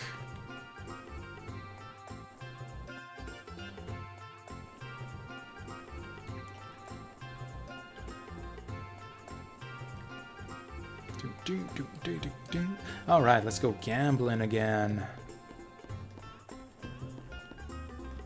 Also, didn't I tell you? Didn't I tell you we would be stuck on this ship for a long-ass time? And that we'd be hearing a lot of this music?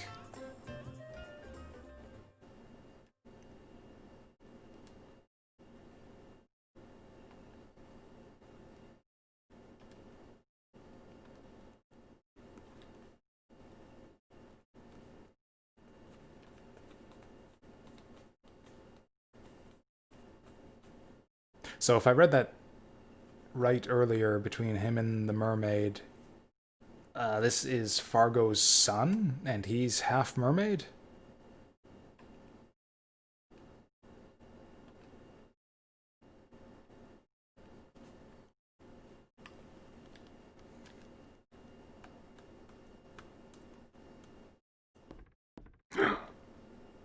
Dun dun dun.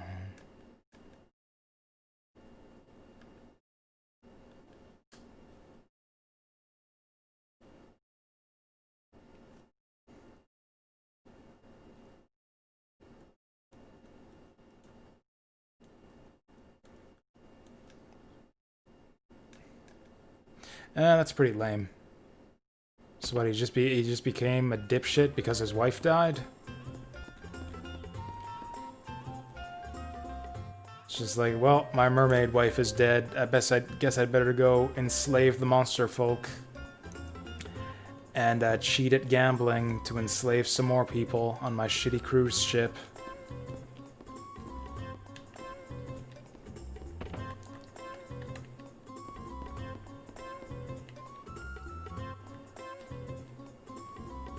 Yeah, this background music is actually starting to drive me crazy now.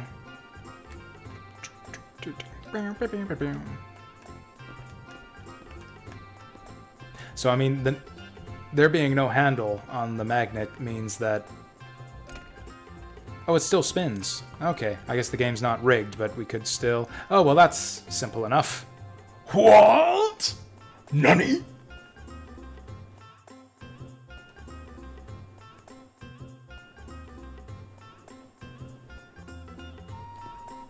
I think we can extort him for a lot more than that. Like, we have proof that he's been rigging the gambling this whole time. Like, hey, I'm telling everyone if you don't give me your boat.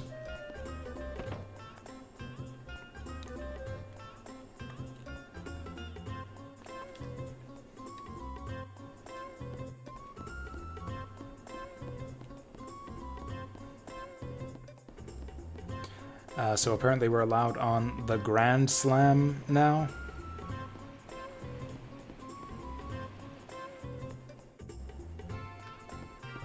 I'm not sure I exactly caught what that is.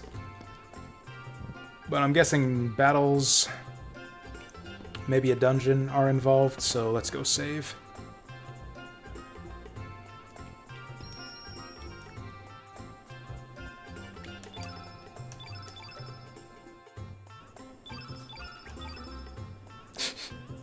It still cracks me up that I made all those extra save files.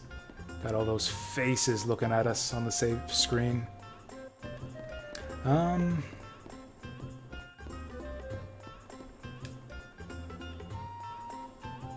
we might not make it out alive. We'll see about that. This game's been pretty easy so far. Oh, so it's just a dungeon? Welcome, Iron Man.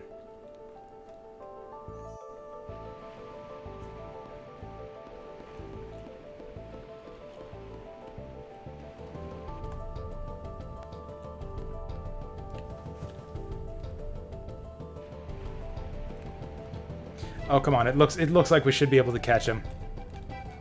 It looks like we should be able to catch him. He's not that far away. See, I was in talking range right there. There we go.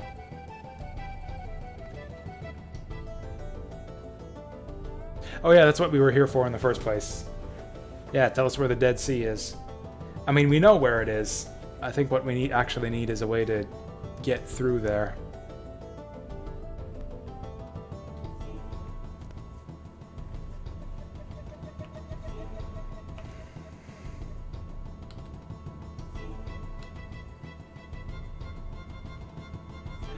Let's talk about this.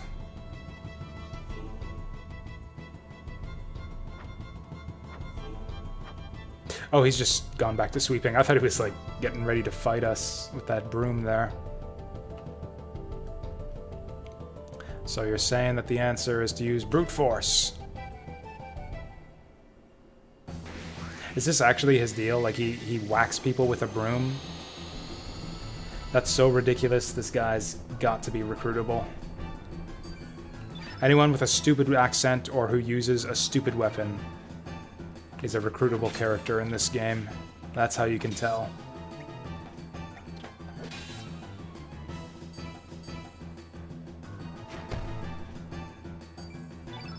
Alright, Starkey's up. Oh, he's actually super accurate.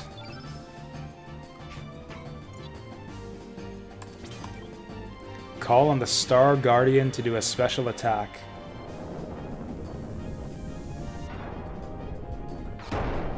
Why is something like this in every video game I play these days?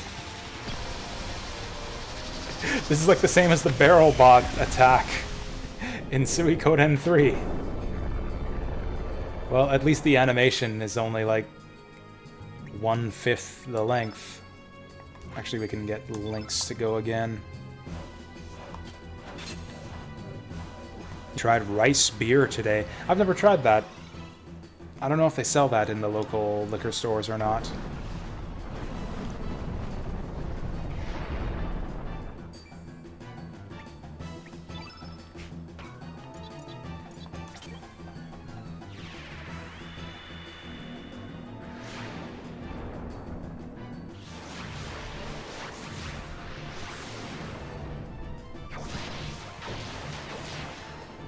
Very smooth? Yeah, I haven't been drinking beers lately. I don't know, I've come to prefer the hard liquors, I think. It just, I don't know, gets the job done faster, and I slightly prefer the flavor.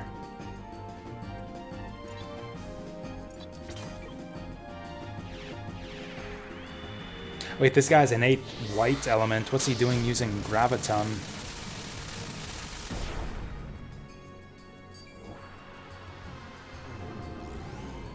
And also... Oh, turn black makes sense, because... Yeah, now he's gonna do this.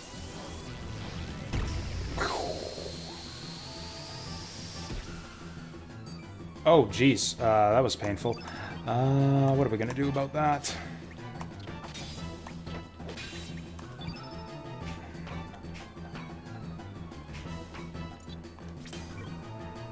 Hey, Frozen Flame. Welcome here. Did that get him? Oh, I thought he was about to fall over. That would have been an epic finish there. I think it might be time for a recover-all. Uh-oh. Uh-oh. Is he doing it again? Is he doing the turn black laser combo? Oh, shit. We're dead. Lynx is dead. I hope that the auto-allocate assigned a revive for us. You gotta be kidding me. This frickin' game. I gotta fix this. I gotta fix my stupid auto-allocated elements here. Didn't put revive on our white magic guy. That's just brilliant.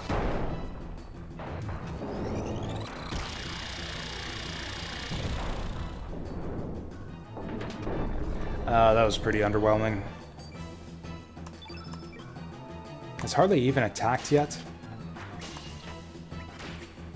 Oh, he's getting staggered. Do we seriously not have revival? Recover all. There it is. Revive.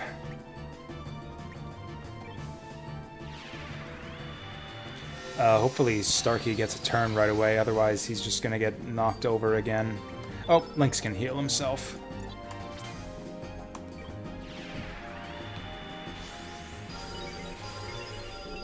It's 9:30? Yep, it's 9:30 right here as well. Alright, finish him. Okay, that didn't quite finish him. Is he just gonna keep doing this? Oh no, Starkey's white now.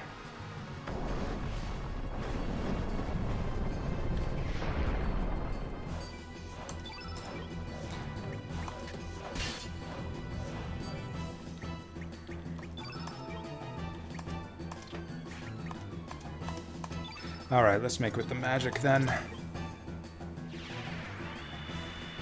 I've got... Oh yeah, that's right, I had Wednesday off today, so yeah, today is Thursday.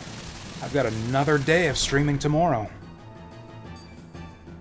I doubt that we'll finish... Oh, cool. Throw a rock at his face and he fell over. I doubt that we'll finish Zelda 2. Or this game, for that matter, so yeah, I guess we'll just be doing... same old for the next couple weeks.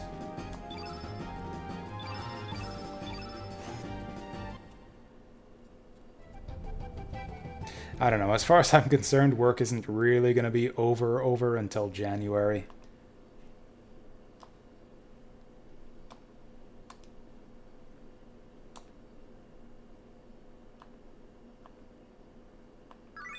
A fiddler crab? Seriously? There's an area near the Dead Sea where the tides are different. Use the item there. Nature will take life. Nature will find a way.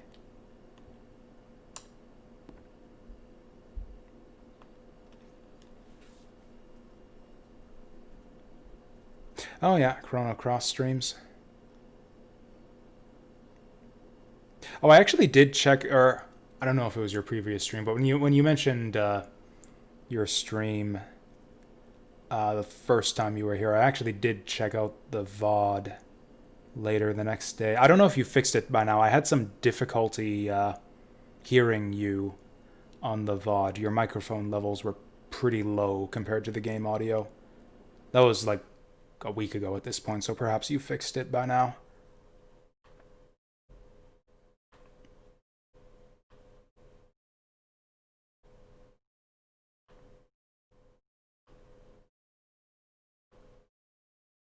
So are we going to the Dead Sea, or are we sticking around for the concert? I remember the concert scene being a big show in the game here. But like, are we sticking around for the concert, or are we going to the Dead Sea? I don't actually know what's going to happen next. Did I decide if I'm doing a Christmas stream? That I actually won't know for sure until much closer to Christmas. That's kind of up to my parents. And if they decide they really, really want me to hang around with them on Christmas Day.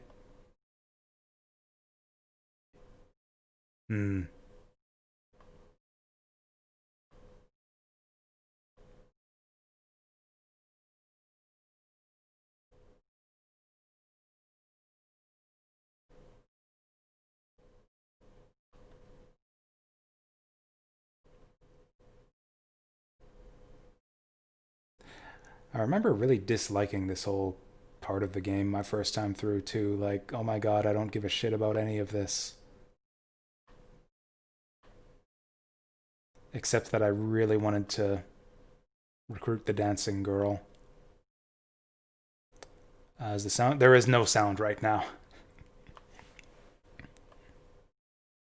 They have cut the BGM and no sound effects are happening.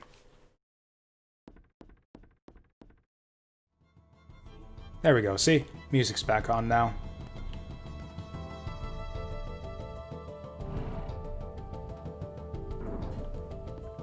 Oh, so this is it? They got demi-humans, like, fighting each other for everyone's amusement, too? Oh, they're not even demi-humans, they're just monsters. It's just a monster fighting pit.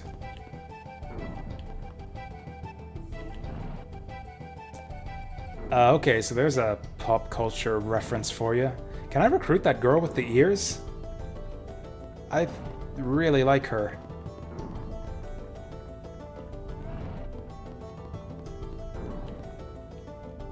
Okay, can I interact with this fighting pit at all here? Yeah, let's do it.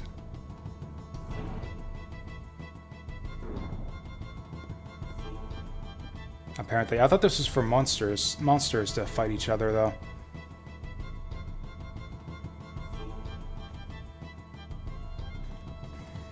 Alright, fight with might and believe the hype and get it on! Oh, she's got a portrait. That's a good sign. Okay. Alright, let's fight it out. Oh, or not. Oh, I pick a team of monsters? Is that it? I'm like a Pokemon trainer? I mean, that guy seems strong. Like, we just picked the stronger monsters, right? Oh, I see. I pick one of these four. Or no, I don't.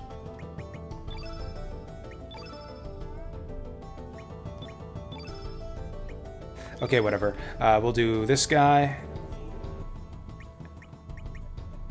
And I don't know. I don't know. How do I get out of here? I can't figure out the Oh, there we go. There we go.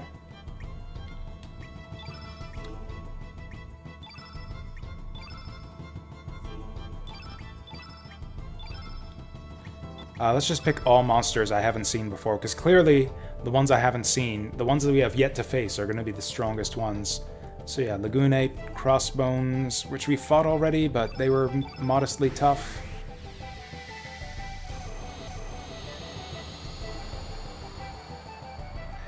This is where those forget-me-not pots to memorize enemies, to fight her and beat her. Oh, we actually get to control these guys too. It's not just an AI thing. Hey, she's got monsters that I don't have access to. That's lame.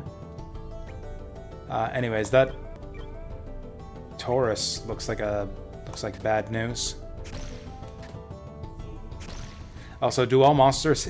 Is this what combat looks like from the monster's perspective? Do all monsters in the game have a 99% hit chance?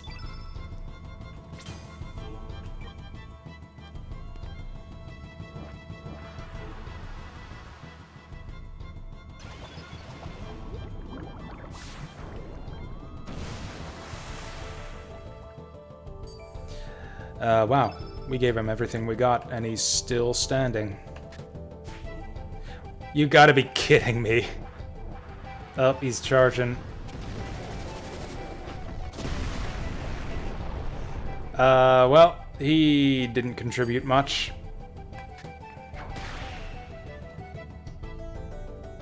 So this skeleton guy sucks. Maybe the bowl just, Can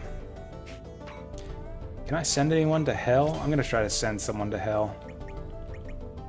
Like this guy.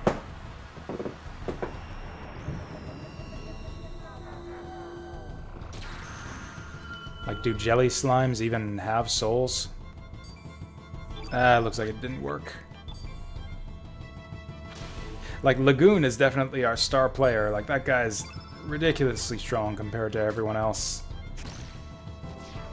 Get down. And actually, it looks like the bull was probably their star player. So we might end up winning this.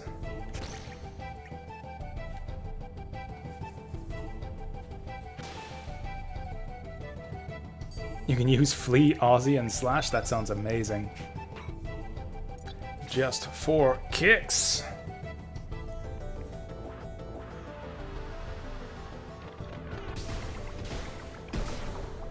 Hey, that was only 3 kicks. What the hell? Oh, did that get him? Oh, this is easy.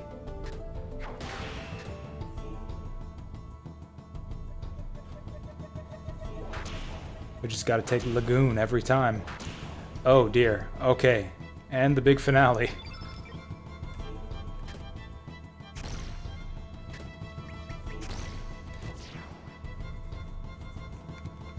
Okay, so don't take the Snob Goblin, don't take the Bone Guy.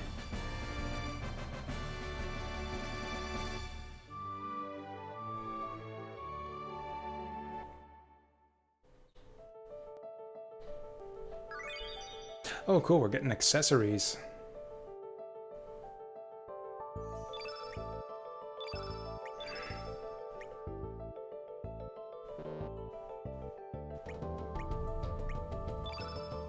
Oh, I can't use the same ones from one fight to the next? That sucks.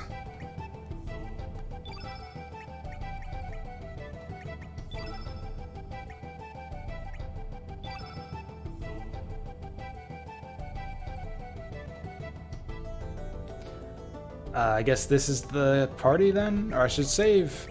Do I even have any decent monsters after this? Cat Burglar. Yeah, the Cat Burger is probably the strongest one. So I guess this will be this party. I think we're going to lose horribly, though.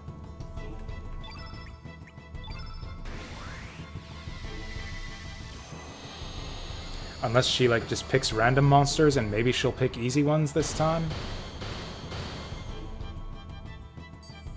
Oh, wait, are those her monsters? Oh, yeah, we're gonna get crushed. I've never even seen this thing before. Oh, God. Okay, so Wraith is our star player. Everyone else is gonna be useless.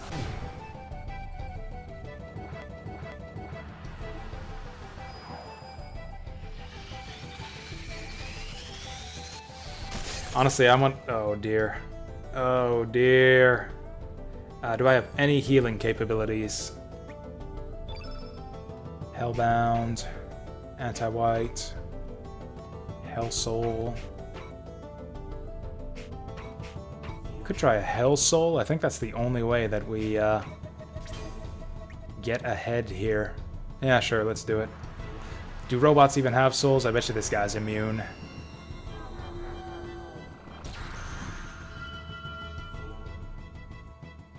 Yeah, I've never seen that attack land. Whether it's the enemies using it or me using it. No healing, huh?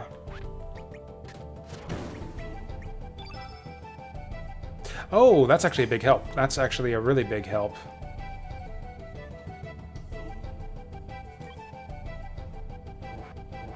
Because, yeah, Wraith is our meal ticket here. He's like the only slightly... Oh! Ah, that's funny. Okay, we're gonna lose horribly. Oh, he's still standing. No, he's not. Okay, so healing kills ghosts confirmed.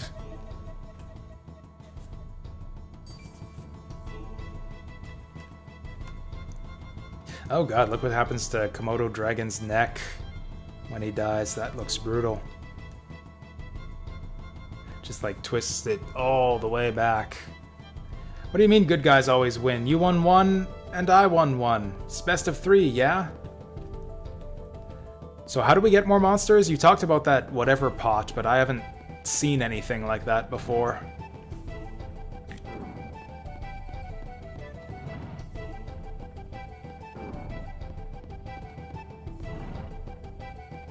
Like, I want this rabbit girl in my party, but there's no way we can win these fights with the shitty monsters we have right now.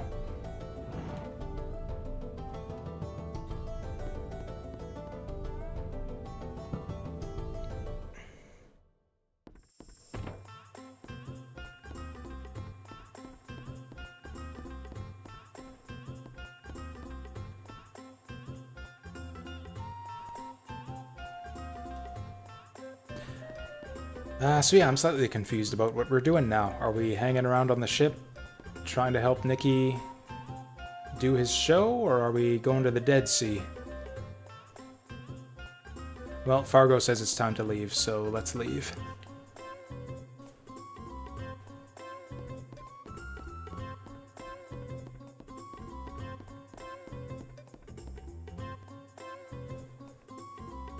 During the car... Seriously?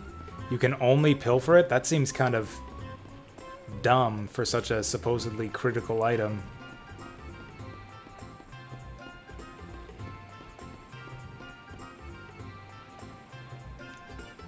Like, I can't get new monsters for the arena and for transformations without this item? That makes no sense. Like, what if the steal fails? Because you only get one try at steal per combat.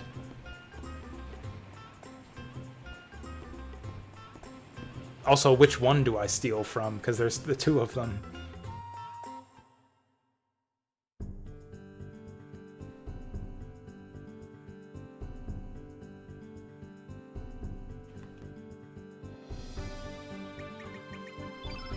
I'm actually going to make a backup. Actually, no, we don't need a backup save. I'll make a save here, and then from here on in, we'll backup save, because I'm afraid this might... I'm afraid we might have missed stuff on the ship, and this might be a point of no return. Wait, what? Oh yeah, he said to use the crab.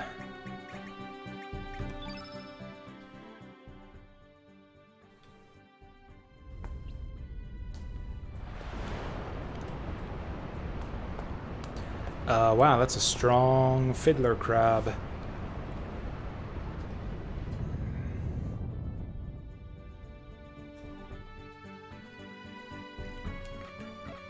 I'm not sure that I remember what we're walking into here. Wait, what's Radius doing here?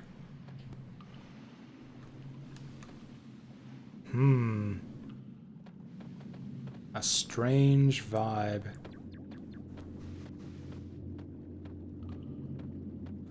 So that's an evil-looking sword.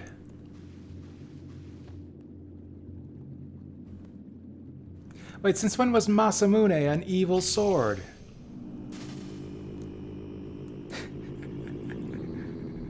Oh, cool, so we can't even get past here.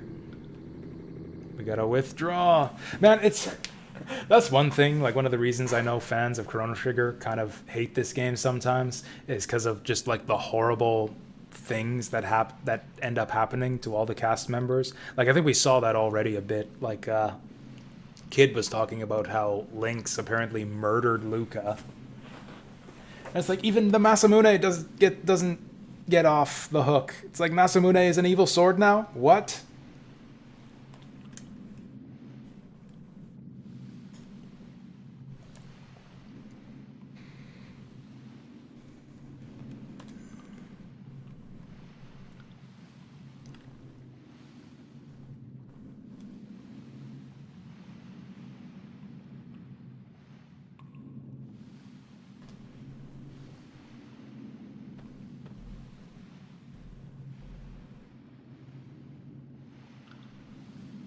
Isle of the Damned, huh? Well, I hope...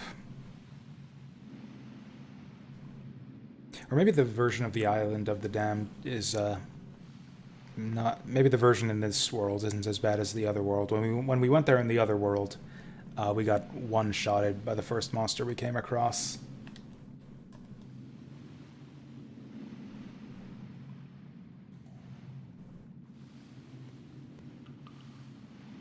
Oh, is that the Hermit Hideaway?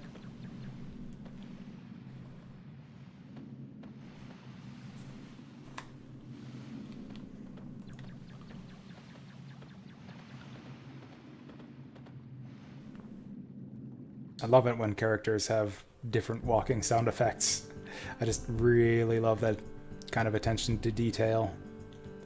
I'm guessing it's Hermit's Hideaway.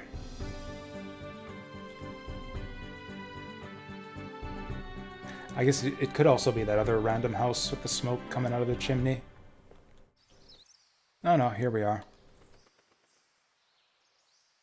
Wait, so did Harley kill Radius in the other world? So I missed the scene, but apparently, like, she burned down this hut in the other world and fights you if you get the scene that I skipped.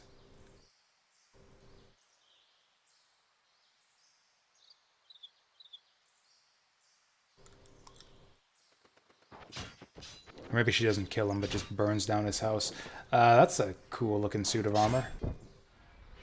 He's alive in the other world too? Okay. I guess we just haven't met him yet.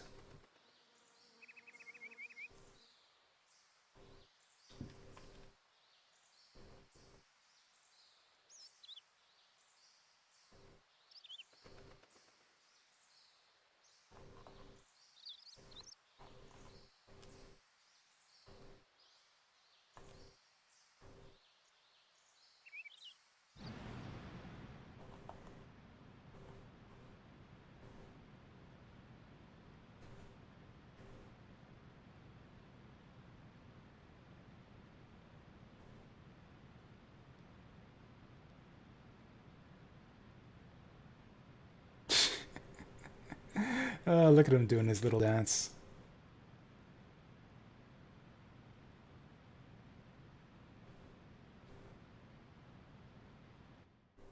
I guess that's the one thing that this game has over Chrono Trigger. When Frog gets the Masamune in Chrono Trigger, he doesn't do a little happy dance when he pulls it out.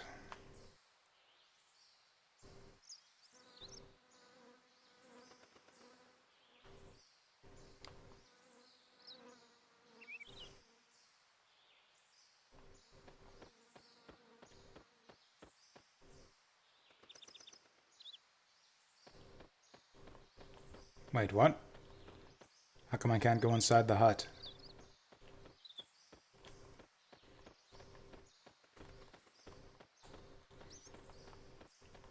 Oh, there we go. Do do do do do.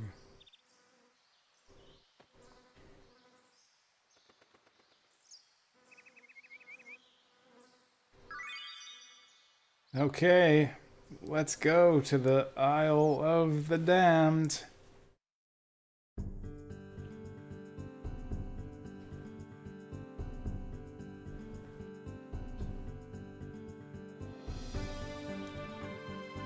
Yeah, we went to the Another World version of Island of the Damned, so maybe this one will be easier.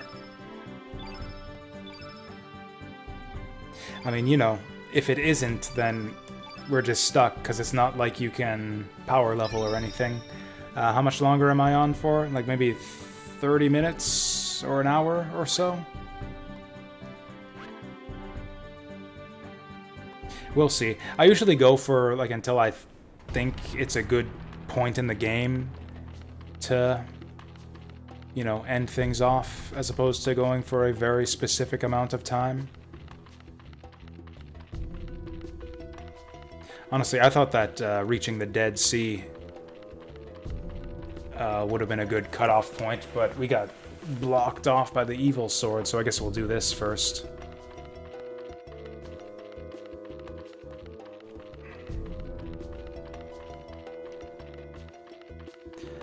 So this is a happy little place. I like it when there's differences between the areas. Like from the one world to the other. Is that a monster? Why is he just standing there? Okay, it's a monster.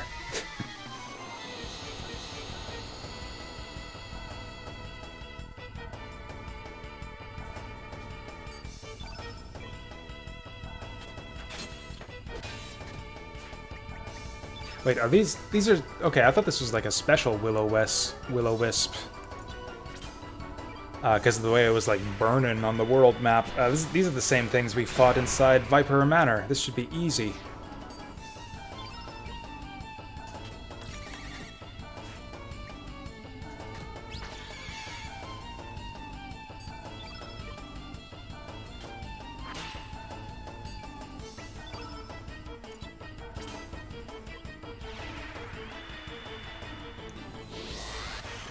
But anyways, yeah, this version of Island of the Damned seems to be the same as the Another World one.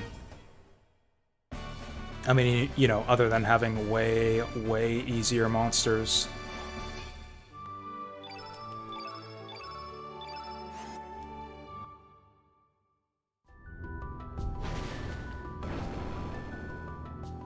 Okay, not quite sure what happened there, but that works. Oh, is that the idea? You use the lanterns and like draw them to the bone walls to blow them up and blow a hole through the walls?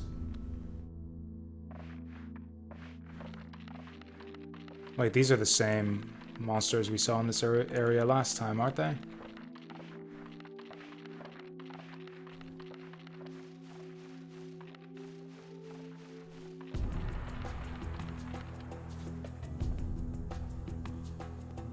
Oh, we just looped around. This is the same place we came from. Okay, let's try this exit.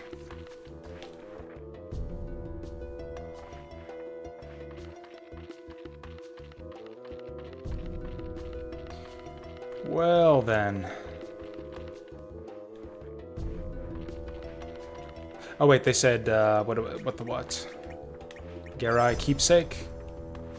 There we go.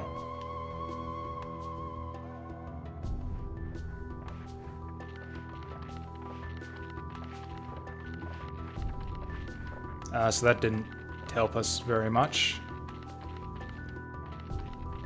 What about that other mirror up there?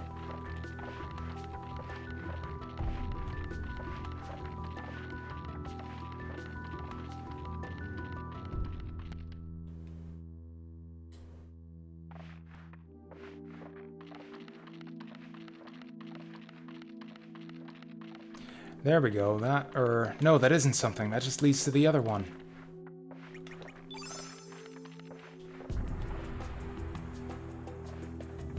Yeah, so that just leads us back here. Or was there another one of these mirror exits back on the first screen, maybe? Boo! Are these the guys that one-shotted us in the other world? I guess we're about to find out. At least there's only one of them.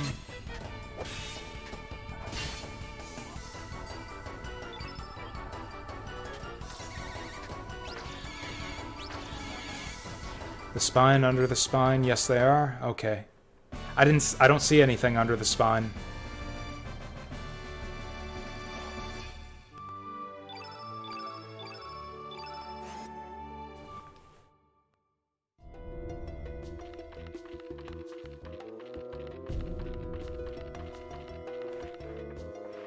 Like here? Yeah, there's nothing... Oh, through the spine. Okay, that... Yeah, it wasn't terribly obvious that that was a passage.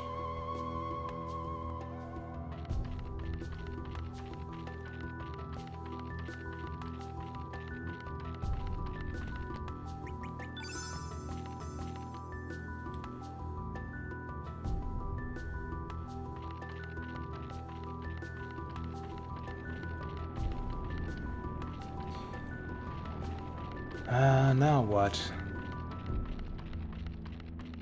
Wait, can I seriously not? Okay, good. I was just not pressing in the right direction. Okay, something weird is going on with the controls up here. Like I'm pressing the D-pad and he's just not running. He just looks like wants to run into the wall or something.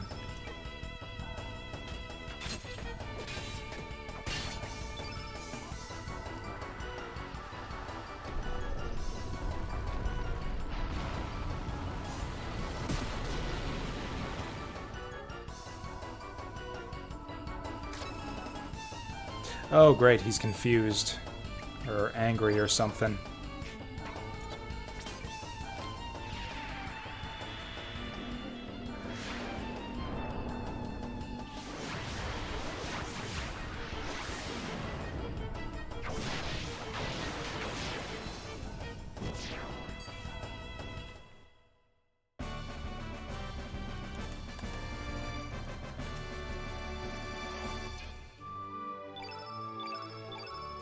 Well, we're getting a lot of hit points out of this, at least.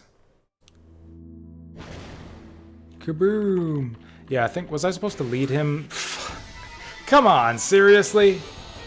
Just spawns right on top of me? Forget that, we're running away from this one.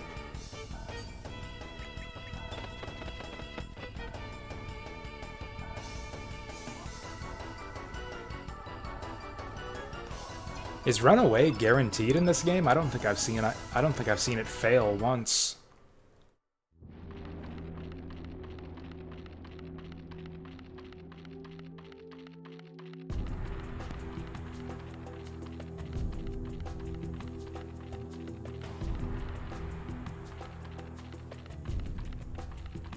So there's a suit of armor. Use the keepsake again?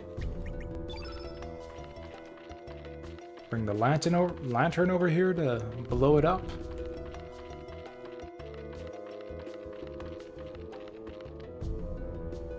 Oh, or bring the lantern over here to blow this up. Okay. Maybe? That's a long way to lead it.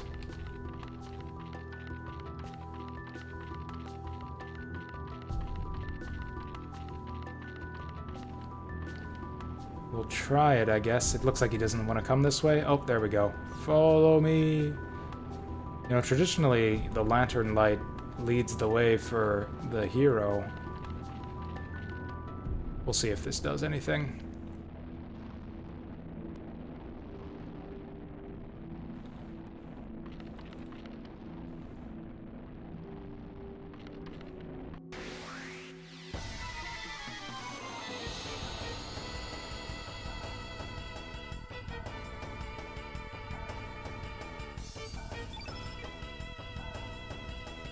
Oh wait, there's another monster here. Oh, we got a deadhead, or whatever those things were called.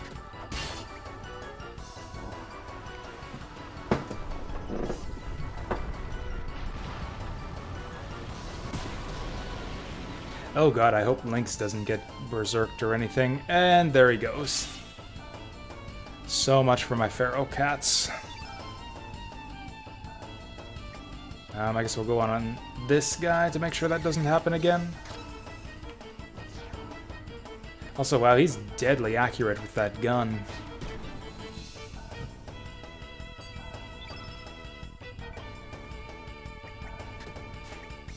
Boo.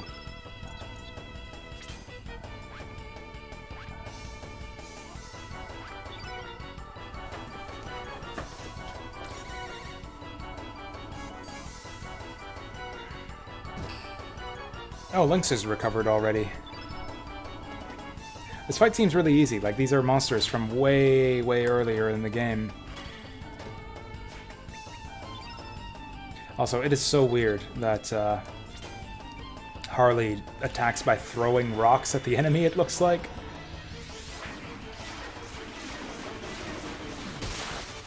Or maybe it's supposed to be something fancier than rocks, but it looks like she's just throwing rocks. Also, that's a cool looking, like, double hook blade there. I think that's the coolest looking weapon we've seen for Surge so far. Hey, stat ups. Good stuff.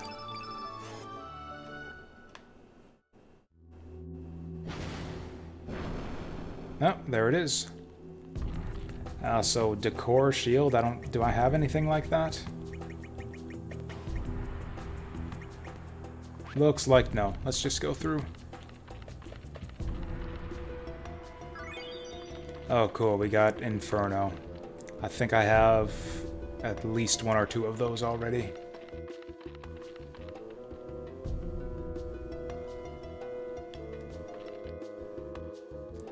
Huh. No save point, huh? Does that mean no boss fight? That would be a bit surprising.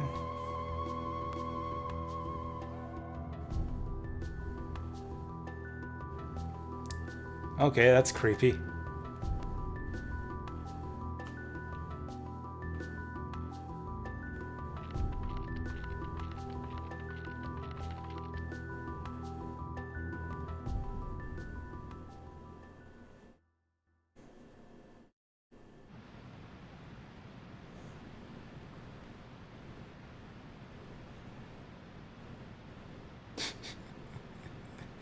His shoulder pads look ridiculous when he's swaggering like that. Yeah, get fucked, Garai.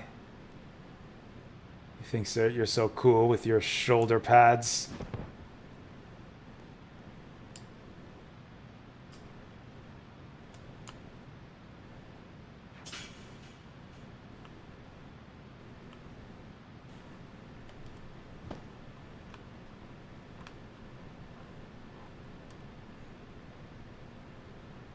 Oh, that's that same cave where they found the sword too. That didn't take long for the Masamune to take him over.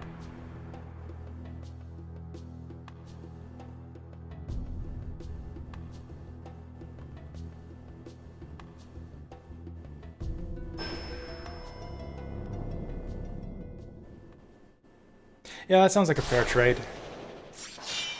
Honestly, yeah, Radius deserves it.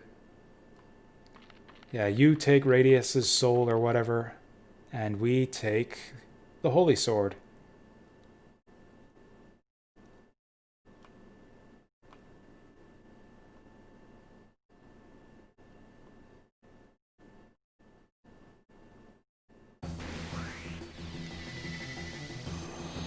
You hit. Oh, is this a tough fight? I don't remember this one at all.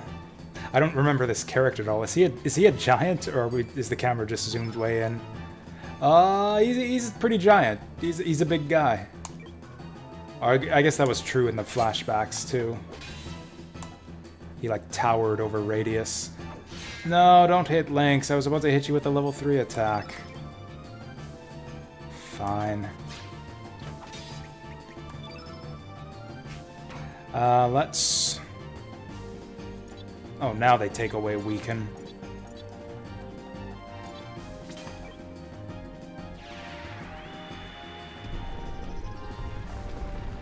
Yeah, I remember the Miguel boss fight. Yeah, I had a lot of difficulty with that one when I was a kid. Oh, he's a white element. That'll get tricky, maybe.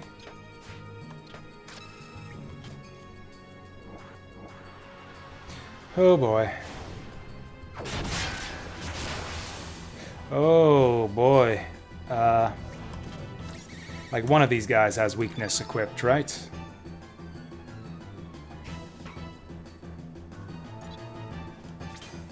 Well, I guess we gotta use that. I don't know if I have enough healing to keep up with this shit. I really need to cast, like, weakness or something. Gotta be kidding me. I've missed half of my 80% hits on this fight so far. And Lynx is gonna fucking die again. Capsule, maybe? I guess that's my biggest heal.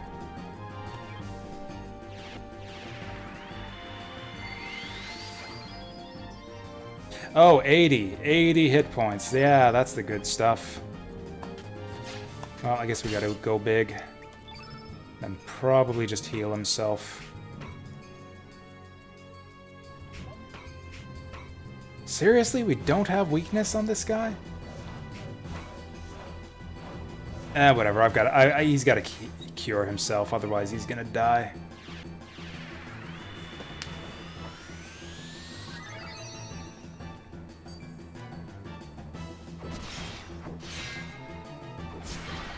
Yeah, that's pretty silly. Like, it takes 2 full healing spells to recover from that.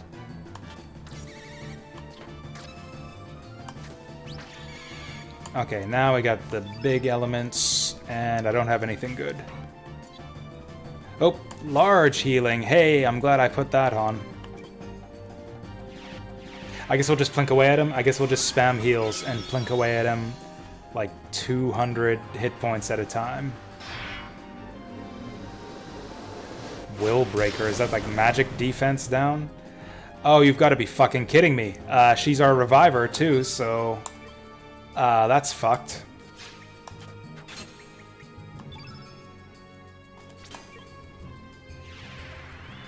No save points before this for some reason either. I don't know why. They've given us a save point before every boss fight in the game up to this point. But yeah, not this guy.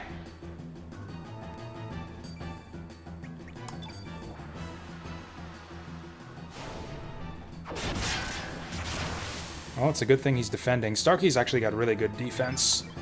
So he might be our ace in the hole on this one. We've got to heal again.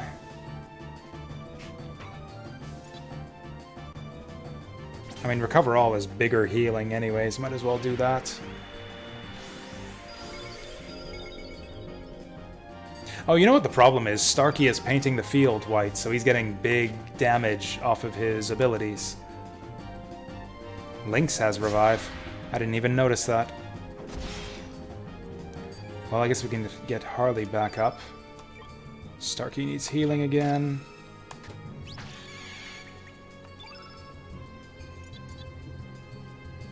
Like, I don't want to paint the field white. That's not a good plan.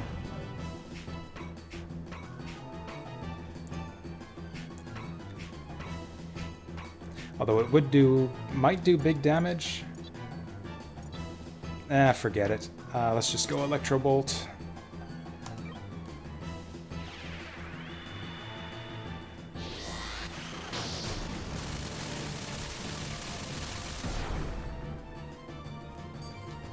And then Lynx should do something. Oh, he does have Revive, except that's gonna also help paint the field white. Also, he's probably gonna... Yeah, Garai's probably gonna get a turn right away, so let's just... no, let's cast Magic on him to get some of the whiteness out of there. And just hope that he doesn't kill Starkey.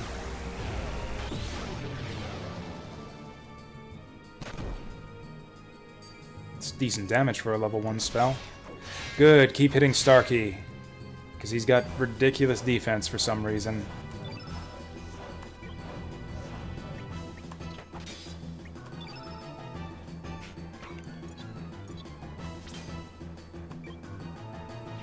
Actually, nobody has a heal all spell ready right now. That's kind of bad.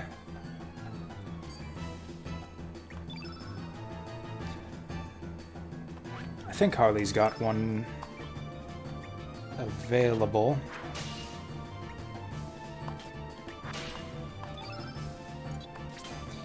Does it have to be Recover All, though? I think if I go 1-up, it's Heal All, but yeah, we need to do this.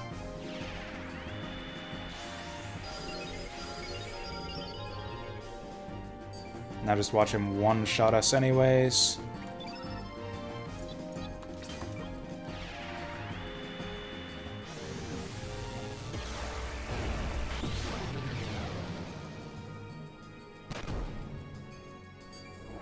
Oh, maybe he's a glass cannon. It looks like he's, like, staggered already. Okay. That's bullshit. So yeah, he can just kill whoever the fuck he wants, whenever he wants. Whatever, it looks like he's almost done. Just gotta land a hit on him.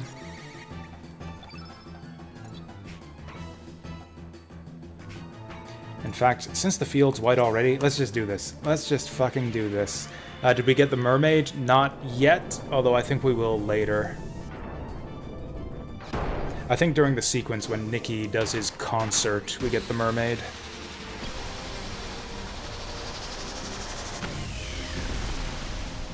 It's decent damage, I guess.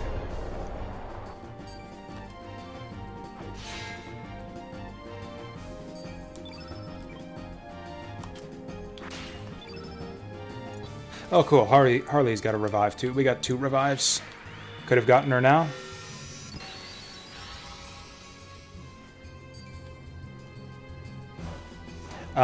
Yeah, it's yeah. Just if there's anything you don't want, anything you want to see me get and not miss out on, yeah, go for it.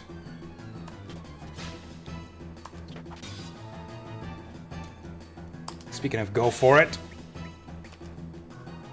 Oh, that's a shame. Someone's gonna die. Unless he goes for Starkey, we're dead. That's bullshit. I don't know why he suddenly got to attack again there.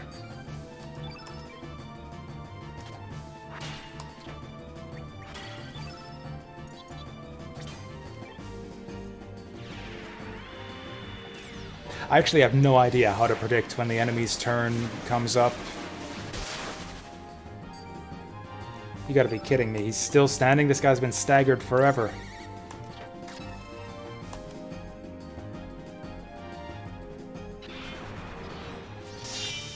Okay, good, good, good.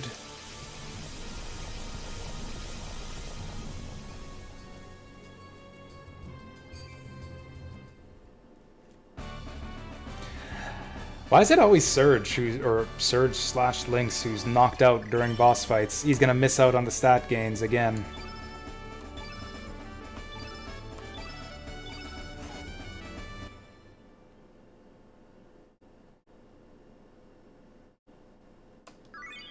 Oh, sweet. Einlanzer. Go to the pirate ship and the performer's ship. Oh, I didn't think that the performer's ship was available yet. The guy at the top said, authorized personnel only.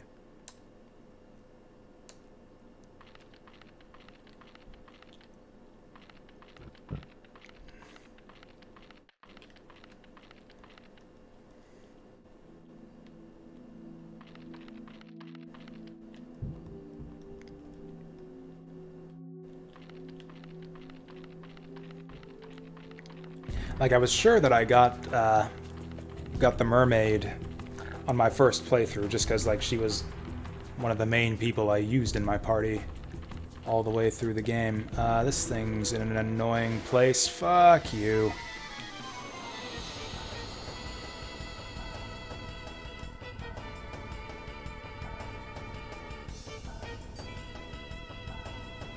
Oh, and they get the first turn, too? I don't know if I've seen that happen before.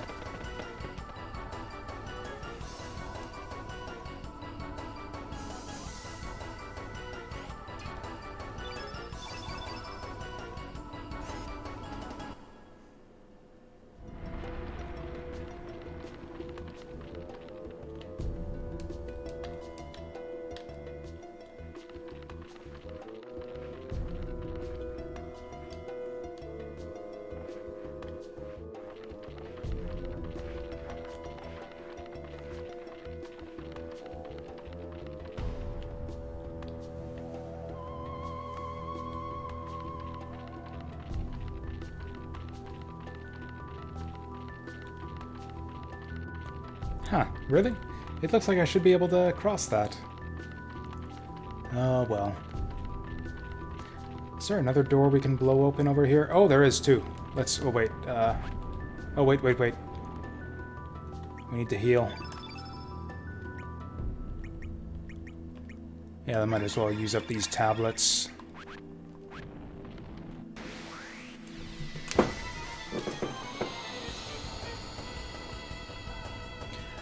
So this place was straightforward, I guess, but also kind of miserable. And yeah, that was a tough boss fight. Yeah, like, that's kind of how I remember this game going sometimes. You just get one-shotted, and there's not a lot you can do about it.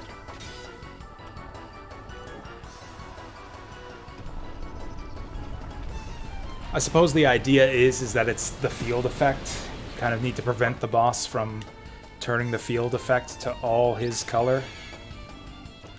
So he hit the enemy that time. That's lucky.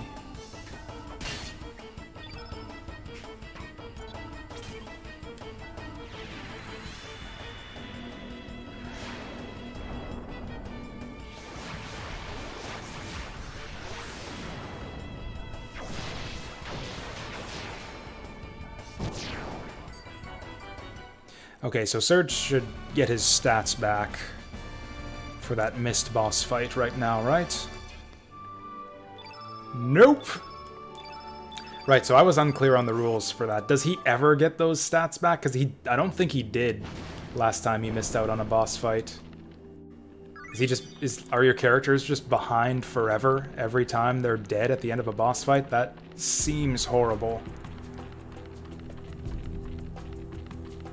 I don't know why they would have decided to do it that way.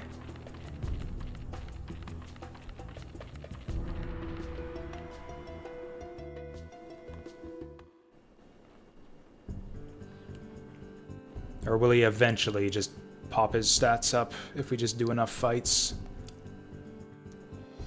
I'm not entirely sure what the mechanics are on stat gains in combat. Oh, like just carries over to the next star level? I guess that would make sense. Also, I was complaining about no save point before that boss fight. We should probably save now.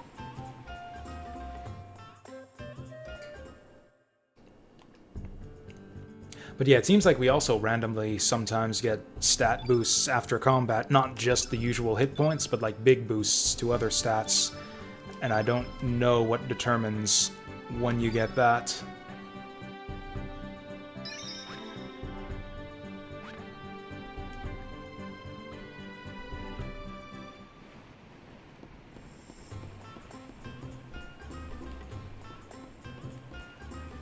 Heading to bed? Alright. Have a good night, fantasy girl. We will catch you later. And yeah, I'll be back on tomorrow evening with more of this. Yeah, so this guy back up in the, what do you call it? The crow's nest? Yeah, he wouldn't let us on last time. Oh, Nikki likes us now, though, because we introduced him to the sage. I hope the dancing girl likes us too.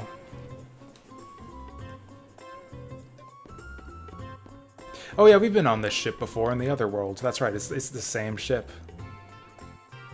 Oh, the gang's all here. Rockin'!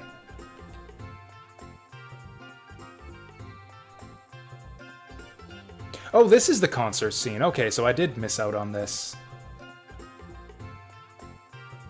Yeah, I remember this being a big thing the first time I played this game.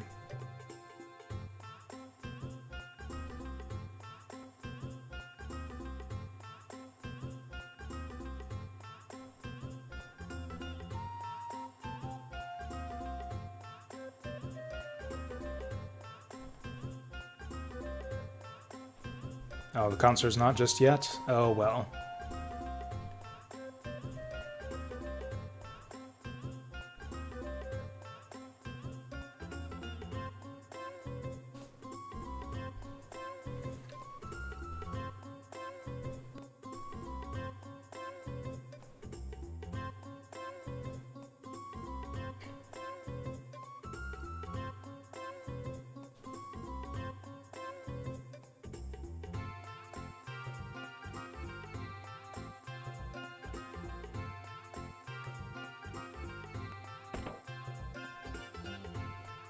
Oh, excuse me.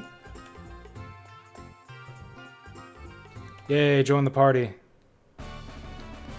I really like Irene's design. I think she's really... I don't like her portrait that much, or I think her face is a bit weird looking, but I like her character model. I think it looks super cool.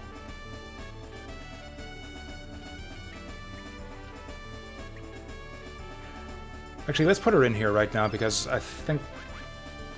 Or did they say it was Irene's job to try to convince Fargo to move the ship? Or that they were going to go try to do that?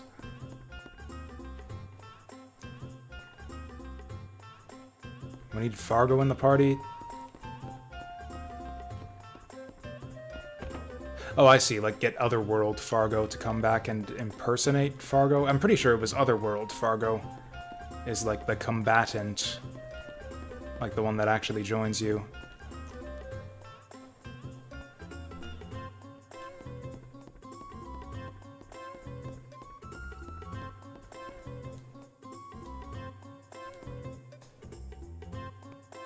Oh, do they have to turn that crank to operate the ropeway? That seems like that would be tiring.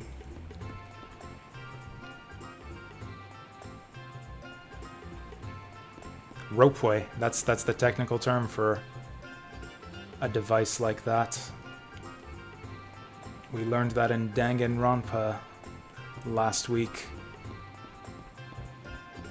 Yeah, ropeway, Ozarhawk. Do you need it spelled out? Because I can do that too. Danganronpa taught me how to spell it out.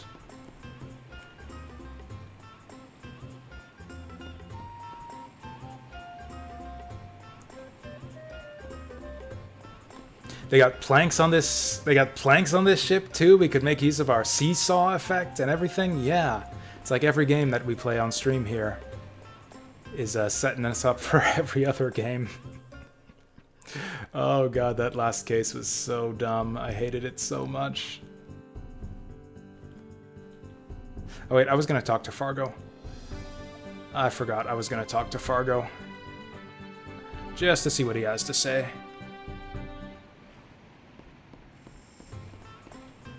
Also, yeah, this is what I like to do. Put her at the front of the party, because it's cool to be able to, like, float around on a mermaid tail.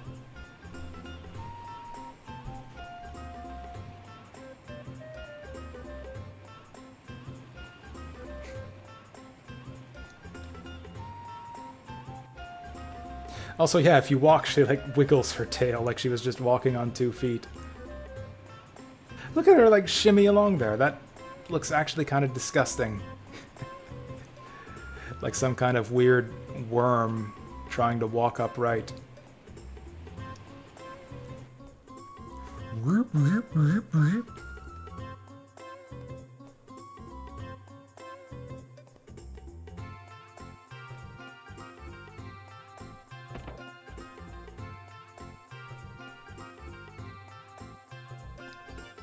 Like, this is probably the most diverse cast of characters in video game history.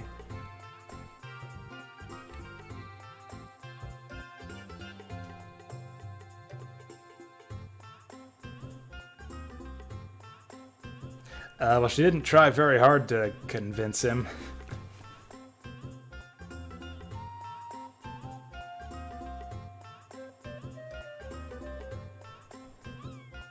I can't talk to cats anymore. Oh wait, what about... Oh yeah, the wizard guy. I forgot about the wizard.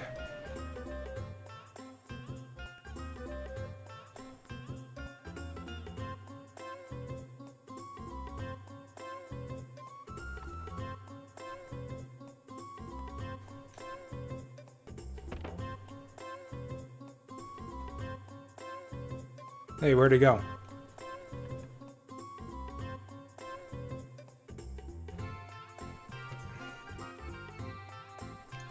I know where he went. There's like 2 places you can find this guy. Not here. This is not the place I was thinking of. He's either gonna be at the casino or doing his magic show at the bar.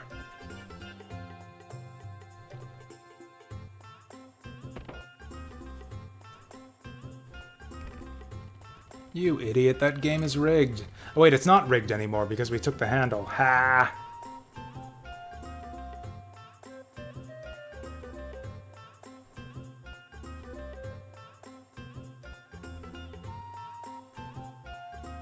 I don't think this guy in the portrait right here has any standing to be calling anyone dirty. I like his animations though, like the way he just like staggers around is cool.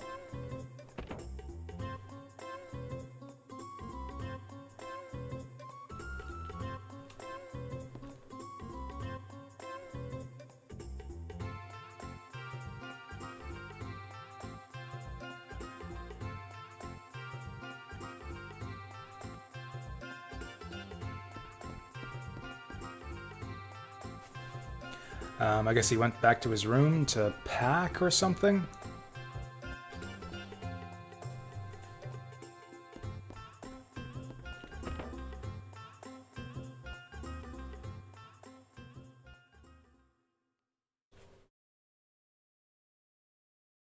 Actually, have we met salt and pepper in the home world yet. They haven't reacted to us. I think we've only fought them in the other world. Because, yeah, they're not dragoons anymore.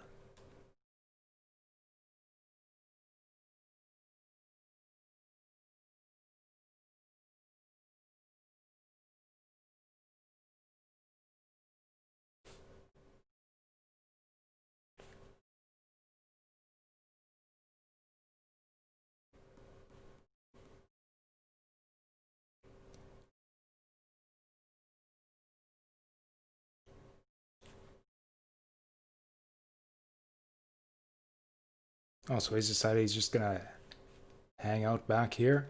Oh, but he's gonna join the party. Okay.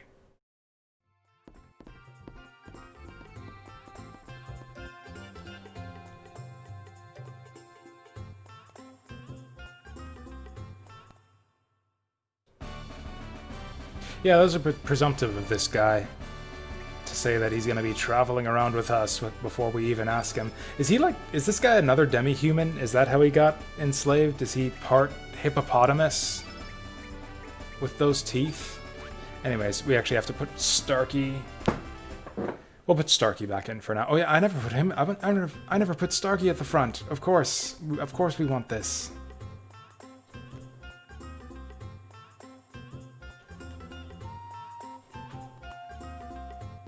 He doesn't have cute footstep sound effects though, so that's a bit disappointing. Also, he like doesn't even animate while climbing ladders. But I like the way he skips along.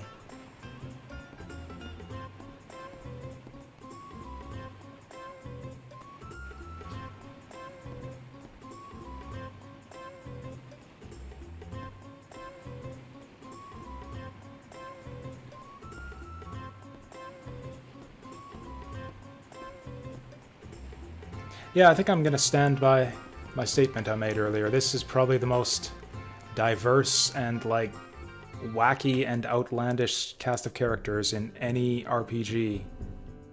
Possibly even any video game.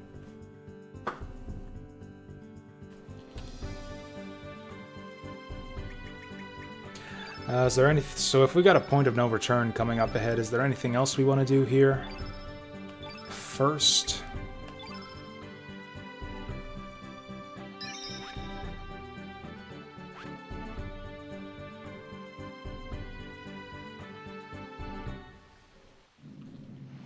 Or actually, can we do anything in Marbule yet? Or are they, do you have to bring the boat over first?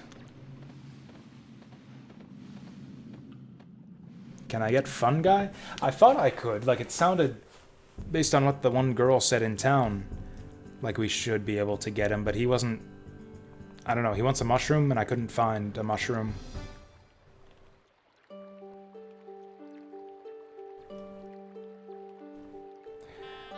Yeah, it doesn't look like there's anything going on here. Yeah, I think what they said is, yes, they have to bring the ship over so he can sing the song or something. Oh, I never did try the shore here. Is there any reason to go to Fort Dragonia in this time period? Probably not.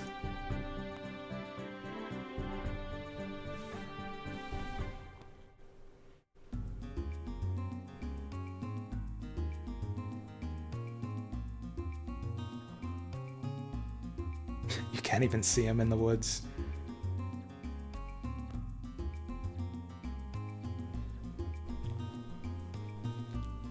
I don't know, maybe something's changed in the woods now that we've, I don't know. I guess we haven't exactly done anything in these woods yet. We went under the tree and under the mansion and met with the... what's his name? The gun kid.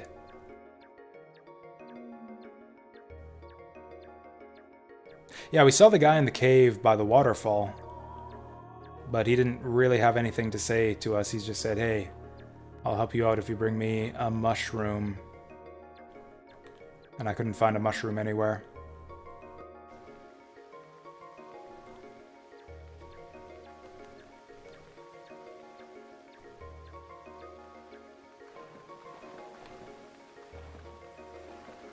Can I just drop down here? Nope.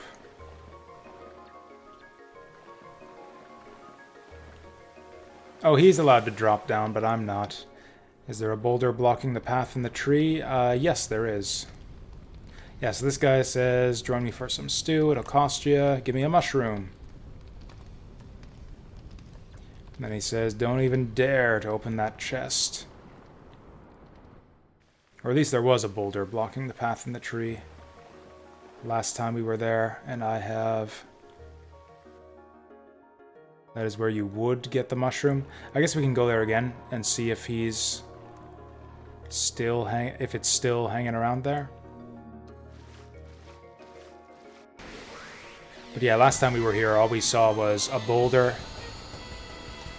that we couldn't move, and a kid standing in front of the boulder who said, hey, you can't move that boulder. Oh, the enemies get the first turn again. What the hell?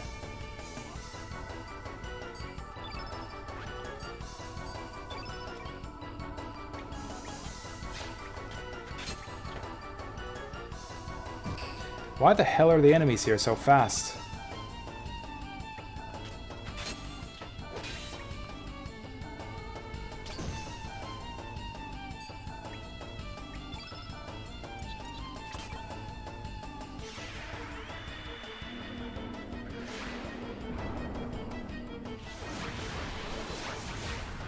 Oh, it's because we went with Nikki to get into the manor?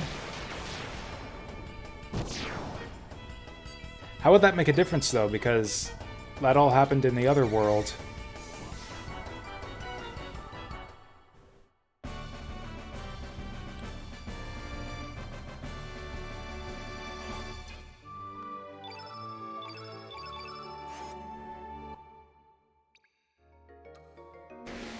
What?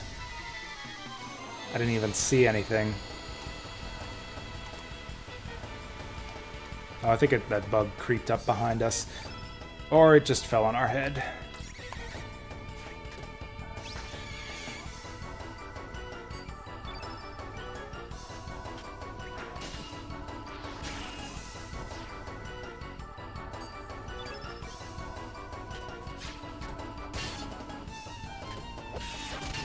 Nice. The kid's dad is stuck in the hole and there's a wraith there and you can fight it to save the kid's dad.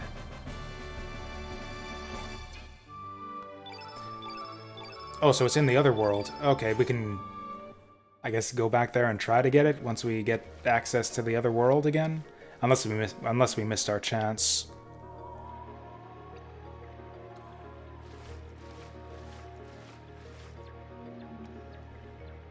But yeah, this is the place. It just says it won't budge, and he says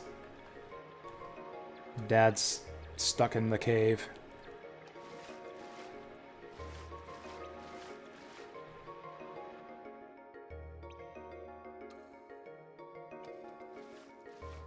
Okay, but what does Nikki going into the manor in the other world have to do with that?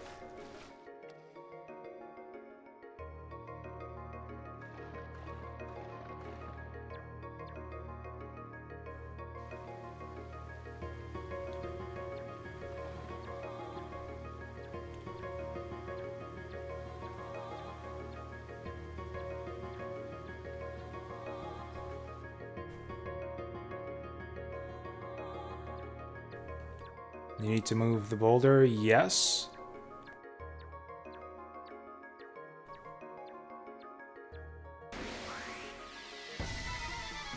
To go into the manor the first time? I don't remember. I do not remember anything about the boulder to go into the manor.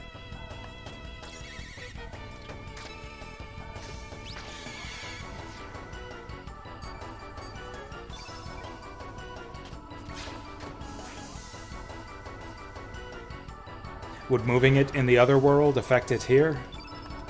Is that established? I can't think of any other examples of, like, doing something in one world to affect the other.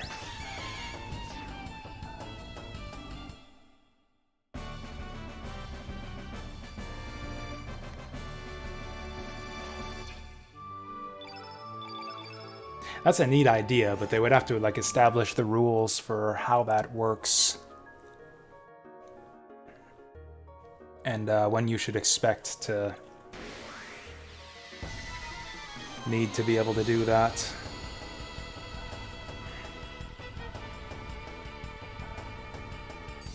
Let's just run. This is pointless.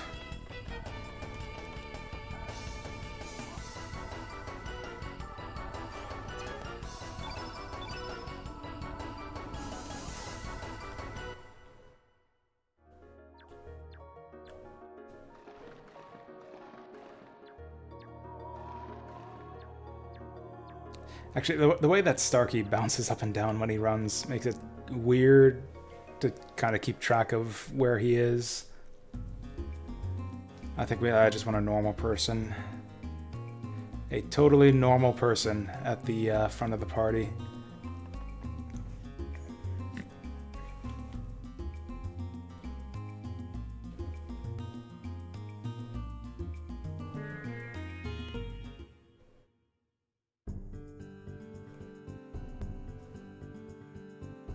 How many characters do we have right now anyways? Like extra characters. Like Lynx and Harley are free.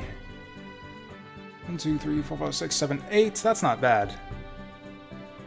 Like that's more than you get in most RPGs, and I'm probably not even gonna use all of them. I completely forget what's through here.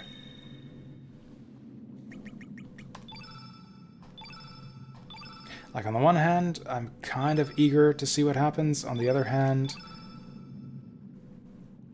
I kind of want to get ready for bed. Let's just go for it. Alright, Ironlancer, let's go. Let's see what happens.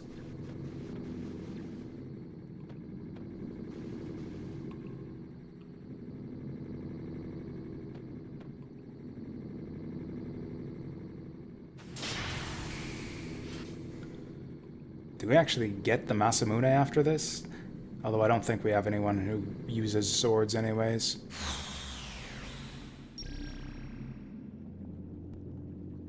Do we fight the Masamune? Oh, we just blow it up. We just destroy the fucking thing.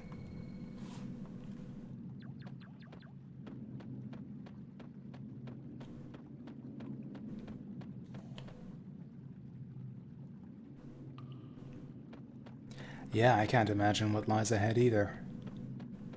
Probably a dungeon of some kind. I think this is where we've got the Miguel boss fight coming up. Okay, so the Dead Sea is parted. Yep.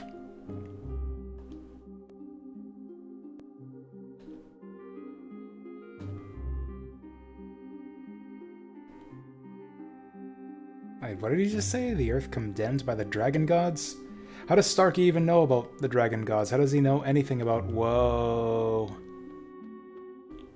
So this is pretty different.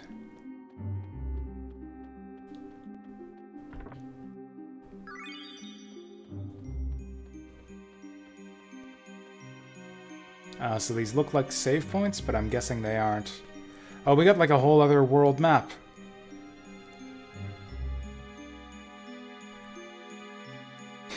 Also, like I said, with all of the games I'm playing being tied together, didn't an NPC in Zelda 2 today say something about using boots to walk on water? I didn't realize that he was giving me hints for Chrono Cross. This looks amazing. You know what? This place looks really cool, and I want to be, like, fully awake to enjoy it. And also, I like building anticipation for the start of the next stream. This looks really interesting, so we're gonna save it here and come back to this tomorrow. Yeah, for all those reasons. Is it just me or is Starkey drawn in like a completely different art style from all the other characters? Yona the Pooh, thank you for the follow. Much appreciated.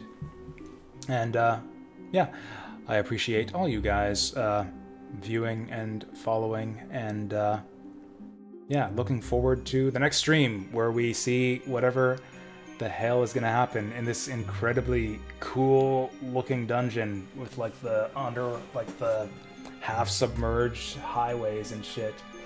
And then we got Zelda too on top of all that. So yeah, thanks again, and I'll see you next